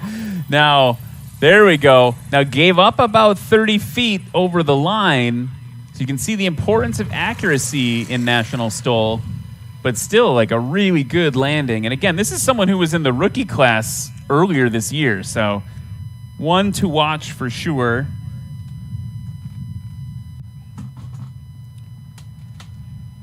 Here comes Rick Boardman now. You've heard us talk about the belly pod and joke about the belly pod. According to Josh Richling, he's the crew chief for Steve Henry. Nice. Another just textbook one for Rick there. Those are so beautiful. According to Josh Richling, the belly pod actually provides better aerodynamics, which helps in top speed and things like that. It actually creates more of a lifting body effect. Seems like it would go the other way to me. Yeah, it feels counterintuitive, but he is a man who knows a lot of things, and I'm just going to trust him on it. Yep. I wonder if you get a higher useful load with that pod. Well, you certainly have more places to put stuff. That's true. Okay, so we're sealing a little bit of a tail wheel shimmy there. Seeing a different approach coming in, getting a little more comfortable getting that nose up before the line.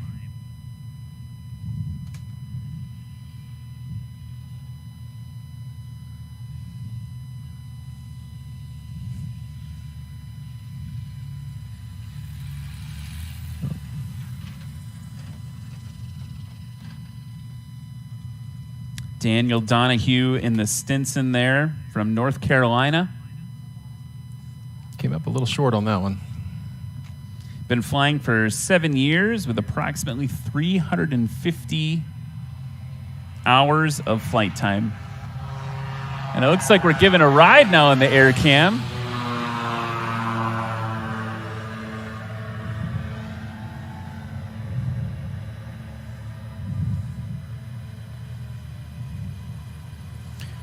One thing about Abe, he loves sharing aviation with people. He's always willing to give a ride.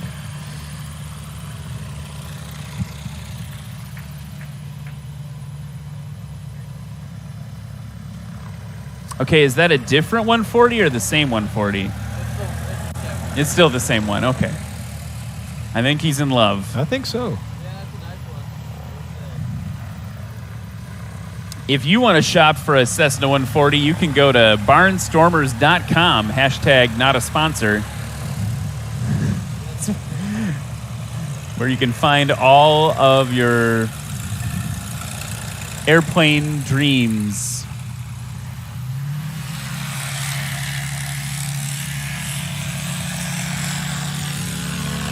Oh, perfect. Perfect takeoff for Patrick there.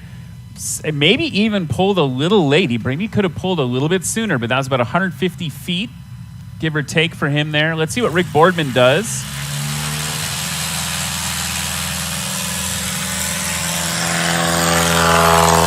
Maybe 103, 104, something like that. 103, 104 feet for Rick Boardman. Think about the difference in power between those two planes.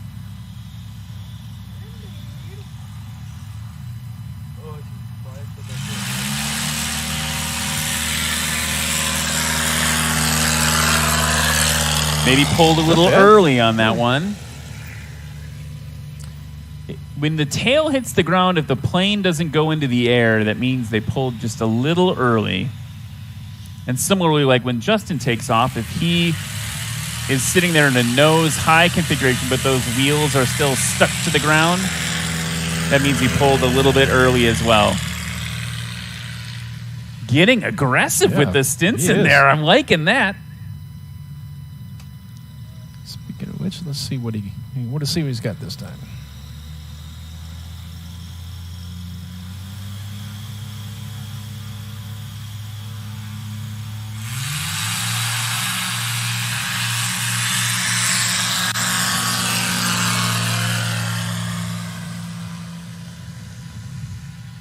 What's interesting about watching Justin fly, those wheels are so huge.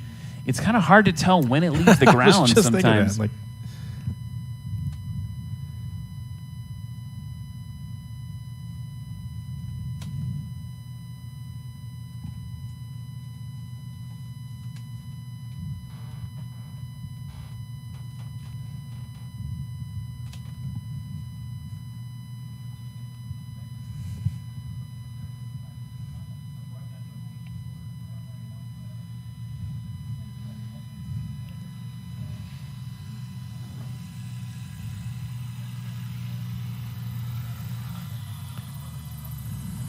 Okay, so that big improvement for Patrick in terms of where he put it down between that landing and the previous. Little bit of brake fade on the left side, but he's been working that plane a lot today. Rick Boardman now low and to your left.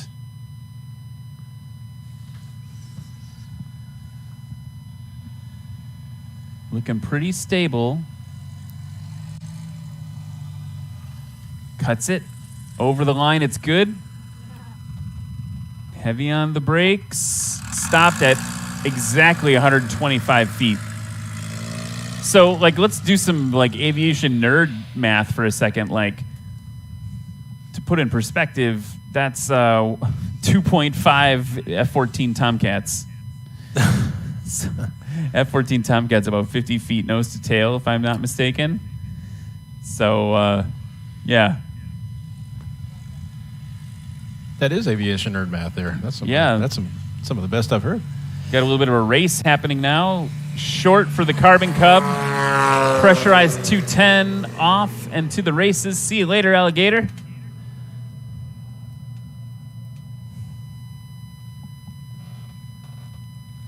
And our friend in the Stinson, I believe his name's Dan, right? Dan Donahue.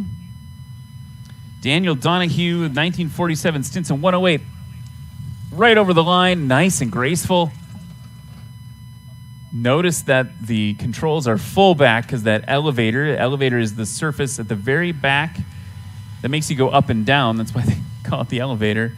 When it's fully up like that, you can tell that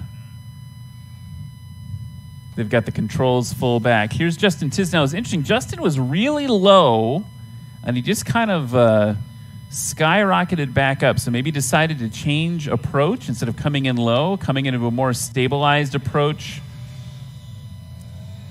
Got some altitude to lose. Right on the line, bouncing it in.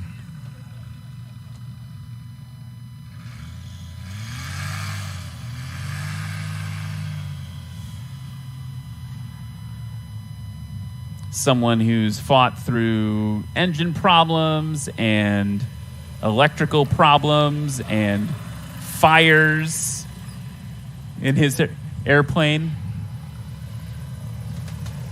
Keeps coming back for more.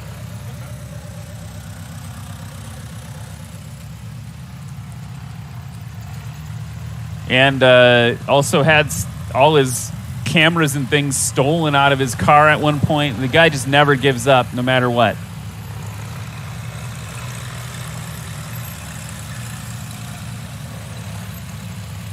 It's amazing to think that airplane is almost 80 years old. One go.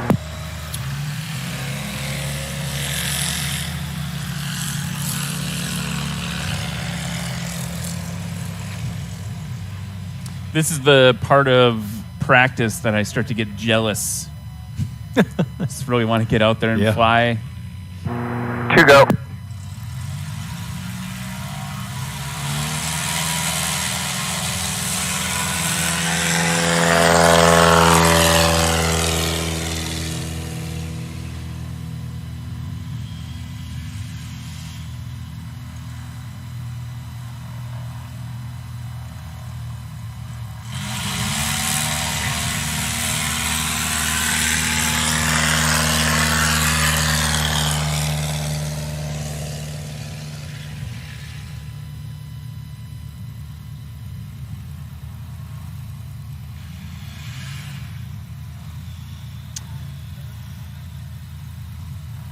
Once more into the breach. One more traffic pattern of practice here at National STOL for Music City STOL. There's the Stinson. Let's watch, see how aggressive he is again. Yeah, that was a great timed one. You see how the main wheels pop off the ground. That's exactly what you want. You timed it just right when that happens. That's what Corey Robin would say, I think, anyway. Justin Tisdale now, number 18. Notice the weights on the tail. He's trying to get that center of gravity figured out so that it's exactly where he wants it when he comes in on approach. I never noticed that until you mentioned it. You'll actually see that on a lot of the experimental airplanes. They'll have some ballast on the tails.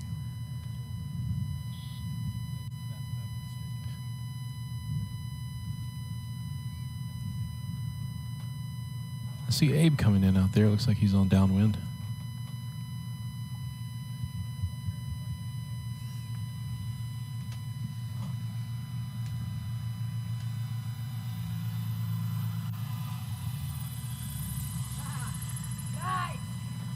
That was a really good one from Patrick McIntyre. We got some cheers from the crowd.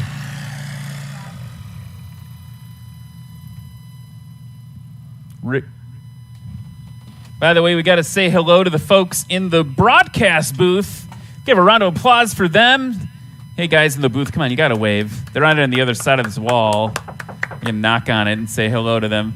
Thanks to them for making all this possible. You can see all the different camera angles up on the wall there. Here's Rick Boardman now, getting that tail right where it needs to be. Oh, right on the line, and they're calling it a scratch. I don't know. That looked good, though. It did look real good. Let's go to the replay.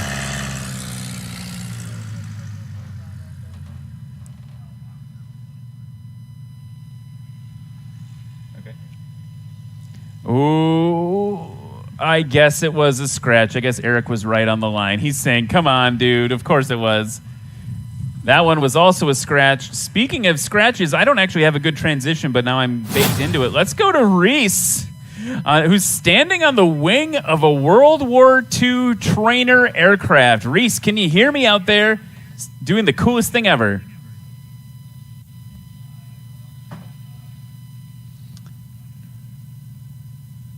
Was muted. Hey, we're here, definitely. Now you can hear me. I'm here on an SNJ. We are sitting on a, what type of aircraft is it? This is a...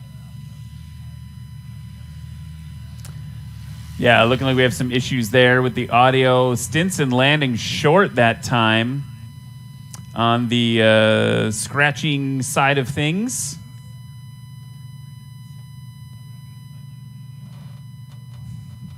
Justin Tisdale now on your left. The Mustache Flyer. Look him up on all your various social platforms. Holding it off with some power. A little bit more power, Justin. He got it over the line, but now he's cooking.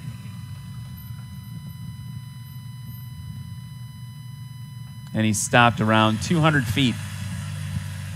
And look at how beautiful the Tennessee sky is right now with these puffy clouds. It's picturesque. Yeah, this is a good time to be flying. Evening is always fun, but this is a great time. I'm kind of like you. I'm a little jealous right now. I love being in here with you, but I think I'd rather be in with Abe right now in the air cam flying. Yeah, that would be something else.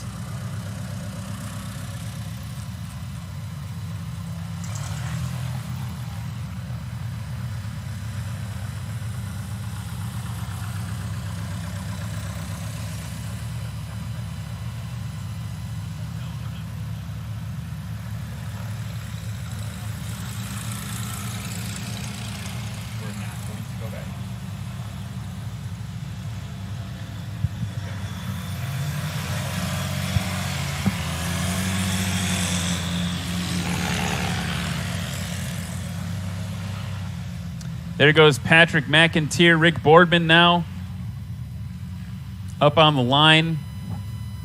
Eric Farewell getting them all set.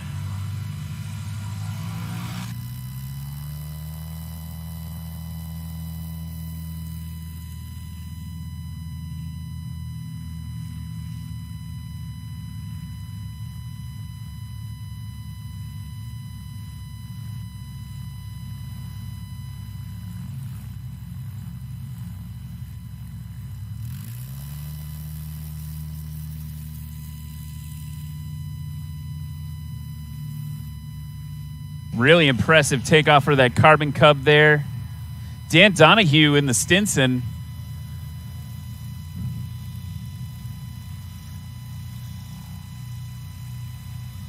Getting ready to go.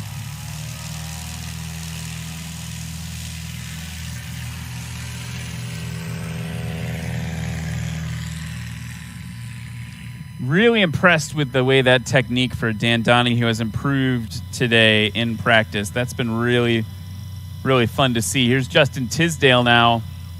By the way, Dirtbag Pilot, if you can hear me, you could enter, I think, for tomorrow. And as long as you can land and take off in this runway, you should do it, man. If you can hear the sound of my voice, enter this competition. You got 12 minutes left to enter the competition, Dirtbag Pilot, wherever you are. Get yourself entered for it. Everyone would love to see you compete, and it'd be great content for your tiki-takis. Patrick now, low and to your left. Rick Boardman sliding around the corner right behind him.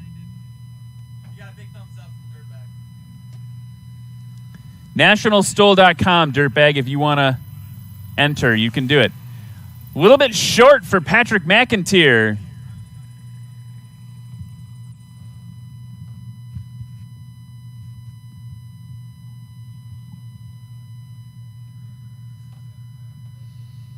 By the way, his handle on TikTok is Dirtbag Pilot. I'm not being mean. That's like what he calls himself. He chose that name. That's not me being rude. Here we go. Rick Boardman hanging it out. And over the line, it's good. That's textbook, right? You want that tail to touch down and then have the mains touch down right on the other side of the line. He was happy with that one, I think.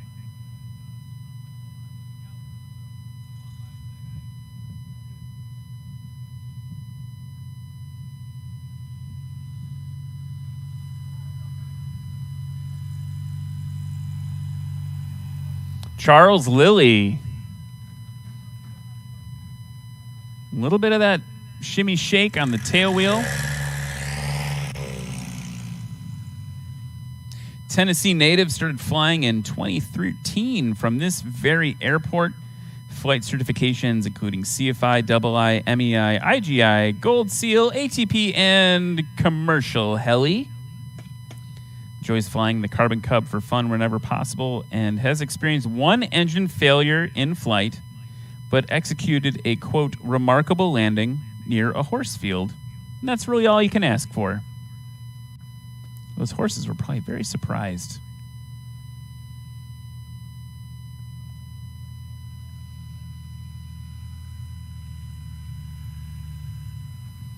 Dan Donahue in the Stinson now.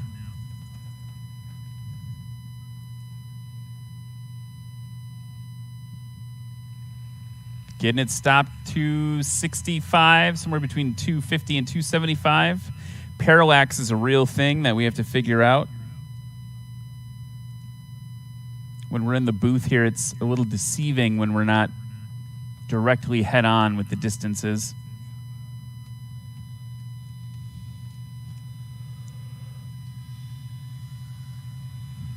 Justin Tisdale, his aircraft has what's called flaperons. Whoa, sliding sideways. Getting a little bit of flex on that right main there. Yeah. Little side loading action for Justin Tisdale.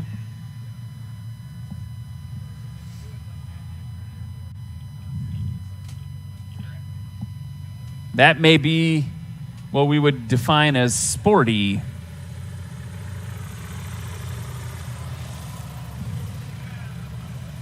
Let's kick it over to our good friend Reese, who looks like he's standing out in front of Redbird with Sheldon Hetherington. How'd it go today for Reese?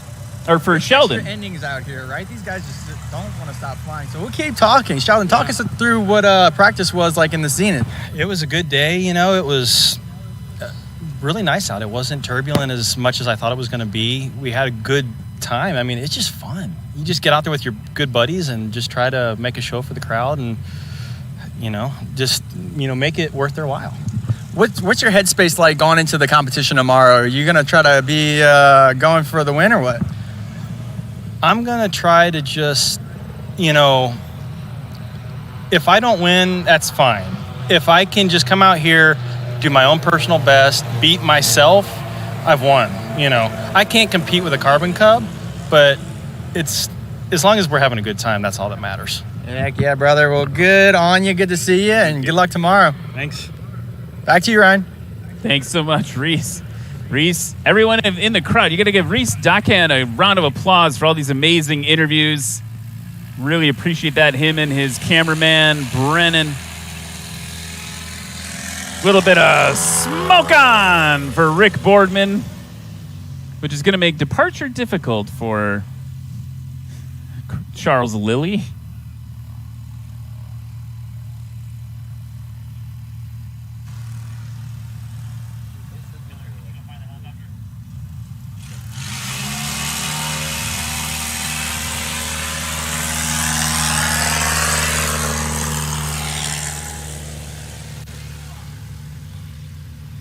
Here it comes, finally blowing over here. There's not enough wind to blow it away. Certainly looks very cinematic, though, on the cameras.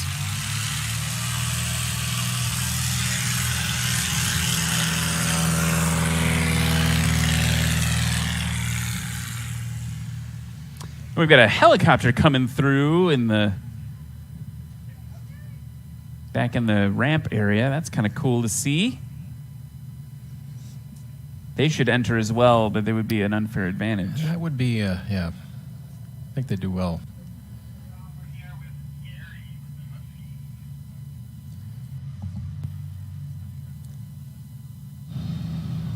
I'm going to send it over to another interview. Reese is with Gary Rower in the Husky. That's right. Back in... What can you tell me about these tiny little tires? Well, those are stock. They're just 8.5s, and they work just fine everywhere except here. No tire envy at all? Oh, gosh, yes. Plenty of tire envy, but plenty of performance in this. What made you go with the Mall? Well, actually, it's a Husky. That's right. Yeah, it's a Husky. I started to fly almost 50 years ago in a Super Cub. And I found the Husky was just a nice substitute. Nice middle of the ground, right? You can put a lot of weight, you can put a lot of baggage in there. Yeah, I mean, a husky's a super cub that's huskier. Well, I didn't make that assimilation. Yeah. Well, very good. How did you feel about practice? Well, I had to knock the rust off. This is my first competition this year, so it'll get better tomorrow. Awesome. Well, thanks for being out here. Yeah, thanks very much. Back to you, Ryan. Ooh, I like the karate moves, Reese. I think someone needs to give Reese a Gatorade. He might be getting a little a little dizzy out I'm there. losing it. It's the smoke. Smoke 'em if you got 'em. That's what Rick Boardman says. Here is Charles. Flaps all the way down, which is standard. Oh, had to goose it. And that's a scratch called by Eric. And he's got a little bit of brake fade and that tail wheel shimmy thing. You don't see that very often. That's something That might be something he'd want to look at. It seems to be popping up on every landing.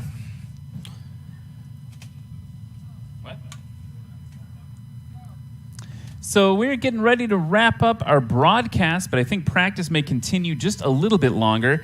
I can sit down here so you can see my beautiful face.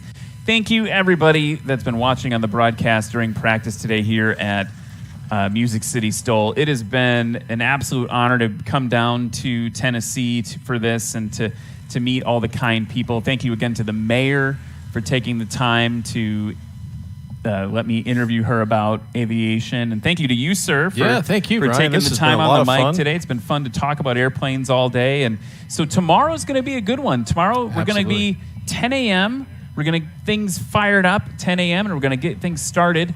And then from there, it's just class after class. We're going to bang through them. It's going to be a full day of aviation excitement, of STOL short takeoff and landing. I hope you join us. I hope you tune in from all over the world like you did today. And I hope if you're in Tennessee, literally, Dirtbag Pilot, that guy we were just talking about on TikTok, he just came all the way down from Appleton, Wisconsin. Yeah. If you're within flying distance, driving distance, whatever, this is a special one. It is the second to last event in the season for National STOL 2023. So it's this, and then we've got a little bit of a break, and we go right into the series finals at Lone Star STOL in Texas. So this is one to come. If you've been wanting to do it, this is one of your last chances to check it out this season. It's worth it. It is going to be a hot but beautiful day tomorrow, and we're looking forward to bringing this to you with all of our volunteers, all the folks here at Music City STOL that are going to make that happen, the folks in the booth, all of our sponsors. There's so many people to thank. So again, just thank you for that. We really appreciate it, everyone that makes this possible. Again, 10 a.m. tomorrow. We'd love to see you. Go check out nationalstol.com. Check us out on social. If you want to learn more about me, and you want to learn more about airplanes and see interviews with people who fly airplanes and other aircraft, Super AERO, like aeroplane. Come check that out. I'm all over the TikToks and the YouTubes and all that stuff. Would love for you to check that out too. But man, it has been an awesome day. I'm excited for those burgers. Oh, it's coming tonight. Our EAA chapter and our chapter for the 99s, Nashville 99s, was out here, and we're ready to have some more fun. So party's just starting. Party is just starting. We have looks like an Aventura or something, of amphibious plane just landed. Man, it is a cool airport here. You never know what you're going to see come through Gallatin. We have all kinds. Yeah, Music City Executive Airport here. So tune in tomorrow, 10 a.m. We're going to check you out. If anyone has any questions by then about STOL, make sure you save them up for the broadcast. And we just, again, thank you so much for watching today. I'm Ryan Dabrowski. I'm Chad Hall. Come on, check us out tomorrow, guys. Music Don't City miss it. STOL. Yeah, I got that right turn. We're good. Let's meet up at the compound group up. At 10-4. Yeah, for sure, dog. Good, little driver. Straight on through.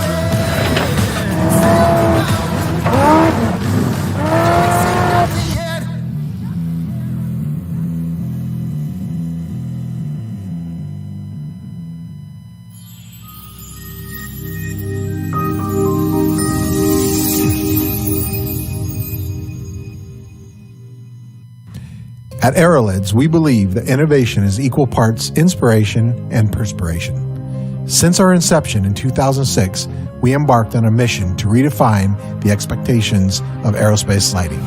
Entering the aerospace lighting market, which had remained largely unchanged for 50 years and in drastic need of a new product with fresh look and unequaled performance, Aerolids was inspired to redefine the expectations, which resulted in a series of innovative designs. Hungry for new ideas, backed by a company that valued the patronage, customers quickly adopted the new standard of quality, design, and performance never seen before in the industry. Over the past 12 years, Aerolids installation, ranging from the experimental and 23 markets up to the space and military applications, with over 15 tactical military platforms featuring products in both overt and covert operations. Aerolids continues to lead the industry in design, reliability, and unsurpassed performance. Unique in its presence and unmatched in its perseverance, Aerolids serves the aviation market from one spectrum to the next. From you to you too, Aerolids is redefining the expectations.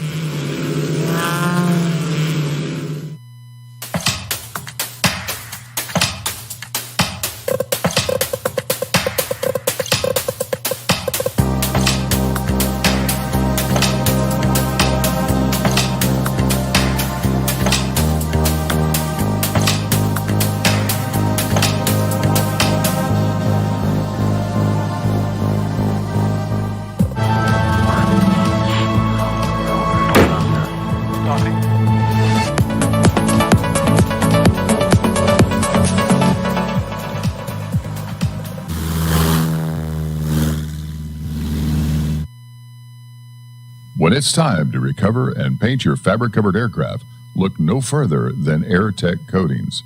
Since 1982, our FAA-approved system provides you with a shiny, durable, easy-to-apply product.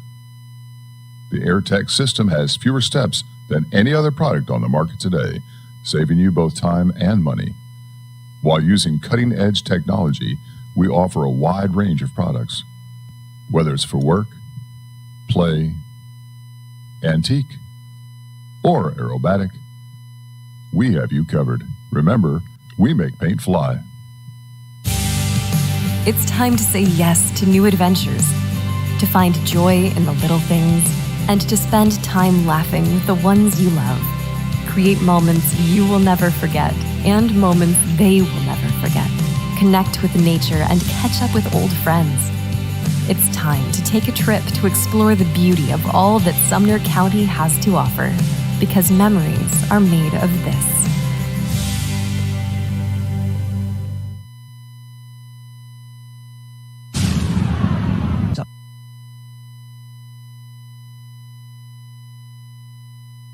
How's my hair? I need a f***ing hairdresser here. No, seriously, I don't want to look bad. Ready? Being the baddest ass pilot in the world is exhausting. Yeah, I'm sure it is. You had a lot to do. You had the nitrous blow off. That was kind of it's added complications. It's one of the things in aviation that is good and it's bad, because you see Austin Clemens with Beta. It didn't really work out for him because he didn't activate it. But how did a pilot get to the level that you're getting without adding as much complications in the cockpit? And do you enjoy flying? Yeah, absolutely. Do you enjoy being on the ground? Sometimes more. Sometimes I just don't want to see an airplane. Yeah? So, I mean, for instance, last year I drove to Oshkosh. I haven't done that in a long time. I just didn't want to see an airplane. I was so burnt out giving flight training and flying that I said, I'm driving. And I enjoyed it. How do you stay motivated? Well, I've been doing this for so many years now. And people often ask me, like, do you enjoy the work you do? Of course I do. Would you prefer to do something else? No. If I had the choice to, do anything, I'd like to do it over again. better. I own Bush Air, and I specialize in advanced backcountry mountain STOL and tailwheel flying, and that's what I teach.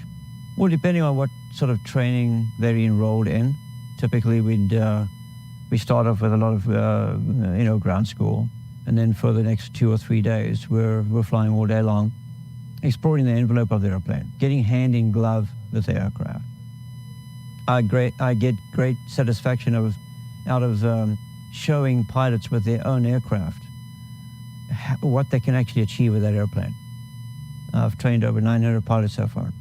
I get bored quickly, so I'm not the kind of guy that can just sit next to a pool for a couple hours or sit on the beach for a couple hours.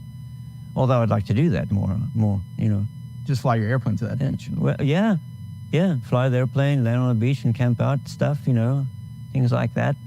That's got to give you some level of satisfaction that you have over 900 proficient pilots. Always, yeah. I have pilots coming to me for training. Half the time they do training in my airplanes, or they bring their own aircraft, and I get as a challenge to be able, to get into somebody else's airplane that I've never flown, and then teach them how to fly it better. And I enjoy that challenge. So I have no problem. You can bring any aircraft you want, and I'll happily show you how to fly it better. How many airplanes have you flown in your lifetime? Too many to mention. One of my favorite airplanes is the Let 410, but that's twin engine. The Norman Islander, one of my all-time favorite twin engine aircraft, very capable bush plane. I'm a bit biased towards Cessna. I like Cessnas, but I like the Mauls.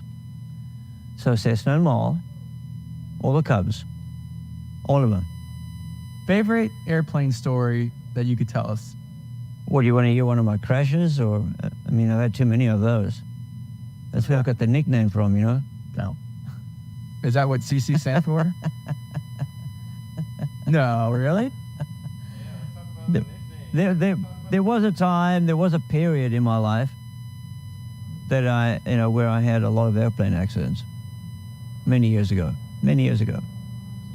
And that's why you decided to become the best ever, because you're like, I'm tired of breaking all this stuff. No, I just,